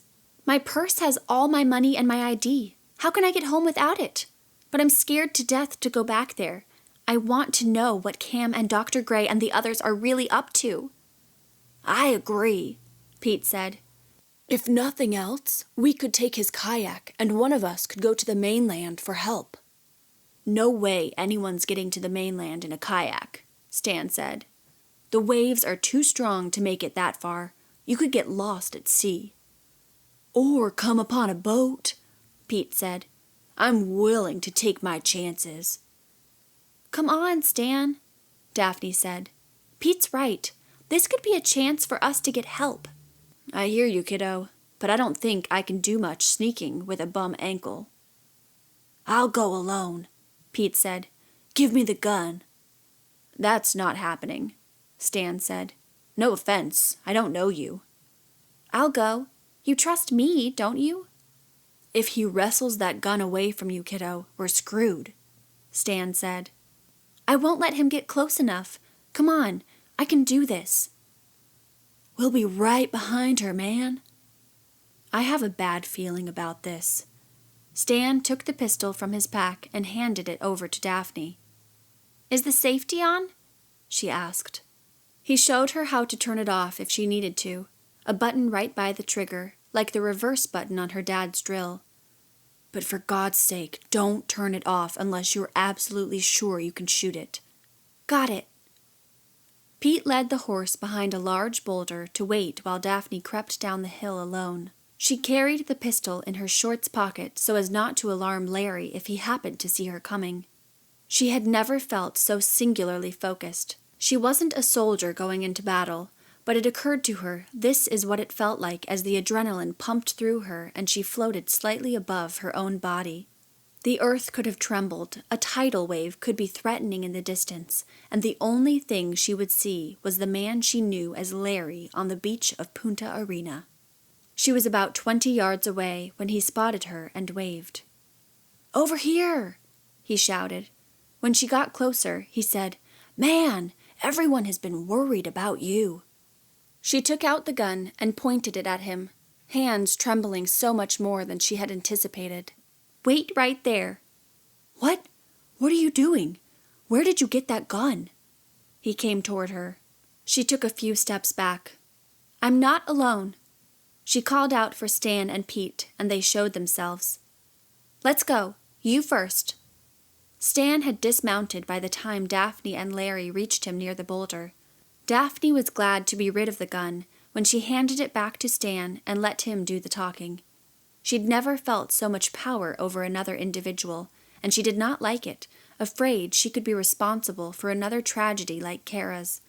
She took a deep breath and tried to shake off the nervousness. "What's going on, Stan?" Larry asked. "Why are you doing this?" "Nothing's going to happen to you as long as you answer a few questions. Sit down." There were a few smaller boulders beside the larger, and Larry sat on one. "What questions?" "We want to know what's going on back at the resort," Pete said. "Yeah," Daphne chimed in. "Is this really about therapy? And can we leave when we want?" "I don't know what you're talking about," Larry said. "Don't pretend like we were stuck in that cave by accident," Daphne said. "Cam has already told me it was a setup.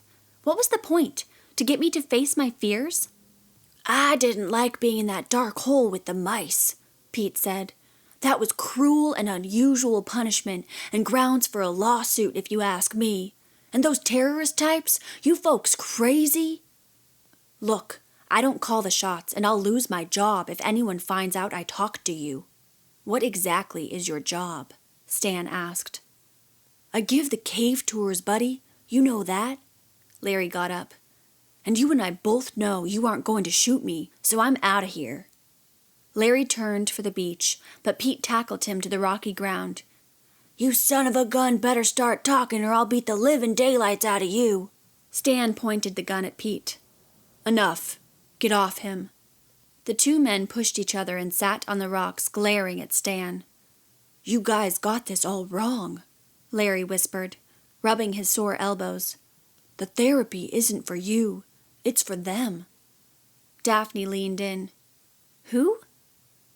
"The paying customers, the watchers." "Who are they?" Pete asked. "You mean Dr. Gray?"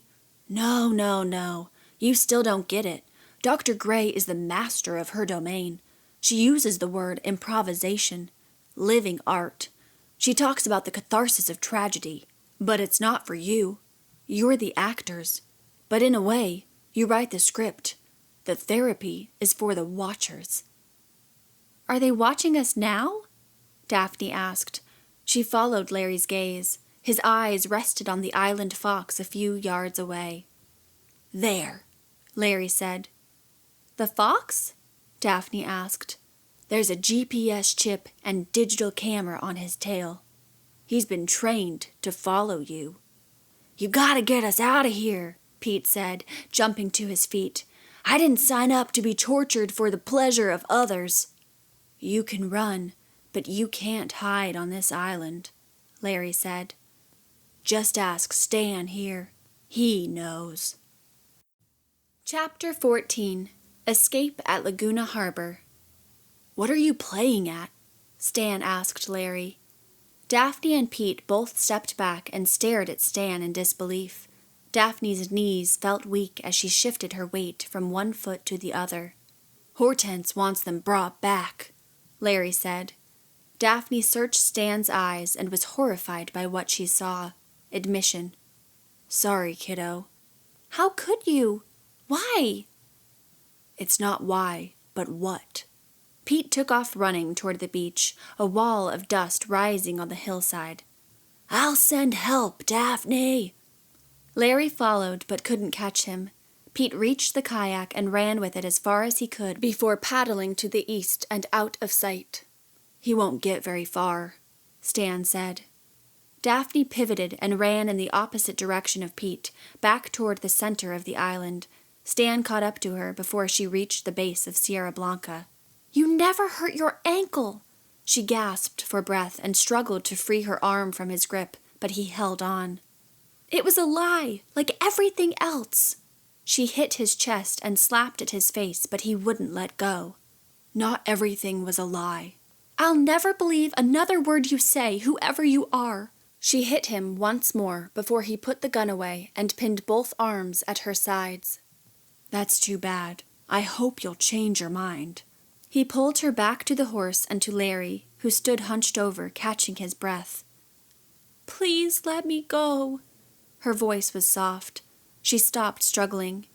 I just want to go home. A flock of gulls cried out above them and then disappeared beyond Sierra Blanca. Sorry, kiddo. He hooked his arm through hers, gripping her forearm, and walked her down the road toward the beach while Larry led the horse behind them. That's not an option. Why? Can't you tell me what you're going to do with me? I know this won't make sense to you now, but ultimately, you'll decide. Whatever. Is your name even Stan? Tears formed in her eyes. Yes. Yes, it is. They hiked the serpentine trail, turning away from the beach and onto the ridge overlooking a lagoon. Daphne glanced back to see the island fox was still following them. She stuck out her tongue, not to the fox, which was as innocent as she, but to the watchers, Hortense and her lot, or whoever else might see. To make sure she was understood, she raised her free hand and shot the finger. Larry chuckled behind her, making Daphne grit her teeth. I'm hungry and thirsty, she said after a while. Stan said, There's a little cave down at Laguna Harbor. We can rest there and eat. Then what? It's about another half-hour to the resort from there. They followed the road down a steep incline towards a lagoon, passing an old wooden sign that read, Laguna Harbor. Here there was little sand compared to the beach at Punta Arena, mostly boulders and gravel along the shoreline, and one stretch of rock that formed jetties on the eastern side. The road then turned sharply back toward the north, up a steep hill, toward the center of the island, along a stream pouring into the lagoon from a 5-foot drop. Larry led the horse to the stream above the falls for a drink, while Stan pointed the gun at Daphne and ordered her to refill the 3 canteens. Daphne complied, thinking only of escape. Once the canteens were filled and the horse content, Stan led the party down the rocky embankment from the road toward the lagoon to a cave nestled behind the falls. Isn't this a pretty place? Stan spoke loudly to be heard over the sound of the falls as he took 2 of the canteens and handed one to Larry. Daphne drank the cold water without giving Stan the satisfaction of a reply. One of my favorites. Larry let the reins drop. He then found a rock to sit on inside the cave. Stan dragged his pack into the cave and rummaged through it for food. The gun was near him on the ground and both hands deep in the pack. Daphne was hungry, but worried this might be her only chance. She dropped her canteen and jumped onto the horse. Larry tried to climb to his feet, but fell over like a crab on its back, arms and legs swinging. Ah! Stan leapt from the pack and grabbed Daphne's leg, but she kicked and kicked till it was loose and then caught him with her shoe beneath his chin. Stan yelled and bent over, clutching his jaw as Daphne dug the stirrups into the horse and cried, Go! Giddy up! She slapped the reins and dug the stirrups, and the horse took off. Stan chased her, calling out commands to the horse. She kept the horse at a run up Sierra Blanca until the terrain got steep. She could no longer see or hear Stan. Good boy, Daphne said, petting his mane. Thank you. She knew she would be a sitting duck at the top of the mountain, so she took the horse down to the east along the base, hoping to find Central Valley, which she would cross to Prisoner's Harbor to get help. The base of the mountain became difficult to navigate because huge slabs of white granite jetted out of the ground, but as terrified as she was of the beast moving beneath her, she was even more frightened of Stan and Larry. She couldn't find a trail and kept stopping, turning back and stopping again. She knew she couldn't turn back the way she had come, so she plowed onward, but it was taking a long time to get anywhere. The sun shined down, hot and unrelenting, burning her skin. The salty sweat dripping down her face and chest stung. The drink from earlier seemed to have little effect on her thirst, and only made her hungrier for something to eat. She couldn't believe Stan had betrayed her. She had grown so fond of him in the short time they had spent together, but obviously she was no good judge of character. Hadn't Cam told her Stan was a patient? So either Cam had been lied to, or he had lied to her. Of course he had lied. Her mother never would have sent her into such danger. This whole place was crazy, and the sooner she could get off the island, the better. But she'd known Cam her whole life. He was her friend. How could he do this to her? What had Larry meant when he said the therapy was for the watchers? She imagined she must be like a character in a reality TV show to them as they watched her fighting for her life. From where were they watching? And who were they? Or was this more nonsense meant to confuse her about the true purposes of the island? When she cleared the granite spikes, she came upon a stream and decided to follow it down to what she hoped was Central Valley. Too frightened to dismount for a drink, she kept the horse at a walk, fearing she might be headed for an ambush, and began to wonder if she wouldn't be better off on foot so she could more easily hide in the brush and boulders. She lacked the horsemanship to outmaneuver any who might spot her, plus she was frightened of getting bucked off again. Before she could decide what to do, she heard voices calling out ahead of her. Crap! She turned the horse back toward Sierra Blanca and made a run for it. The granite spikes slowed the horse down at first, but then she turned up the mountain, and soon they were flying toward the top.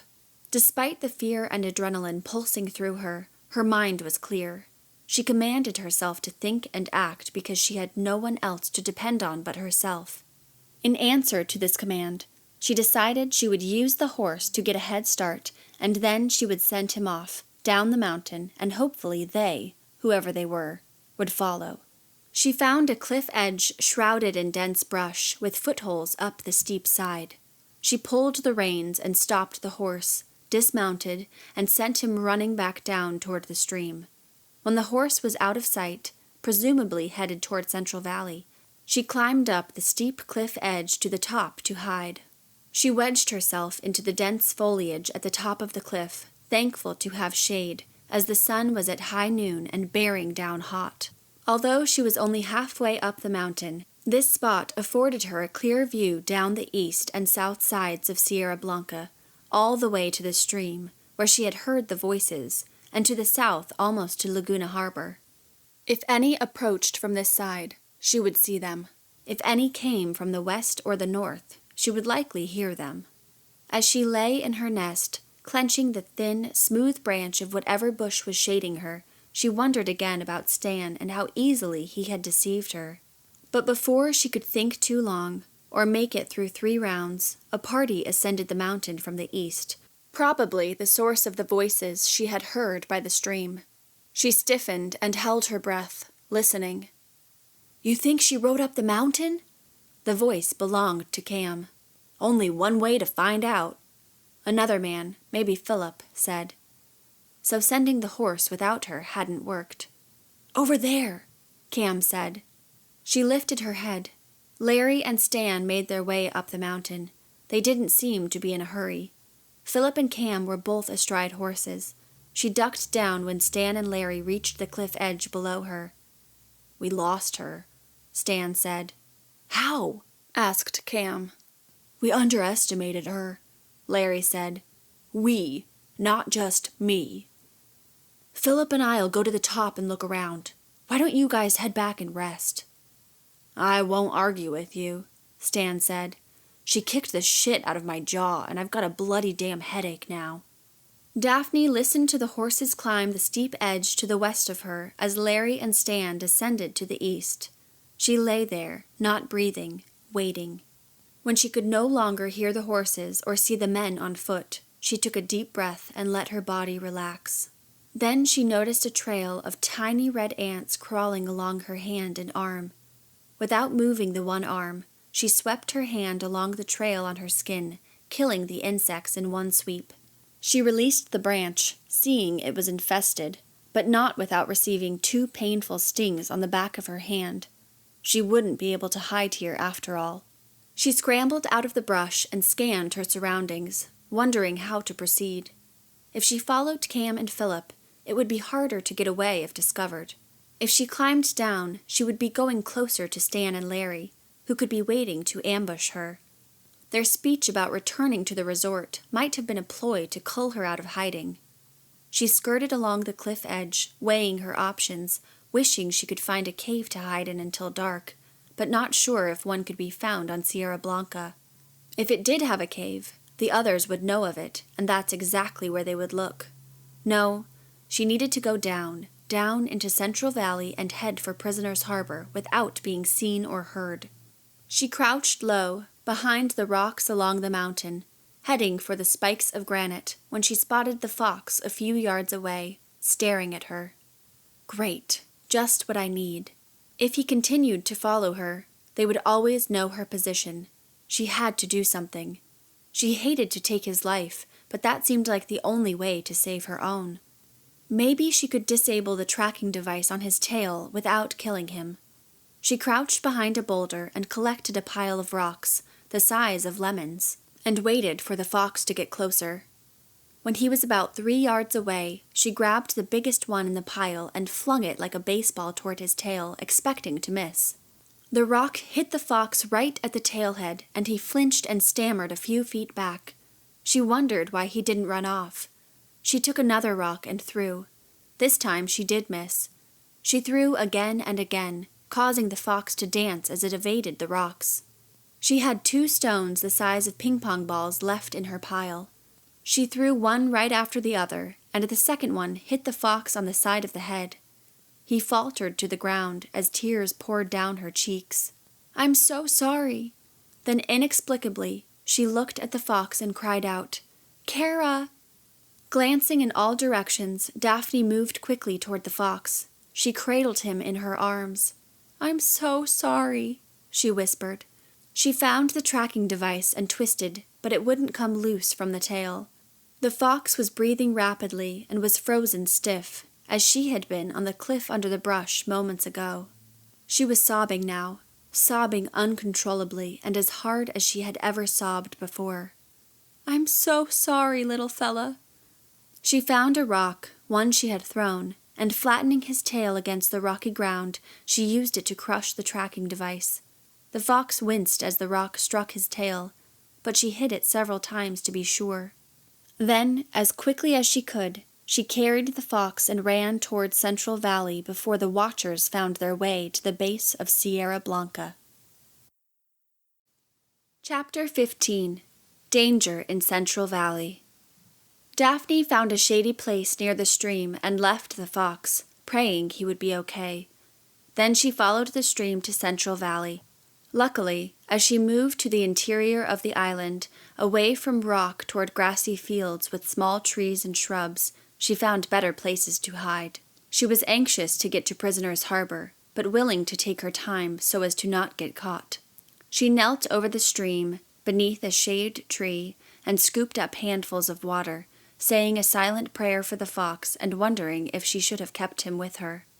The fear that she hadn't successfully destroyed the tracking device kept her from running back for him. The fresh spring water tasted so good she couldn't get enough of it. She allowed it to run down the front of her shirt, splashed some on her cheeks and the top of her head, but avoided getting her shoes and shorts wet, not wanting blisters or chafing. Now that she was cool and her thirst had been quenched, she realized how exhausted she was. She decided to crawl into a thicket beneath a tree, a few yards from the stream, and rest.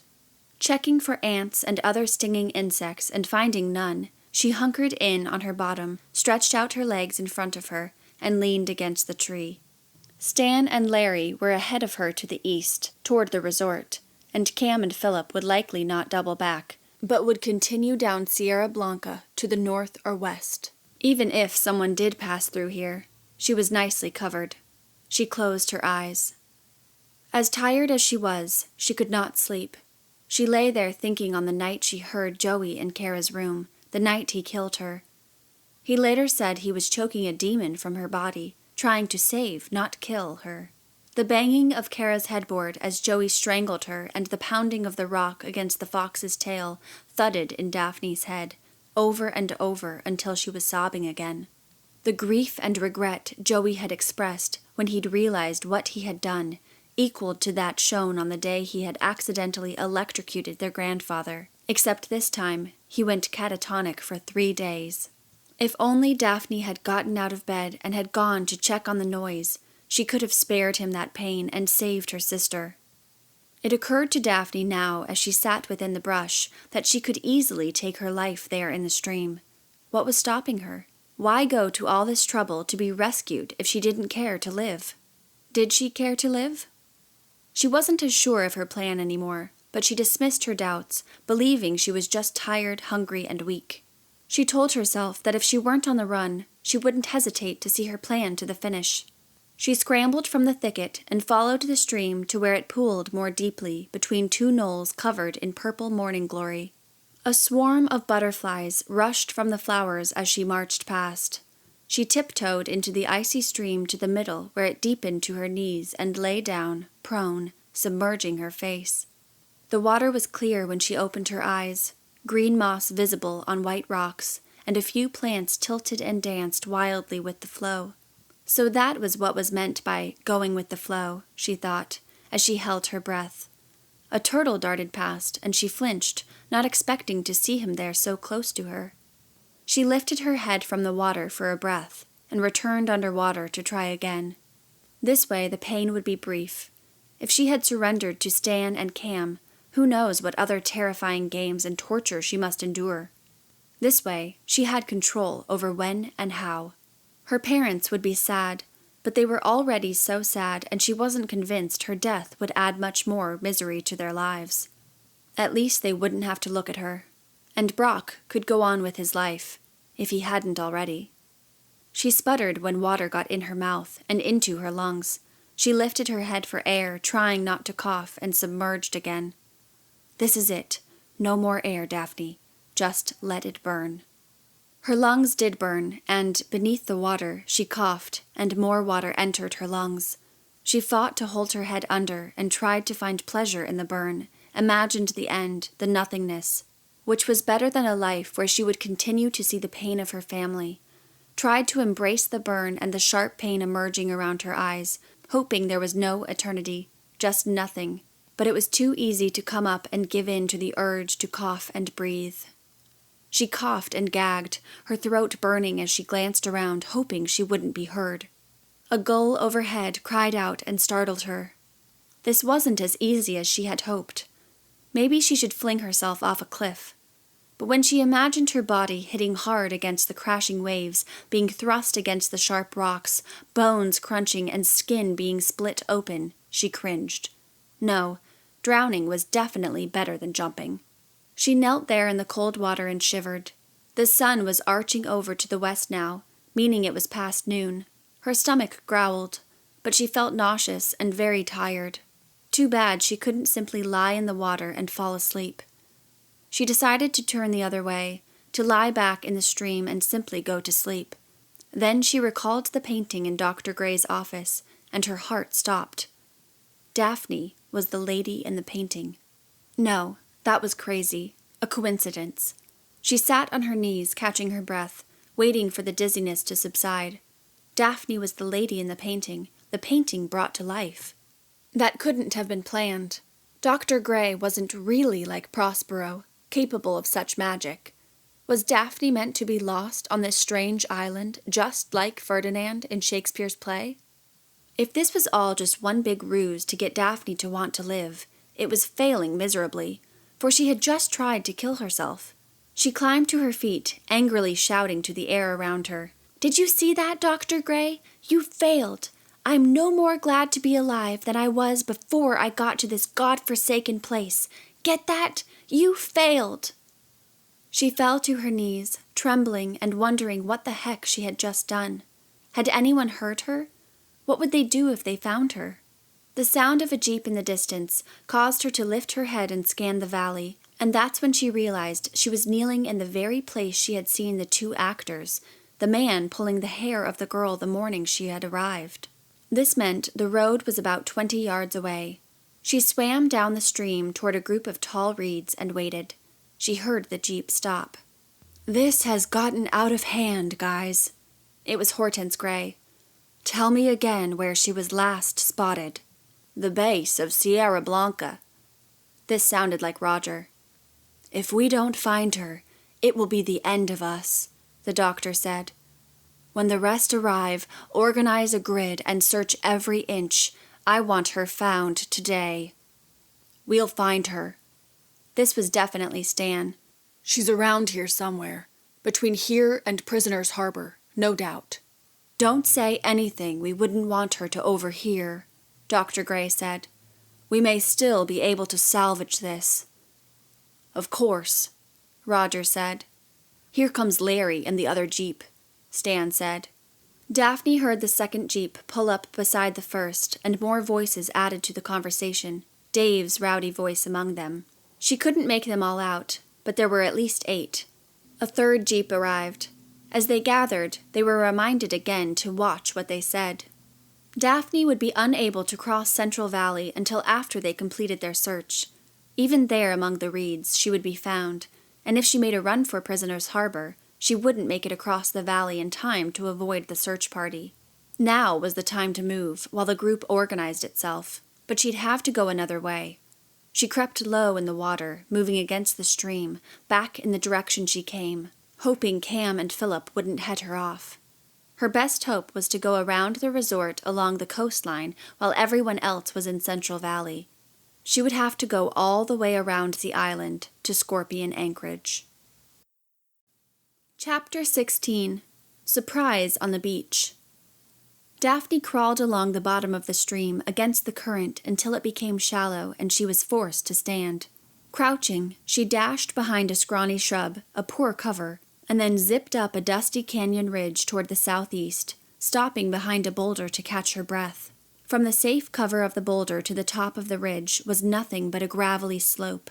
Although she couldn't be seen from Central Valley, anyone on Sierra Blanca could easily spot her if they happened to be looking this way.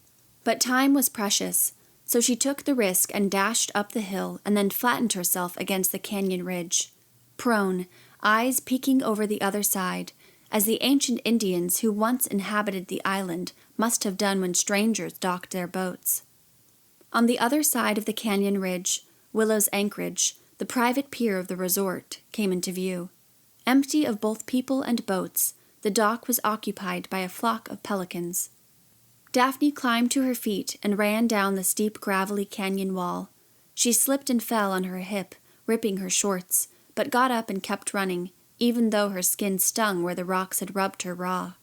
If only a boat would come and take her back to the mainland. But Hortense Gray once said this was the private dock of the resort. She ran past the pier toward the bluffs where she had watched Stan leap into the ocean a few days ago. She still couldn't believe he could betray her. It was strange, but she felt as betrayed by Stan as she had by Cam, even though she hadn't known Stan long. Cam was her best friend, but she had begun to think of Stan as the big brother she had always wished Joey could be. The bluffs were steeper from this side than she realized coming down the canyon wall. She reached out her hands and pulled her body up the bluffs. Scaling the bluffs reminded her of climbing the rock wall at her old gym at Alamo Heights, except here she had no gear and harness supporting her. Yet, as she dug her feet one at a time into shallow ledges, she felt surprisingly elated. Maybe it was because she had made it this far, so close to the resort, without having been found. She reached the top and flattened to her belly, remembering what Cam once said about the watchers. They could see her and Cam down on the beach even if they couldn't hear them. They might be able to see her up here as well. She crawled like a soldier across the top, her elbows and knees rubbed raw and stinging. From here, the ocean appeared less brutal, and she considered leaping in it like Stan had done that morning a few days ago. He had done it repeatedly and had loved it. If he could do it, why couldn't she? And if the water slammed her into the stone and killed her, would it matter? She recalled the glass-bottom pool and how much pleasure she took from swimming a few days ago. While kayaking, too, before the incident with the tide, she had been fascinated and excited and full of a kind of joy. The sea lions and stingrays and the falls, the paintings on the walls, the crystal water reflecting the bright sun, all had made her happy. Being with Cam again rejuvenated her and made her feel alive. Maybe it was possible to live and be happy, as long as she didn't have to face the people she had let down. Maybe she didn't need to kill herself. She could run away and start over where no one knew her. She scooted over the top and gazed down at the pristine beach below. The yellow poppies on the hills opposite her waved to her in the distance. As she soaked in their beauty, hoping for the strength to continue down the other side of the bluffs, a guy on the boardwalk caught her eye. She wondered why this able-bodied person wasn't with the rest of the search party. He gazed out over the water and then descended the steps toward the beach. As he neared the coastline, her jaw dropped open and goosebumps popped out all over her arms and legs. The guy looked exactly like Brock. It couldn't be. He slipped off his sandals and put his feet in the water. He glanced up in her direction, and she flattened as far down as she could without taking her eyes from him. The look of his face only further confirmed her suspicions. He had the same brown hair and square neck and jaw. He turned the other way toward the poppies. She quickly scooted to the edge overlooking the ocean and scaled down the bluffs and out of his view. When she was close enough to the water, she dived past the crashing waves out as far as she could reach in the cold water and swam at a diagonal against the current as hard as she could so as not to be slammed back into the bluffs. When she resurfaced, huffing for breath, she saw the guy running toward her. She stiffened, unable to react. She had hoped to go unnoticed. Where could she go? What should she do? Swim out to sea? She was a strong swimmer, but she was tired and starving and suddenly terrified. "Daphne, my God, you're alive!" It was Brock running toward her through the waves. He wrapped his arms around her. She melted into the familiar feel of those strong arms encircling her, and for a moment she forgot their history. There was only now, this moment, in his arms, and she leaned into him, exhausted and relieved. Tears ran down her face. Then reality set in as she felt the sting of her sunburn, and she pushed herself away from him. "What are you doing here?" she asked, her eyes drawn to his thick, luscious lips. "I wanted to go search for you with the others, but they said to wait here in case you made it back." "I mean on the island. We have to get out of here." He followed her through the waves toward the shore. "What do you mean?" "These people are crazy. Why did you come here?" "Because of the letter." She stopped. "What letter?" "The one you wrote." "Brock, I didn't write you a letter." "Not me. Your parents." "I didn't write them a letter." He looked confused, his brows bent. His blue eyes, deep and endless like the sky, narrowed. "Follow me," she said as she took his hand and led him to the poppies. There was a thin strip of beach, now that the tide was low, between the hills and the ocean where she hoped they couldn't be seen from beyond the boardwalk. Dizzy and light-headed, she sat on a rock. "Now tell me, what letter?" She hadn't seen him in months, and he looked good. In his snug shirt and plaid shorts, skin tanned and longer hair whipping in the wind all around his bright blue eyes. When he touched her, it burned, but not because she was sunburnt. He burned a charge through her, like jump-starting a dead battery. He sat opposite her. "They got a letter from you saying you were on this island and someone stole your credit card and you couldn't leave the hotel without paying $50,000 in charges, or they'd arrest you. Could they send you money?" "I never wrote that." "What? Then who—" "They're stealing money. That's what this is really about." She couldn't believe it, but she should have known, because everything was always about money. It occurred to her that Brock could be in on it, and the whole bit about the letter and the credit card charges was a lie. What if what Cam had said about her mother sending her here for therapy was true, and Brock had been brought in to help? "Your mom was worried. She asked me to come." "Did you just arrive?" "Wasn't easy to find this place. Kept getting the runaround." "So you got here today?" "Yeah, this morning. Couldn't believe it when they said they didn't know where you were." "What did they say? Who'd you talk to?" "This black chick named Hortense Gray. Said you went off exploring and hadn't returned. She took your mom's check but wouldn't let me help with the search. In fact, She didn't seem pleased to see me. Wants me on the first boat out of here. They play strange games here. I was almost killed when a horse threw me. Are you joking? She searched his eyes. Tell me the truth about what you know. I'm really tired. All I know is what your mother told me. You were almost killed? Yes, and then I had a gun trained on me. A gun? Jesus. We got to get off this island. We'll have to follow the coastline all the way back to Scorpion Anchorage. That's toward the mainland, right? We passed that coming in. Yeah, let's get going. Daphne turned to go, but Brock grabbed her arm and turned her to face him. Again, a charge jolted through her from his skin through hers, something more than a sting of her burned skin. Wait, when was the last time you ate or drank anything? She pulled her arm away. They're searching for me as we speak. Come on. The resort is dead except for a few women lounging by the pool. This one chick named Emma started flirting with me till she got my name. She said, "Daphne's Brock?" I hadn't heard that in a while. He gave her a warm smile.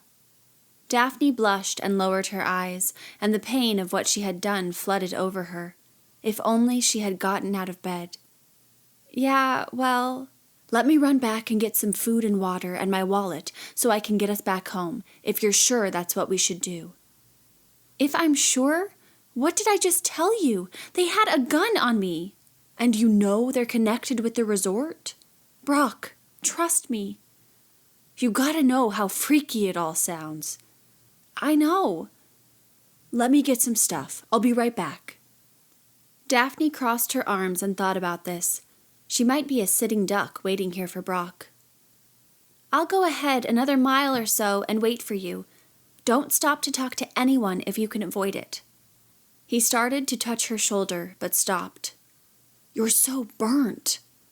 Listen, Brock, there are cameras everywhere. They even had a camera on a fox trained to follow me. The memory of his little body curled helplessly in her arms made her wince.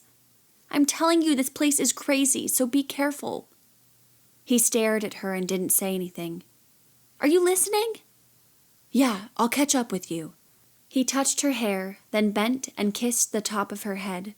Heat surged through her all the way down to her toes. I've missed you, Daph. He turned to go. I'll find you. Keep an eye out for me. It took her several minutes to recover. She hadn't seen Brock since New Year's Day when he came to see her in the hospital. She hadn't wanted visitors because she was still getting used to the idea that she was alive, but he had come anyway. She wouldn't look at him, wouldn't talk to him. He had said he would pray for her, and had left. Before that, it had been November. She had just dropped out of her senior year of high school, even though Brock had begged her not to do it. You're so close, he had said. But Kara didn't get to graduate. Joey didn't get to graduate. Why should she when it was all her fault that they hadn't? She could have saved Kara's life had she gotten out of bed, and saving Kara might have stopped Joey from falling off the deep end. 2 weeks after she dropped out, Brock came to say they should take a break. She didn't see him again until New Year's Day, the day that wasn't supposed to come for her. And today, 6 months later, he took her in his arms like they were good friends, maybe even boyfriend and girlfriend, like nothing had gone wrong. Had her mother made him feel obligated to come, or had he wanted to see her? Tears rushed from her eyes as she hiked along the thin strip of beach near the poppies toward the east, weak and dizzy, and her hip hurting from where she had fallen and scraped it. A yellowish bruise formed around it. Why had Brock come? She laughed at herself, out loud, scaring a gull from its perch on a nearby rock. Here she was being tormented by a bunch of freaks on a remote island, and her primary thought was about Brock's motives? Come on, Daphne. But she couldn't help herself. She had made him miserable with her inability to ever be happy again. She wouldn't allow herself to be happy, and she didn't want Brock to suffer, so she had begun to shut him out little by little until he couldn't take it anymore and left her. In another world, where Kara was still alive, where Joey hadn't electrocuted Grandpa and then sunk into psychosis, in that world, Daphne would love Brock like she could love no other, and they would live happily ever after. But this wasn't that world. So why had he come? He could have told her mother no, if she had indeed asked him to come. Whether to bring the check as he said, or to participate in the therapeutic games. Either way, he could have said no, and he hadn't. Chapter 17. The Body Beneath the Pier. The thin strip of beach ended with more massive rocks for Daphne to climb if she was to make her way around the coastline to Scorpion Anchorage. As she reached up with her hands to find a grip, she saw her own burnt arms, and the stinging she'd been only mildly aware of hit her full force. She grit her teeth and bore the pain, for there was nothing else to do, and she climbed the rock, little by little, searching for lodgements for her feet, finding a new grip, heaving herself up, until she was at last on top, only to find another rock must be climbed to move forward. The sun baked her, but the wind had picked up, cooling her the higher she climbed. When she reached the summit, she looked to the east where the island curved north, and though she could not see Scorpion Anchorage, she was amazed to see the coast of California and hundreds of boats in the distance. None of them were close enough to see her, but the sight of them filled her with tremendous hope, and she leapt in the air, waving her arms. She would get off this island. She could feel it. Realizing she might make herself more visible to those following her, she stopped gallivanting about and jogged across the headland, passing an old wooden sign that read, Bowen Point, and scaled down the side of the bluff to where rocky terrain sloped inland through a thin copse of scraggly trees. Further inland, the brush grew thicker and the trees taller, but here the leaves were few and the shade hardly worth standing in. Because her skin stung, she stood there for a moment, the approaching bank barely visible between the jutting rocks. She could stay there and wait for Brock, but the landscape penned her in and provided little chance of escaping if the wrong person were to discover her. So she trudged onward toward the bank, between the rocky cliff edges on either side, and out onto the sandy embankment leading, in the distance, to another pier. Although this strip of sand was wider than the one by the poppies, it was encroached upon by massive slabs of rock divided by gaps, one of which had led her from the scraggly trees to where she now stood. But there were other gaps between the crags, and the notion that someone might appear through one of them at any moment urged her past them toward the pier. The sand was as pristine here as the beach at the resort, and although she jogged across it, she couldn't help but appreciate the way the water, with its diamond-like sparkle from the sunshine, lapped up to meet it. She could still see the boats miles off in the distance and on the horizon toward the east, not as visible from Bowen Point, the mainland. As she approached the pier, she noticed a sea cave tucked beneath the last mound of rock, where the beach gave way to ocean, so she passed the pier and jogged down to the last foot of sand and peered inside. The water was deep where it rushed into the cave, and she imagined there might be all manner of sea life thriving there. Sure enough, before she took her eyes away to inspect the ceiling, she saw a stingray circle at the surface and disappear again into the depths of the water. She recalled what Larry had said about the stingrays and the tide, and realized it must be coming in. Before seeking higher ground, she looked up at the walls of the cave as far back as she could, and was amazed by the presence of petroglyphs, like those in the caves Larry had taken her to in the kayaks. Dolphins, sea lions, sharks, pelicans, and other figures were visible in crude form carved and painted along with other symbols Daphne did not recognize. A rush of water covered her shoes, reminding her of the tide, so she turned back up the embankment toward the high rocks when an object floating beneath the pier caught her eye. A hump of pale gray, resembling a dead dolphin, rocked back and forth with the waves. She walked to the edge of the sand to the wooden steps to get a better look. Still unable to make it out, she climbed the steps and peered over the edge. It was hung up on one of the wooden legs of the dock, rocking, but not drifting, with the tide.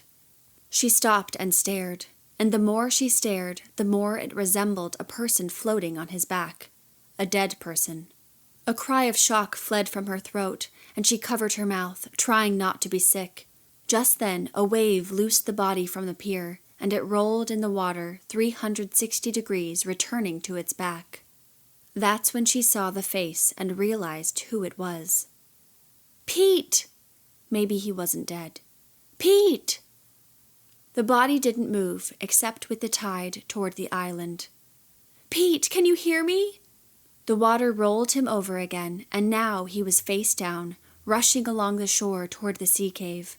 Another wave took him under, and she lost sight of him for a long moment until he popped up again, several feet away at the mouth of the cave. He rolled once more, landing on his back, but his face remained without expression. Pete! She thought of jumping in and shaking him. Maybe he was simply knocked unconscious and was still alive, but before she could act on this idea, another wave swept him into the cave. Daphne climbed down the wooden steps and ran back down the bank to where the water reached her knees, following Pete until his body disappeared in the dark depths of the cavern. Should she follow? The water slapped against her chest, threatening to wash her in after him, but too frightened by what sea life might be lurking there, and even more frightened of getting trapped underwater by the tide, she ran against the current back to high ground and through a gap in the crags to the grassy knolls further inland. Poor Pete. Once she caught her breath, she climbed over the sea cave and further east, away from the high rocks to a gentler terrain of sand and dirt and grass, and, wonder of wonders, a giant sprawling oak with real shade. She went to it. Oh my God, Pete! And again, out loud, inexplicably, she cried, Kara! She rubbed her eyes as sweat and tears blinded her and nausea threatened to make her vomit. Pete must have failed in the kayak. He'd been so desperate to get off the island, he'd sacrificed his life. She fell beneath the oak and wept. Poor Pete. Now his son would never have the opportunity to invite him to visit in Costa Rica, and his brand-new granddaughter would never meet him, nor would his daughter, Daphne's age, ever set eyes on her father again. Tears slid down her face, and the image of Pete floating and rolling in the sea made her stomach churn. If she had believed before that Stan and his gun might have been one more exercise in a strange therapy, she could no longer. With Pete dead, there was no doubt in her mind she and Brock were in danger and needed to find a way off the island as soon as possible. For now, she would wait here for Brock, since it was open to multiple escape routes and had low branches to hide her as she sat on the ground, facing the sea with her back to the thick trunk. Brock would pass by here if he came this far. Suddenly, she worried she had gone too far. Too exhausted and upset to turn back, she sat there, determined to give him a chance to catch up with her and hoping he'd come. She couldn't believe Cam had brought her here. She suddenly worried he, too, might be in danger. Maybe he didn't know what was really going on. That was the only reasonable explanation, but she couldn't save him without getting caught. He'd be better off if she got off the island and returned with help.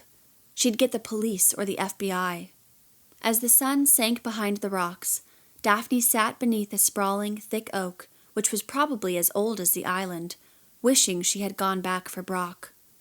She shivered in the breeze, her red skin breaking out into goose flesh, her body sore and tired. Why hadn't he found her yet?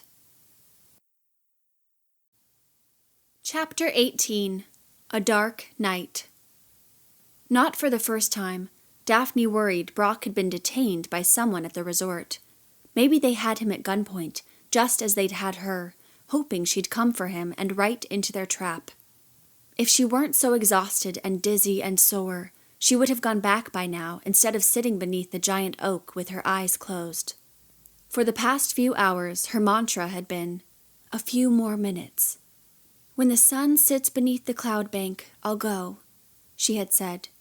But when the sun was no longer shrouded in white, she cringed, exhausted and weak. "When it reaches that headland, I'll go." Once again, she could not muster up the strength. Now the sun was no longer visible from where it set on the other side of the island, and soon dusk would settle over her, and then darkness. Although she was frightened of spending the night in the dark alone, she knew there were worse things, and so had resigned to stay. She might have been happy to sit there with the old oak tree, confident the search for her would be put off for the night, if it weren't for her fear that they'd harmed Brock. Sure, they would use him for bait, but that didn't mean he'd be live bait. Then it occurred to her that he might have injured himself on his way to find her and could be lying on the beach or at the bottom of a ravine, unable to go on. The memory of Pete being swept by the tide into the cave chilled her. Brock could be dying, and here she was on her butt against a tree. She had to go back and look for him. She couldn't make the same mistake she'd made with Kara. She climbed to her feet, using the tree for balance, her legs wobbly and her back sore. Finding her footing in the sandy dirt, she trudged swiftly in the direction she came, aware that dusk was upon her and night was coming. She climbed up the hill toward the rocky crags above the sea cave that had swallowed Pete, and then down past the pier along the beach as dusk gave in to darkness. The steep bluffs of Bowen's Point made her cry as she dragged herself back up to the summit. She had zero energy and was on the verge of fainting from lack of food and water. But she made it up to the headland and the old wooden sign. She fell to her knees to catch her breath. When she lifted her head toward the mainland, she was shocked by all the beautiful light shining from the California coastline.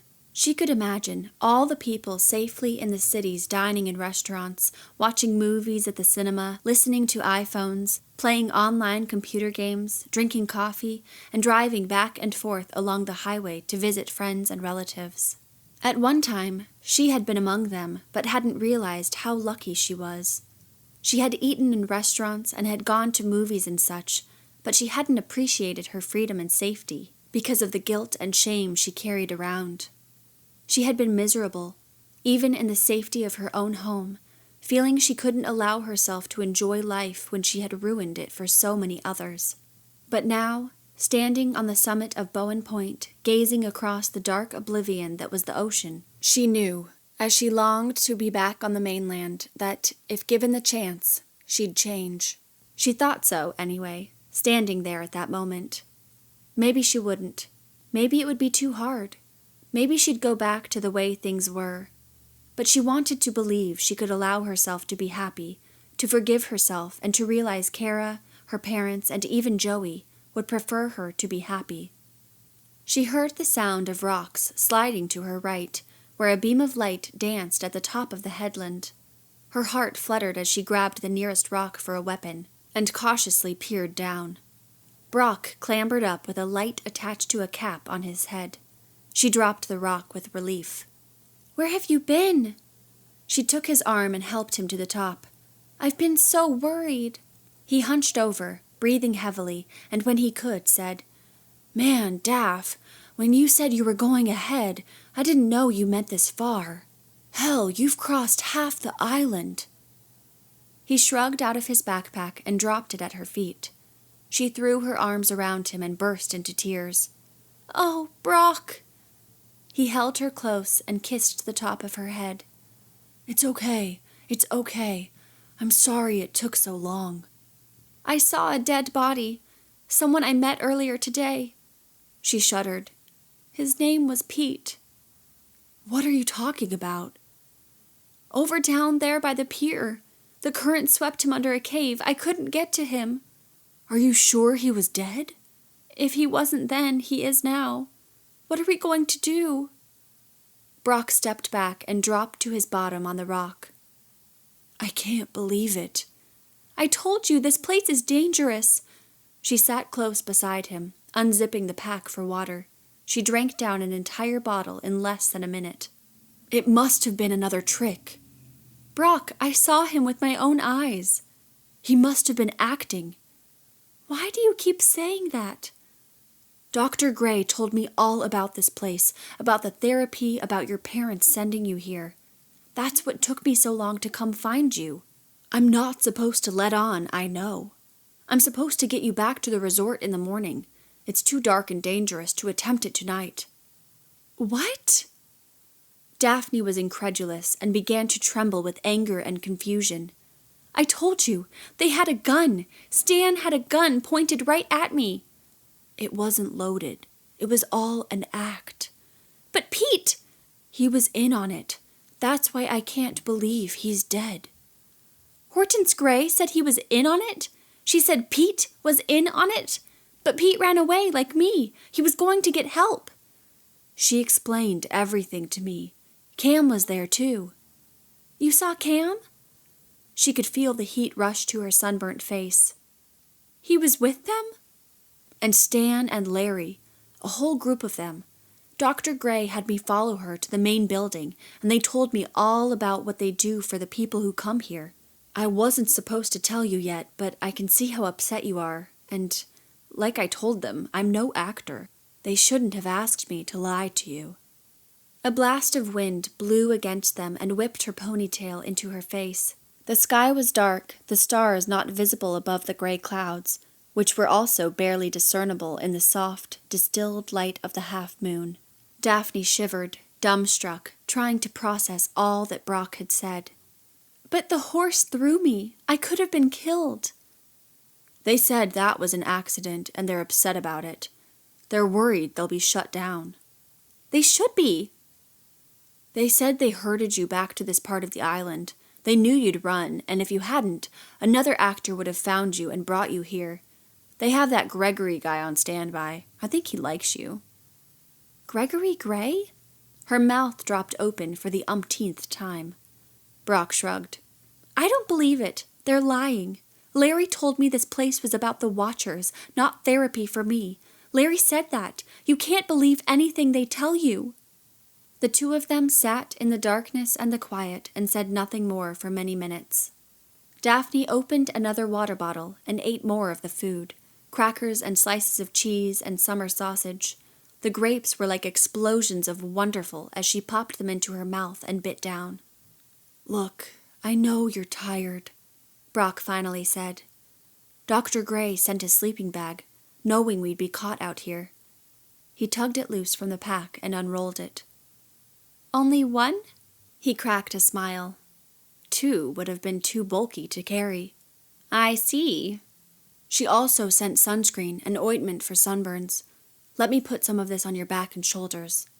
Although the ointment gave her goosebumps, it soothed her burnt skin and brought her relief. Sounds of pleasure escaped from her lips as he coated the cream across her back where her halter top had failed to protect her.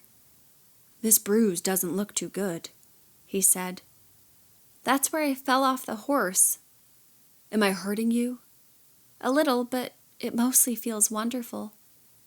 He rubbed more of it along her shoulders and arms. She reached for the tube so she could apply some to her legs and face, but he snatched it away and whispered, Let me. So she closed her eyes as he gently applied the cream all over her sore, tired, burning body. Over and over she said, Oh, thank you, thank you. When he had finished, he unzipped the sleeping bag and crawled inside. I'm sorry all this has happened to you, and I honestly don't know what to think. I doubt your parents would have sent you here if they knew what it was really like. Did my mother actually tell you she and Dad sent me here? No. She told me about a letter and asked me to bring a check. Dr. Gray said that was all to get me to the island. You weren't expecting... No. So they could be lying. Don't you see? Wouldn't my parents have said something to you? I don't know. I don't know what to think. Bet you're sorry you got mixed up in all of this. He lay down and linked his hands behind his head, gazing up at the sky. I'm not sorry, Daph. I've missed you. Her throat tightened and tears rushed to her eyes. Really? Yeah. I've been hoping you'd call. You could have called? Wouldn't do any good if you weren't ready. She thought about that. No, I guess not. I've been in touch with your parents. Checking up on me? Of course. But they never seem to know anything either. We're all so worried about you, especially after last New Year's. Don't talk about that. They were quiet again until he said, Come here. She screwed the lid back onto the plastic water bottle and climbed into the sleeping bag beside Brock, resting her head on the crook of his arm. As she stretched her body and relaxed, an involuntary sigh escaped her lips. It's too bad we can't see the stars, Brock said. Daphne closed her eyes. I'm too tired to care. Try to get some sleep. I won't let anything else happen to you. If you want to leave the island, I'll make it happen. She couldn't resist giving him a soft kiss on his cheek. I'm so glad you're here. I'm not as scared now. He leaned over and touched his lips to hers. Tears slid from the corners of her eyes and dripped down to her ears. God, Daph, it's been so hard without you. She yielded to his kisses and kissed him back, wrapping her arms around his waist and turning to her side to press her sore body against his. I'm so sorry, she whispered in between kisses. I'm so sorry I hurt you. His warm, damp tears bled onto her cheeks, and she pressed her hand against his back and pulled herself hard against him. I still love you, you know, he said. I know. Oh, Brock. She kissed him again. I love you too. It was never about that. I know. He rubbed her sunburnt arm. Ow. Sorry. I can feel the heat coming off your skin. Poor Daph. Try to get some rest now. She nestled against him and closed her eyes and felt at peace. Chapter 19. Love Beneath the Oak. Sometime in the middle of the night, the clouds broke. Brock whipped the sleeping bag over their heads, but soon they were drenched, Daphne's newly burnt skin unable to keep her warm in the wind. She shivered all over. They struggled from the bag and gathered their things with the light on Brock's cap providing little help in the thick rain. The lightning in the distance illuminated the headland as they made their way down toward the east. The rain turned the white stones slick beneath their feet, and as they scaled down the side, they slipped and half fell to the next level of rock before finding the path to the beach. They ran across the now wet sand, past the pier, and through the narrow gaps between the crags, resting for a moment beneath a cliff edge, but because it provided no protection, they ran on until they came upon the sprawling old oak. They crawled beneath the thick branches and sat with their backs against the trunk, shivering and panting beside one another. Only some of the deluge made its way down to them through the manifold of twisted branches and leaves all around them. Are you okay? Brock put an arm around Daphne. She nodded. Just cold. The sleeping bag's worthless. Shivering, teeth chattering, unable to speak, she nestled against his wet, warm body. He lifted her chin and pressed his wet lips against hers, sending shocks of heat through her. He whispered at her ear, I'll take care of you. Go back to sleep. Wrapped in his arms, his warm breath against her neck, she relaxed and, despite the torrent, fell asleep. In the morning, Daphne was awakened by the sound of her own name being whispered near her ear. She smiled and opened her eyes and stretched under the oak tree with the damp sleeping bag beneath her head and her own hair tickling the sides of her face with the gentle breeze. The water lapped the shore a dozen yards away, and the sun, low in the cloudless sky, hid behind the rocky bluffs. 100 birds called out to one another from where they roosted in the thick branches above. Where was Brock? She sat up and looked around, her stomach clenching. This is not the haunted side of the island. The whisper came again, this time behind her. Daphne. She jumped to her feet and ran in all directions, but saw no one. Could it have been the swaying of the leaves? Out in the sea, Brock jumped over the waves with his hands in the air, his bare back to her, and he was shouting, "Woohoo!" repeatedly. A smile crossed her face at the sight of his revelry, and she decided she was just tired and edgy and was hearing things that weren't real. She fished through the backpack for more grapes and then, carrying a bunch, walked across the sand to join Brock in the sea. The cold water crawled up her legs toward her thighs, and she let out a squeal when it reached her waist. "Hey," Brock said. "You look happier this morning. Should we head to Scorpion Anchorage right away?" They think I'm bringing you back, remember? They won't search for us for a while." She popped a grape in her mouth. "Want one?" "No thanks. Sleep all right?" "Guess so. You?" "Best night of sleep I've had in months." Daphne laughed.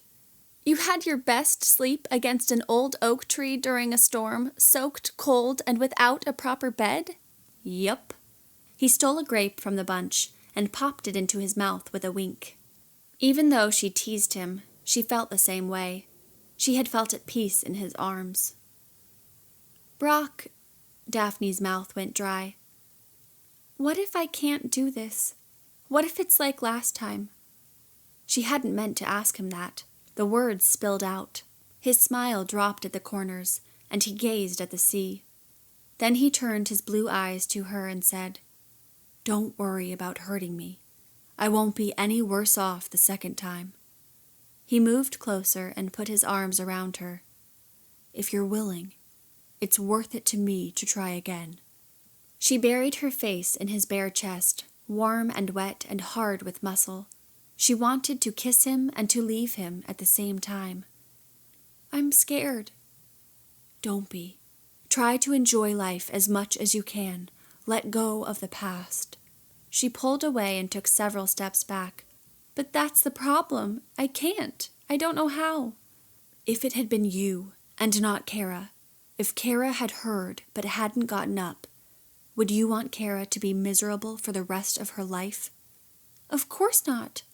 "What if she is watching you from heaven? What if she has to witness your suffering?" "Are you going to say I'm selfish again?" "I shouldn't have said that. I'm sorry." He stepped toward her. She narrowed her eyes, unable to control how defensive and angry she felt. "But you believe it, don't you?" "No. I understand better now. I've done a lot of research on survivor's guilt, which is what you have." "No shit, Sherlock." She gasped at her own cruelty. "I'm sorry. Oh, Brock, I didn't mean that." He clenched his jaw and walked past her toward the shore. "It's okay." She followed him. "What did you discover in your research? Anything helpful?" "Sure." "Like what?" "Like, it's easier to believe you could have done something to change what happened than to accept your own helplessness." She stopped dead in her tracks, the water washing over her calves. He stopped, too, and looked back at her. She thought about that. Was that what she was doing? No. "I could have done something. If I'd have gotten out of bed, Kara would be alive." "Maybe." He kept walking. "Maybe not. Maybe you'd be dead, too. We'll never know." She followed him through the waves toward the beach and back to the oak. She thought about what he'd said. Was she fooling herself into thinking she could have prevented Kara's death? She wished it had been her instead of Kara. Tears sprang to her eyes as she peeled through the branches and sat against the thick trunk of the tree. Brock dusted off and rolled up the sleeping bag. "It should have been me," she said out loud. "I don't mean to sound like a baby, but it's true. She was smarter and faster and prettier, and I was so jealous of her. I hate that about myself. I wish I could have been happy for her, but I wanted to be better than her, and I wasn't. Not at one single thing." The tears ran down her cheeks, and her body shuddered. "I hate my self-pity, but I really do believe even my parents wish it had been me instead of Kara." Brock knelt on the ground and tied up the sleeping bag to the backpack, shaking his head. "No wonder you're miserable." Daphne's mouth fell open. "Wouldn't you be?" He stood up with his hands on his slim hips and looked down at her. "First of all, I doubt they wish it had been you. You wish it had been you. They wish it had been them. That's survivor's guilt.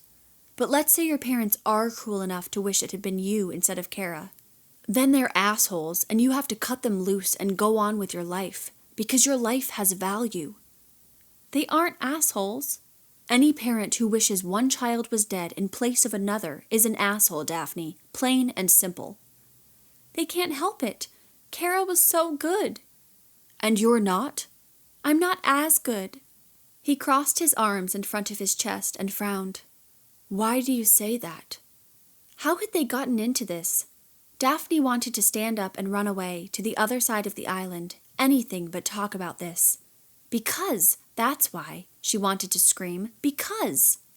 Before she knew what she was saying, she was shouting, Do you know what the last thing I said to her was? She had borrowed my favorite Hollister shirt without asking. I didn't know until we got home from school. She was in junior high and I was a sophomore, and I made her take it off right away, right there in the living room, afraid she'd get her supper stains all over it. When she took it off and handed it to me, She broke into sobs and shouted through the lump in her throat. I swung it at her and told her she should ask next time. She said she would have asked, but she left for school earlier that morning and didn't want to wake me up, and Mama said it was okay. I yelled that it was my shirt, not Mama's, and I was planning on wearing it. She said all her shirts were getting too small. I was such a bitch. Who cares about a shirt? I was 15 and she 13, and I was hitting her with a stupid Hollister shirt. The truth is, she looked better in it. We didn't speak to each other all night. Joey heard us screaming at each other, and he sided with me. He wouldn't have thought she was possessed if I hadn't gotten so mad at her. Wouldn't have gone in her room. Oh, Brock, don't you see? My stupid tantrum, my idiotic jealousy made him kill her. Daphne covered her face with her hands, so ashamed. She hadn't told anyone this, and hadn't meant to. She didn't want anyone to know how petty she had been, how mean she had been to her sweet sister the day before she died, and how truly, unalterably, Kara's death had been her fault. Brock fell to his knees and took Daphne in his arms. He held her so tight that it hurt, but it hurt in a good way, a comforting way, and she was glad. He didn't say anything, but he held her until she stopped shaking and sobbing and was still.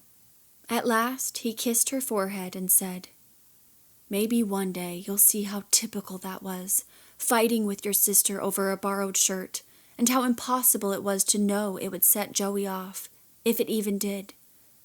Now let me put some of this sunscreen on you." "Wait a minute." She searched his eyes. "Are you still saying it wasn't my fault, even after what I just said to you?" "That's what I'm saying."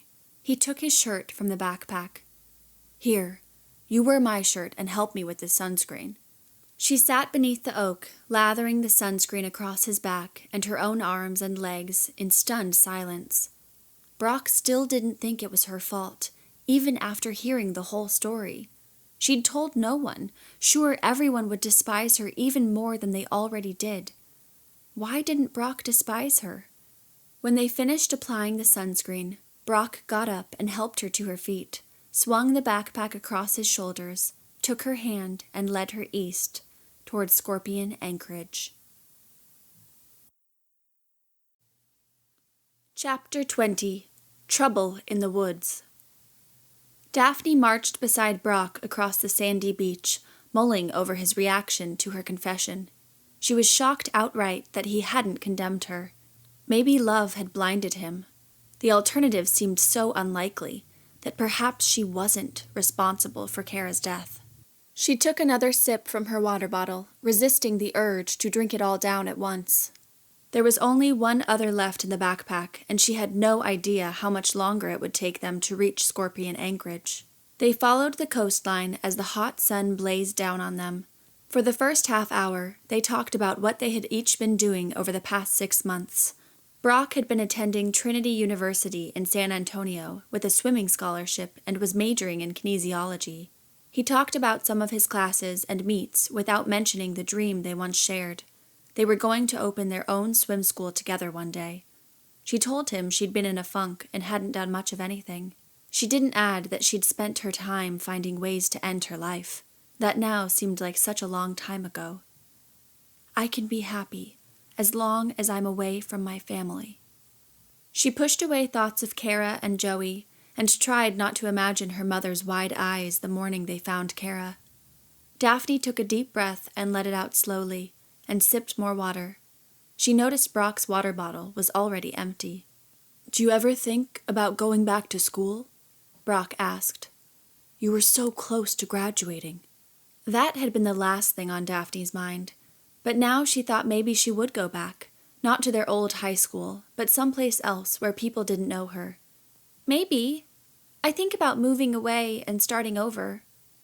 He squeezed her hand. "Do you see me in the picture?" She smiled. Any picture would look nicer with him in it, but out loud she said, "I'm still thinking about it." He returned her smile, though he looked hurt, and she wished she could take it back. As they walked along the surf, trying to stay cool with their shoes in the water, she kept her eyes out toward the sea in search of boats. The only visible ones were too far away. Occasionally, she'd wave her arms at one that seemed closer than the others, but this had no effect. "So where would you go?" he asked after a while. "Huh?" "You said you think about moving away and starting over. Where?" "Anywhere. It doesn't matter." "If you had a choice and could choose anywhere, where would it be?" It used to be someplace with a beach, but not anymore." She laughed. "Maybe Alaska?" "That would be a pretty big change from Texas." "Yeah, and I don't really like the cold." She picked up a shell and threw it into the ocean. "I don't know. Maybe Europe? Maybe Paris or London?" "I'd want to go to Colorado and live in the mountains." "I guess our swim school would have to be indoors." She couldn't believe she said that. He gave her a look of surprise and then smiled. "Yeah, it would have to be." After an hour or so, she let go of Brock's hand and bent over the surf to wet her arms and legs. It was just too dang hot. When they trudged across the sand around a bluff, Daphne couldn't believe her eyes. Trees! These weren't the scraggly trees she'd seen so far on the island, with the exception of the huge ancient oak. These were tall, lush, and multiple trees. In fact, collectively, they could even be called a forest. "Let's get you out of this sun," Brock said, also noticing them. "Before you turn into a lobster." The canopy was thick and blocked most of the sunlight. Consequently, the ground consisted of dirt and rock and very little grass or undergrowth. It took a few minutes for Daphne's eyes to adjust from the blinding sun on the beach to the near darkness in the woods. She stopped for a moment, closed her eyes, and sighed.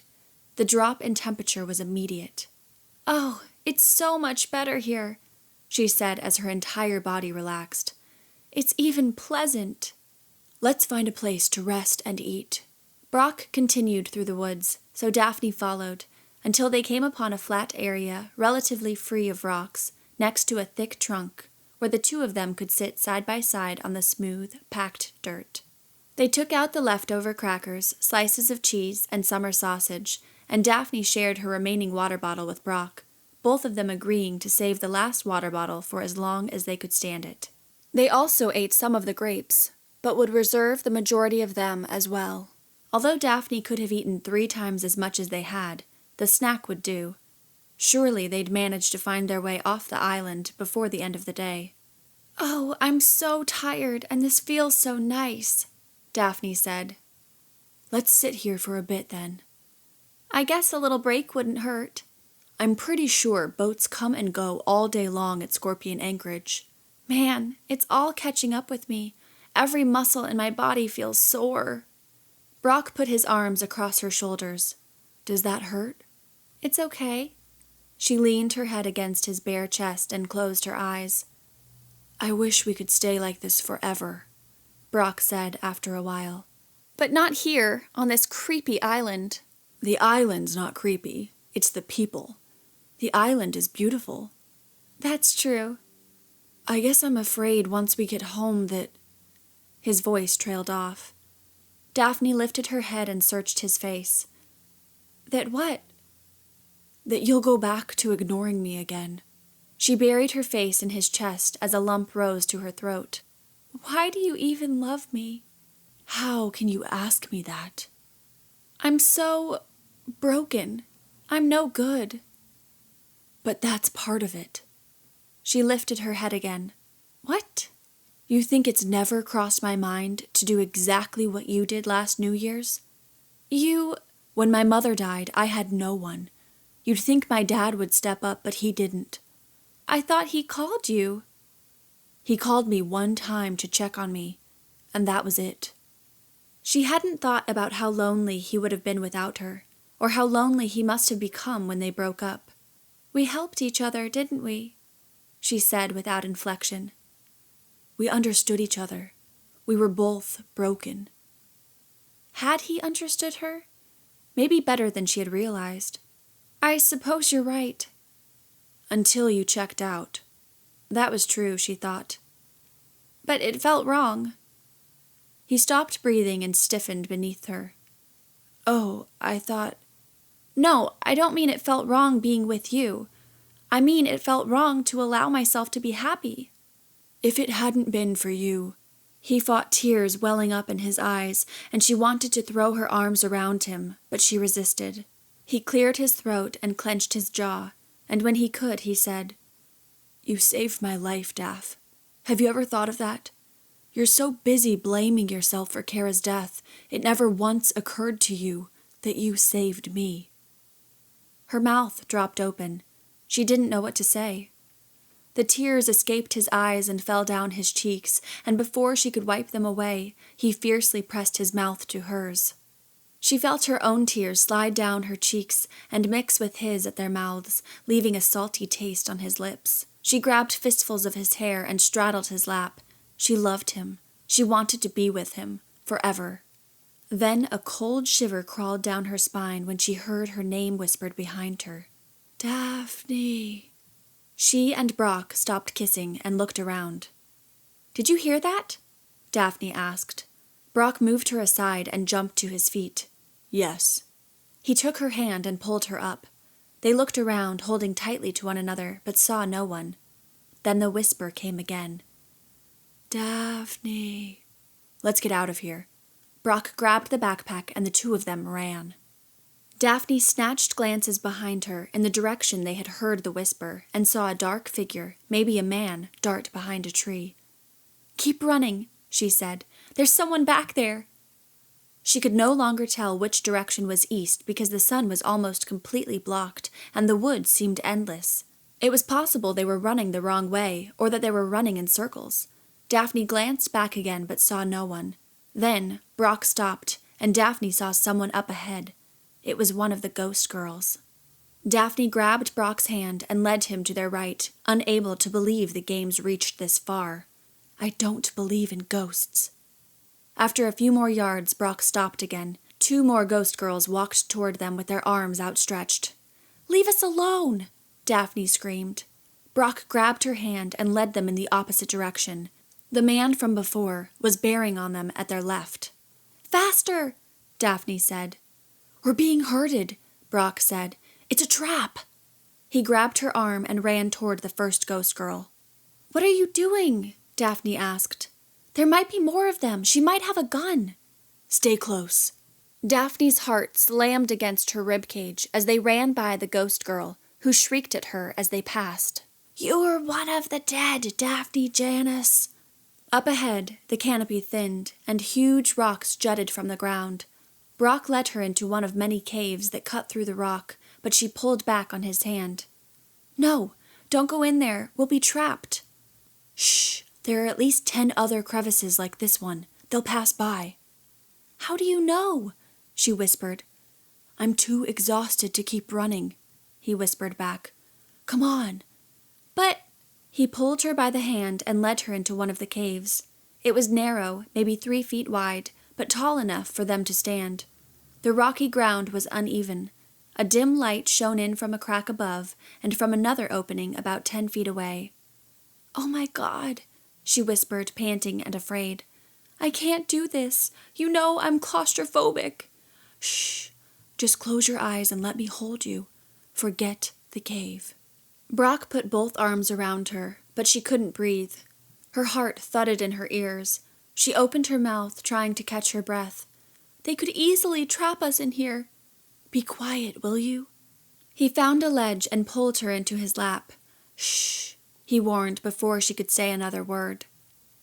They could hear rustling outside, the sound of shoes moving over rocks. Daphne froze, moving only her eyes from side to side to the 2 openings on each end of the cave. "They went this way!" a girl shouted.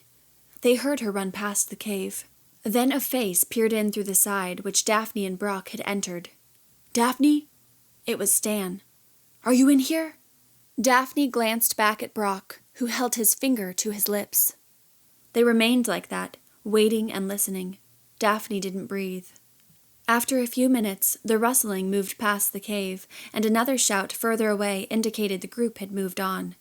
Daphne scrambled from Brock's lap, but he grabbed her hand before she could exit the cave. Softly, he whispered, "Wait, make sure it's not a trick." She went into his open arms and laid her cheek against his chest, eyes closed, trying to forget the feeling of the cave walls closing in on her.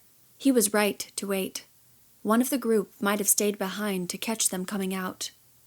Brock kissed her hair and then took her face in his hands. She could barely see him in the dark. He pressed his lips to hers and then swept his mouth across her chin to her ear and then down her throat. She sighed with pleasure and ran her hands through his hair. If he was trying to distract her, it was working. He pulled her body hard against his so that every part of her pressed against every part of him. She ran her hands along the muscles in his back, his shoulders, his arms. His hands moved from her waist to her back, and she gasped with pain. "My sunburn," she whispered. "Sorry." "It's okay. We should probably get out of here anyway." He took the lead, heading the same way they had entered. She waited while he looked around, and then, when he beckoned her, she followed him into the light. Chapter 21. Tripped Up. The woods soon gave way to more rocky crags they must either climb or go around, and since going around also meant the possibility of running into the ghostly crew, they opted to climb. Daphne's muscles ached when she dug in her feet and pulled herself up. At least the wounds on her leg and hip were scabbed and no longer bleeding. The wind lifted her ponytail and cooled her skin, moving through Brock's shirt and up her shorts. "Stay close to the rock," Daphne warned. "We don't want to be spotted." Once she reached the summit, she lay flat on her belly and looked over the edge. She gasped because she saw something she had never seen before, even from the peak of Mount Diablo. A tower. "That must be the naval tower," she told Brock once he had clambered up beside her, flat on his belly too. "Cam told me about it on the way over. Real naval guards should be manning it." "What do you mean real, as opposed to unreal?" She quickly explained what had happened with the girl in the valley and the interview with the supposed guards. "This place is really screwed up," he said when she had finished her story. "Do you think the real guards could help us?" she asked. "I would think so. What do you think?" "I say we go for it and get help." They made their way over the rocky crags and back down toward another patch of lush trees. It was shady here, and the wind was gentler, and soon they came upon a path that led to a spring. Daphne knelt by the water and submerged her face. She allowed some of the water to rush into her mouth. It tasted fresh and delicious. "It worries me that we can't see the tower from down here," Brock said. "But this spring and this path must lead to it, don't you think?" "Yeah, I would think so." Then she said, "I need water." The little taste from the spring hadn't been enough to quench her thirst. He turned around so he could get the last bottle from the pack. Now that they could refill it with the spring water, there was no reason to conserve it. She gulped down half of it and then asked Brock if he wanted some. "It's so good," she said. He drank the rest of it and then bent over the stream and refilled the bottle. Keeping their eyes out for signs of the others, they picked through the trees beneath the songs of birds and a new mossy smell, until they came upon a paved road running north and south. The south would lead them back to where they started, so they headed north. It was nice to have the sun and a sense of direction again. The heat off the pavement made Daphne hot and sticky, and the sweat stung her sunburnt skin, but the smooth road was easier on her feet, even though it was uphill. "I liked it better in the woods," Daphne said after a moment, not meaning to complain. "I think I see something up ahead." She craned her neck. "What?" "A jeep." "Not from the resort." "I hope not. Let's get off the road." They darted into the trees and crept toward the jeep for a better view of its passengers. "Can you see anything?" Daphne asked. "Not yet." They trudged on, and soon Daphne saw the jeep and two men wearing white navy uniforms standing on the road talking. "Thank God," she said. "Maybe they can help us." She stepped onto the road ahead of Brock, but then she thought better of it. What if they were part of Hortense Gray's lot? Before she could retreat, one of the guards turned and spotted her. "What are you two doing way out here?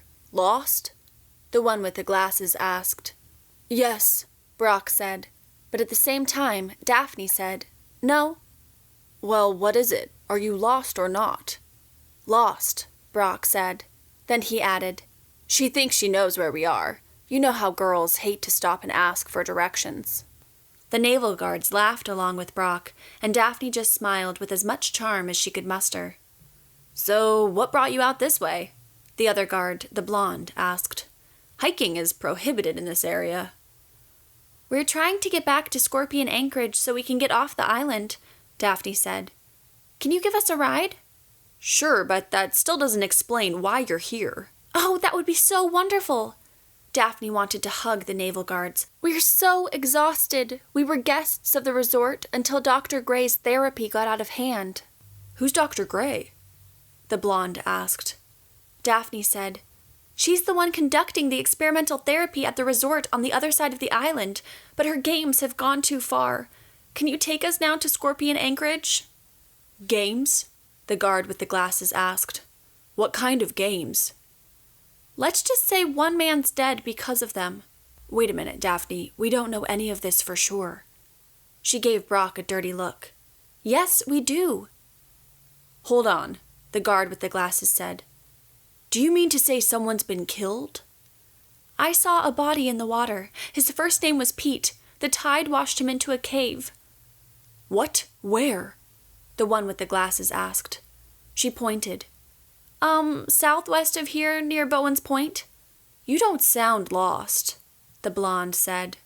Daphne and Brock exchanged worried looks. The guard with glasses asked, "Can you take us to where you saw the body?" Daphne glanced again at Brock, and he shook his head and shrugged. "We really want to get off the island." "Not if there's a dead body," the officer said. "We'll have to launch a formal investigation, which means shutting down all ports." "Get in the jeep," the guard with the glasses said. The other guard climbed into the driver's side, radioing his alert. The last thing she wanted was to be detained on the island. What if the naval officers took them back to the resort to question the others? Daphne glanced up at Brock with wide eyes, and hoping he'd take her lead, she threw her water bottle at the guard standing next to her and ran across the road and into the woods on the other side. She glanced back to see Brock on her heels, but one of the guards wasn't far behind. "Stop!" the guard ordered. "Stop or I'll shoot!" "This way."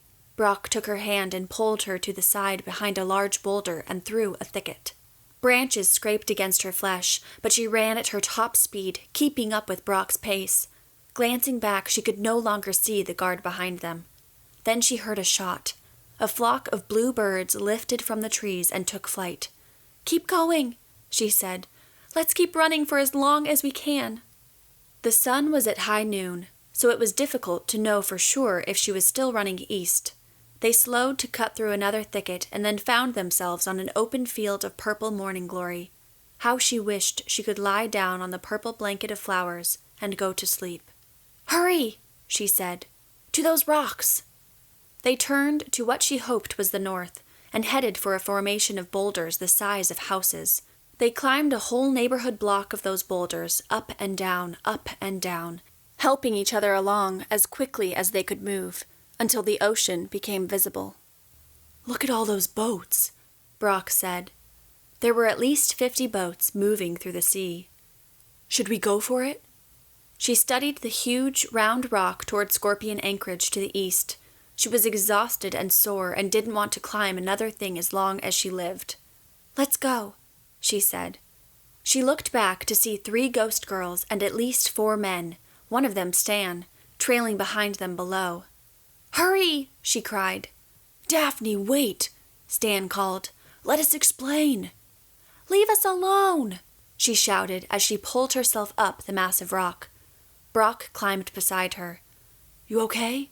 She nodded as they pulled themselves to the top of the headland, from which they could now see the pier at Scorpion Anchorage. The wind raged against them, as if it, too, wished to keep them on the island. Below were at least 100 yards of rolling rock between them and the pier. She looked back to see Stan and 2 other men reaching the top of the last boulder. Daphne, wait, I have a gun! They hurried down the rolling, solid rock toward the pier as shots rang out. Daphne tried not to run in a straight line, to avoid being an easy target. This way, she shouted to Brock. Zigzag! She heard another shot, and she flinched, losing her footing. And though she reached out with her hands to break the fall, her left knee hit hard, taking most of her weight. Ah! Daphne! Brock knelt beside her. Are you okay? She tried to stand but fell back. The knee was too tender. It hurts. God, it hurts. She gently touched the kneecap, feeling it swell beneath her fingertips. I think it's broken. Tears brimmed in her eyes. No, Daph, I'm so sorry. He swept her up in his arms and cradled her against his chest. Does it hurt your knee to be bent like this? It hurts no matter what. Are you sure you can carry me? He spoke as he ran for the pier. You're as light as a feather, silly. He carried her down the rocks, and after a few minutes, though the pain in her knee was sharp, she closed her eyes and allowed herself to relax in his arms. She was tired and wanted to go home and would give anything to be back in her bed in San Antonio with a Coke in one hand and a slice of pizza in the other and the television on American Idol. She leaned her cheek against Brock's chest and sighed. She was so sleepy. She said. You okay? Mm-hmm. She opened her eyes as he reached the wooden pier. Over here, Brock called. Help! Over here! Shaded from the sun by Brock's body, she felt the cool breeze from the sea sweep over her, and once again she closed her eyes and imagined herself at home, safe with Brock. She jolted awake at the sound of another person's voice. Lay her down in here, a man with white whiskers and a Hawaiian print shirt said. Brock followed the man into the cabin of the boat. What's happening? Daphne asked, still in Brock's arms. She wondered how long she'd been sleeping. He set her down on a cot and fluffed the pillow behind her head. Go back to sleep. The doc's getting ice for your knee. Everything's going to be all right. He covered her with a sheet. The cold sensation on her sore knee woke her again. It's okay, Brock's smooth voice said. Go back to sleep and rest. Good news. Your knee's not broken, only bruised, but the doc's going to give you something for the pain. What? She half opened her eyes in time to see the whiskered man stick a needle in her shoulder. It will make you feel better, the old man said. What is it? Morphine, Brock said, to help you rest. Morphine? Why? She asked with alarm, but before she could ask more, she felt the room spin, and the need to close her eyes was overpowering. Brock, what's happening? She heard him chuckle as he tenderly kissed her cheek. Then she dropped down into peaceful oblivion. Chapter 22. Lemieux. Daphne felt someone touching her, but she couldn't open her eyes. She tried to speak, and in her mind she was saying, "Brock?" but her lips did not move. The pain in her knee was no longer acute, but dull and vague, like an old dream. A dream. She heard the thumping of Kara's headboard. Should she get up? What's she doing, jumping on the bed? Sit-ups? Dancing? But Daphne lay there, unable to move, too tired, knee hurts, thirsty. The thumping grew louder, like a bass drum, and she felt herself being rubbed down and then lifted. A smell of musk and peppermint and perspiration wafted near her face. Someone whispered at her ear. "What? What did you say?" She heard singing above her. Not birds, people. Daphne tried to open her eyes, but they felt weighted down. She could not move her lips. "It's okay, Daph." "Who is that? Kara?" Now she was rising up. She blinked several times at the clear blue sky above her. "Lemieux has taken her life, and our prayers are to Chumash. Chumash agrees it is not yet time. She has given us a ritual to bring Lemieux back to life." "What?"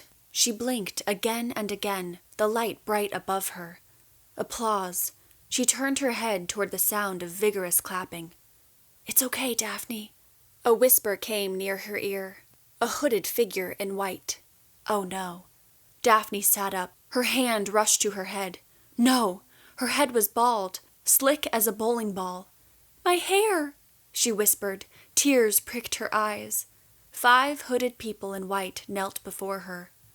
"Lemieux was dead, and now she is alive again. Welcome back to the land of the living." It was Larry's voice. More applause. Individual faces became recognizable to Daphne. Hortense Gray, Stan, Emma, Roger, Arturo Gomez, Lee Reynolds, Philip, Mary Ellen, Kelly, and many others in the amphitheater, applauding her as she sat dumbfounded. Anger filled her heart. Where was Brock? What had they done with Brock? Before she could demand an explanation, she was lifted in a stretcher from her perch on the altar by the 5 hooded people and carried into the canyon wall into a room alight with candles. "Dave? Vince? Let me go!" She tried to get free, but found her legs were bound. Somewhere, stringed instruments played a slow lament. "Stop!" she shouted. "Let me out of here!" The 5 took her to the wall of the cavernous room and sat her on a bench of rock before stretching her arms out to either side and cuffing them into shackles. Draped with a white sheet, no clothes underneath, she screamed, "Oh my crap! Why are you doing this?" "It's not why, but what." Larry's voice sounded, clear and low through the room. "Please, please let me go!" The hooded people backed away and left her alone in the room. The music stopped. Only the candlelight remained. "Please!" she screamed again. "Hello? Where's Brock? Cam, I told you I didn't want this. How can you let this happen? Anyone there? Please!" A hooded person appeared before her, carrying a bucket. The person lowered the hood to reveal her identity. "Mother?" Daphne blinked her eyes, sure she was hallucinating. "Is that really you? Mom, help me!" Her mother stepped forward. "You should have gotten out of bed that night you heard Joey in Kara's room." Before Daphne could respond, her mother lifted the bucket and threw cold water all over her, face and all. Daphne sputtered, having no free hands to wipe the water from her mouth and eyes. She blinked rapidly several times, the cold water mixing with her hot tears. Her own mother had thrown water at her. Her own mother was part of the torment. When she opened her eyes, Brock stood before her, also carrying a bucket. "Brock, you were in on it all along?" Her mouth gaped. "You shouldn't have hurt me." He too splashed the water, with more force than her mother, all over her body. She spat and cried, "How could you do this to me? I thought I could trust you. I thought you loved me. I'll never trust you again." This couldn't be happening. It must be a nightmare. Brock returned the hood to his head and turned and walked away. Now her father appeared in a white robe with the hood down and with a bucket in one hand. "Dad, help me!" "This is for Joey." He threw the water at her. Even her father, the person who'd always loved her the most, was willing to hurt her. So cruel. Tears fell down her cheeks. One after another, she was assaulted with buckets of cold water. So frequently, she had no time to clear her eyes to see who the offenders were. "Please!" she cried again and again as more buckets of cold water deluged her. After 10 or more buckets of water had been thrown on her, Daphne heard the stringed instruments playing a ballad, and then a voice, Larry's, rang out. "You've been purified, purged of all wrongdoing, and are clean, pure as a newborn infant." She sobbed, overcome with anger and shock and shame. She wanted to cover her face, but her hands were still stretched out like Jesus's had been on the cross. Larry continued to sing about her purification, but she did not feel clean. She felt angry and betrayed. "Now it's your turn, Lemieux. It's your turn to inflict the punishment and to purify others." The hooded people returned to unbind her wrists. Then she was led by the arms across the room where other people in white hoods sat on rock benches, with their hands shackled. She fought to be free, but was held in place. The hood on the first shackled person was lifted. It was her mother. "Take this bucket of water," Larry instructed. "Hit her with it." Daphne shook her head. I can't. I blamed you, didn't I? Her mother said, her brown eyes wide like they were that morning they had found Kara. I made you feel Kara's death was your fault. Please, I'm the one who was in denial about Joey. It was my fault, not yours. Her mother's lips trembled as tears slid down her cheeks. Please, do it. Daphne hesitated, but her mother's pleading eyes made her take up the bucket and throw the water on her, not hard, just on her legs. Larry gave her another bucket and insisted she hit her mother from head to toe. She did, feeling a surprising lightness in her feet. Her mother sputtered, her dark brown hair flattened against her head, appearing both tragic and comic. The morning they found Kara, her mother had said, "What? You heard and did nothing?" She had immediately apologized, but the words had caged Daphne's heart, and throwing the bucket of water into her mother's face had loosened that cage, maybe even freed the heart. The hood was lifted from the second person shackled beside her mother. It was her father. "Hit me with it," her father said. "I should have been there for you." Again, Daphne hesitated. Her father had said no damaging words to her, but he hadn't comforted her either. He had checked out, become aloof, like a body without a soul. "Do it, Daphne," her father said. Daphne took the bucket and threw it at her father. The expression on his soaked face made her giggle. She felt on the verge of hysterics and surprisingly light. Larry unhooded the third person seated and shackled after her father. It was Brock. "I lied to you, Daphne. Punish me." Daphne felt no hesitation. "I trusted you." She hurled the water at his face. Then she turned to Larry. "Can I do that again?" He gave her a second bucket. "Go for it," Brock said. "I deserve it." Daphne threw the water on him before he had gotten his words out. "Yes, you do!" But as he gagged and coughed up water and his contrite blue eyes sought her, she wanted to rush to him with a towel and clear the water from his face. She was led to one more hooded person, and she could tell, even before Larry threw back the hood, that the now golden skin and wiry frame belonged to Cam. "Some best friend," she cried. "I wanted to help you." She dumped the bucket on him as tears poured from her cheeks. She heard him sputtering as she was then taken out of the cave and onto the empty stage of the amphitheater. Hortense Gray marched down the stadium-style seats toward her and the stage. "Survivor's guilt is common, Daphne. Many people have taken their lives because they couldn't live with it. We've created a place where people who suffer from it and other ailments can be cleansed of their guilt, whether guilt is warranted or not, so they can re-embrace life. We have dozens of patients here every month going through similar trials as you. A boy not much older than you arrived today who killed a 2-year-old when he was driving under the influence of alcohol. You may be angry for a while about what we've done here. Most people are.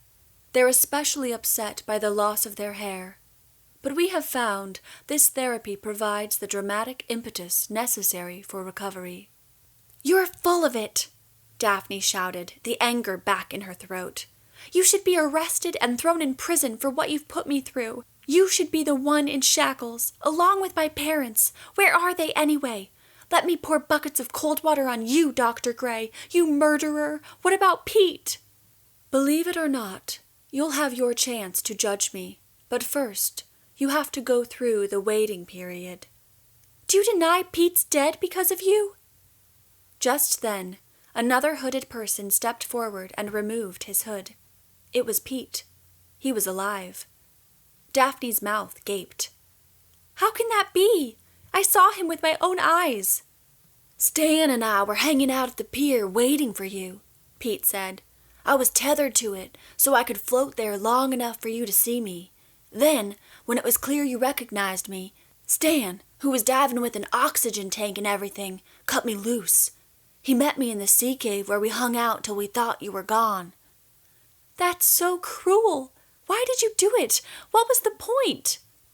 Hortense stepped closer. We wanted you to fear for your life. We had actors, many who have been through the program.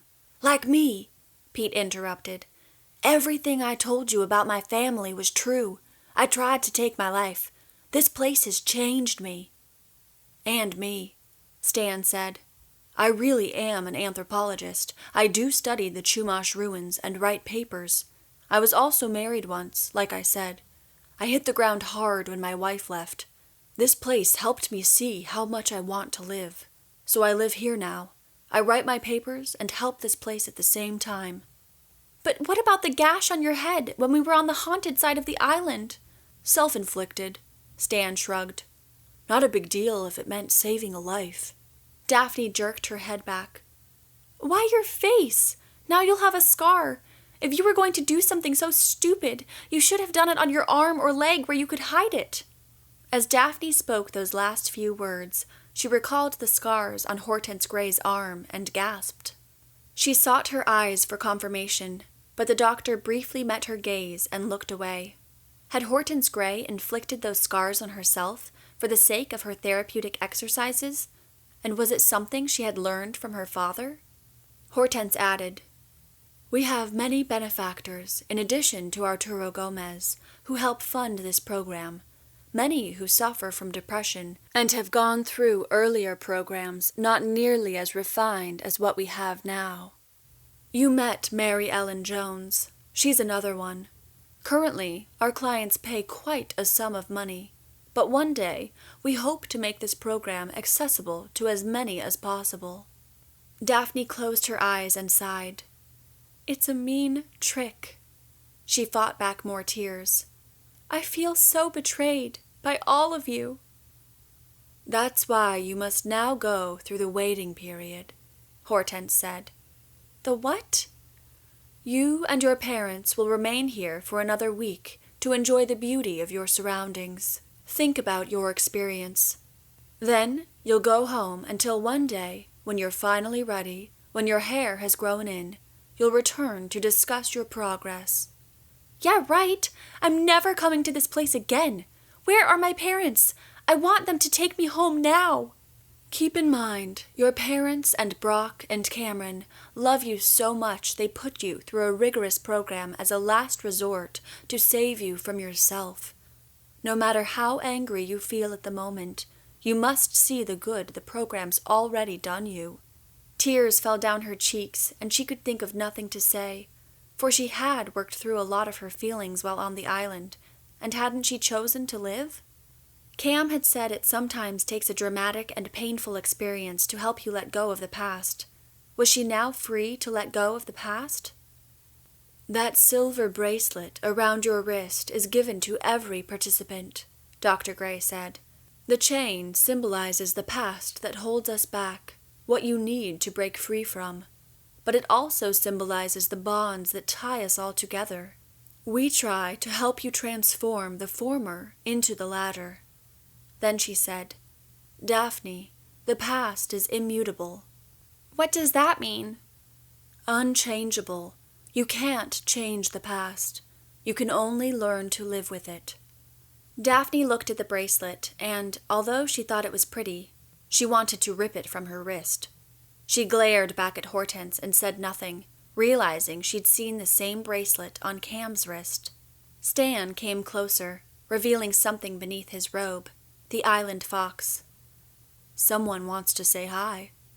He walked up to Daphne and gingerly passed the fox over to her. She couldn't believe it. Relief swept over her. The fox had lived. It was warm and soft as it nestled its nose into the crook of her arm. It's not hurt? Nope. Good as new, kiddo. His tail was bruised, but he's fine now. Like a house cat, the fox rubbed his head against the underside of her palm. She stroked him and smiled. What's his name? Mini-Me. Mini-Me, she repeated. Peace washed over her as she cradled the fox, and tears fled from her eyes. I'm sorry I hurt you, she said to Mini-Me. It wasn't your fault. As she hugged the fox, she felt like she was hugging herself. Chapter 23. A Final Shock. As frightened as Daphne was to be alone in her room in Unit 1, she refused to move into another unit to accommodate her and her parents. She had demanded that they return her home immediately, but they said the therapy required they all stay as a family for another few days. She was sick and tired of what the therapy required. Besides, Joey was still living in his facility back in Houston, and Kara was dead.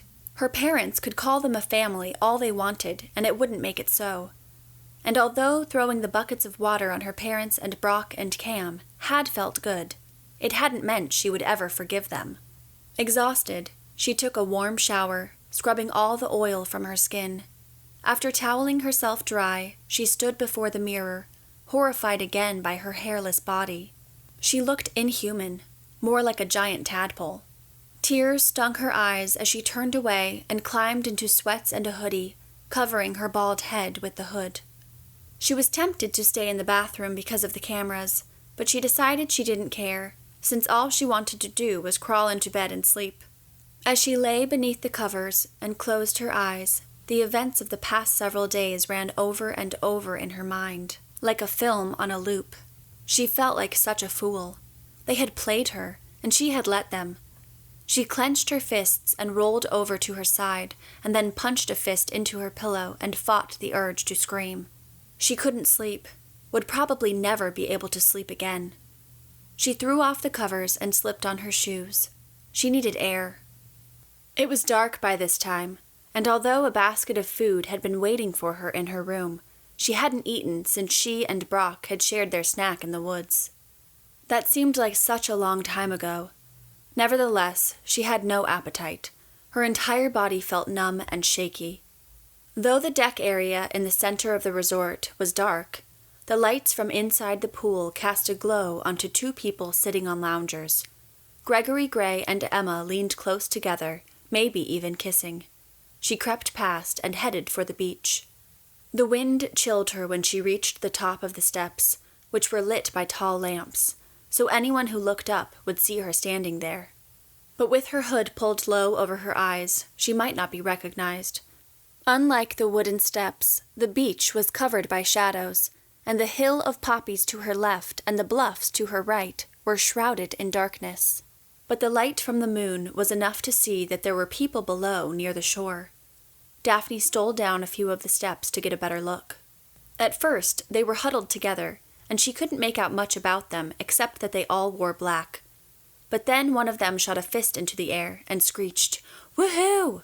The huddle then broke up in a whirl of laughter and hand-clapping, and before Daphne could make out individual faces, one of them looked up, noticed her, and waved. The face wasn't familiar, and looked pale in the moonlight. Then the group ran toward the steps below, heading straight up for Daphne, who stood there, frozen, unsure whether to wait for them or to run. As they got closer, she noticed the white powder covering their bodies and black clothes. They had the same blue lips and red goo dripping from their eyes and mouths as the ghost girl and company who came to Daphne's room her first night at the Purgatorium. They clambered up the stairs toward her, laughing and smiling, but this made them seem even creepier than when they told her with their somber faces that she was one of the dead. Just as Daphne was about to turn and run back to her unit, she recognized one of the leaders. It was Cam. He took her hand as the other ghosts ran past her and said, "Come with us." "What's happening?" she asked. "We're going to haunt the new arrivals. Come on, you'll get a kick out of this." As the others passed by her, she recognized Rowdy Dave, Quiet Vince, Bridget, and Stan. "Welcome, kiddo," Stan said before running ahead of her after Bridget. Cam held tight to her hand as they ran down the steps behind the others, re-entering the resort proper. Gregory and Emma gave a friendly wave to the mob of the 6 of them as they hurried past the pool, down the sidewalk, to one of the other units. Then Cam pulled Daphne around the side of the building behind a shrub. "Since you're not in costume, you hang back here and watch through the window. We'll try to get them out of the unit so you can get a better view." "Better view of what?" "Just don't let yourself be seen. It would ruin everything." Daphne crouched behind the shrub and peered through the window. The lights were off, so she could see nothing but the vague outline of furniture in the dim moonlight. Then, from the bed, she heard voices. Give it a while. These things take time. It was her father's voice. You don't think it was a mistake? Her mother asked. Mary Ann Turner swore by this place, but that performance this evening, well, that was not what I was expecting. Nor I, but I thought we decided this was our last hope, and Dr. Gray's track record is impressive. I know, you're right. There was a pounding on their front door. Her mother asked, Do you think that's Daphne? Who else? Her father said, climbing out of bed. Daphne felt the urge to warn her father, to shout, It's not me, don't answer it. But another part of her was glad he would get a dose of his own medicine. A soft giggle escaped her lips. Her father crossed the room to the door. Daphne covered her smiling mouth. Her father opened the door. Daph? The light from the porch illuminated him on the stoop in his striped pajamas. Trick or treat! Dave growled before lifting his gun and spraying Daphne's father with white powder. Ah! Her father shouted with his hands waving in the air. Before he could close the door, a trio of ghosts entered the room and stood over her mother, where she lay in the bed. They pointed their guns at her and asked, Are you one of the living or the dead? What? Her father moved between them and her mother. What's going on here? You're one of the dead, Sharon Janus, Bridget shouted, as they all three shot both of Daphne's parents with powder. Then the trio of ghosts fled from the room. But Daphne's father ran out after them. What the hell is going on? Daphne stepped from the shrub and peered around the building to get a better view. Cam and the rest of the group circled her father and chanted, You're one of the dead. You're one of the dead. You're one of the dead. Before her father broke their ring and scrambled back into the room. Daphne returned to the window to see him close and lock the door, and then, just as Daphne had done her first night on the island, he slid one of the upholstered chairs in front of the door. Daphne's mother had climbed from the bed and was trembling in the corner of the room. Daphne could barely see her, for she was in shadows, but occasionally her hands would fly to her face or back down to her stomach, and their trembling was unmistakable. I don't understand, Sharon said when her husband turned on the light and ran to her. Are you okay? Of course. It's only talcum powder. But what was that all about? I intend to find out. Her father grabbed the phone on the bedside table and dialed. Apparently no one answered on the other end, for he all but screamed into the phone. Dr. Gray, I would appreciate it if you would call me as soon as possible. This is not at all what we signed up for. Then he slammed the phone back onto its cradle. Sharon brought Joe a towel from the bathroom and helped him wipe off the powder, as she had already done to her own face and arms. It doesn't come off that well, Sharon said. But it's only powder. The skin will absorb it, unless you want to take a shower. That can wait until morning, he said. Let's turn on the TV and try to go to bed. Hopefully this nonsense is over. I think we should leave tomorrow, don't you? Sharon said as she climbed beneath the covers. Mary Ann swears by this doctor. Cam thinks she hung the moon. And her track record and credentials are impressive, as you said. But this is too strange for my tastes. Absolutely. Joe turned off the lamp and climbed beside her, where the light from the television bathed them in a purplish hue. Do you think they did that to Daphne? Her father asked after a while. I hope not, Sharon replied. Daphne shook her head, thinking, You have no idea. Just then, Cam took her hand and put his finger to his lips. She followed him from her parents' unit back toward the beach. When they were a safe distance away from her parents' room, as they climbed the steps of the boardwalk, he asked her, What did you think? It was hilarious. I could barely hold back my laughter. I know, right? Your dad was hilarious. They continued down the beach out of the light of the boardwalk to where the pale moon cast a subtle glow on the sea. Did you hear what my mom said? Daphne asked. She wondered if y'all had done that to me. If only she knew. They walked along the sand, arm in arm. In spite of her excitement, Daphne still hadn't decided whether she could forgive Cam, but for now, she basked in the moment. She's about to find out, Cam said. What do you mean? Daphne stopped in her tracks and studied Cam's face. You enjoyed the game with the ghosts, right? Yeah? Good. Then maybe you'd like to help us with your parents' games, and Brock's too. What do you mean?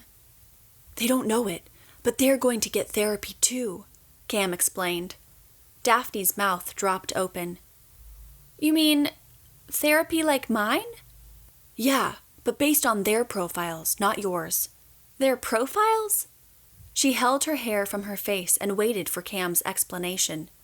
Their fears. Are you telling me that Brock and my parents are about to get the crap scared out of them, and I get to help? Even behind the white powder and red goo, she could see Cam smile. That's exactly what I'm telling you. A thrill moved through Daphne. She couldn't wait to start the new games. As they turned back toward the boardwalk, a lone figure stood there above them. Beneath the bright lights, Daphne could see it was Hortense Gray. The doctor raised a hand, more like Heil Hitler than a wave. Daphne and Cam lifted their hands and waved. Although she still wasn't sure how she felt about the doctor's strange therapy, Daphne had to admit she had never felt more alive than she did right at that moment. This has been The Purgatorium, Volume 1, written by Eva Pohler, narrated by Coco Bell. Copyright 2013 by Eva Pohler. Production copyright 2014 by Eva Pohler and Courtney Bell.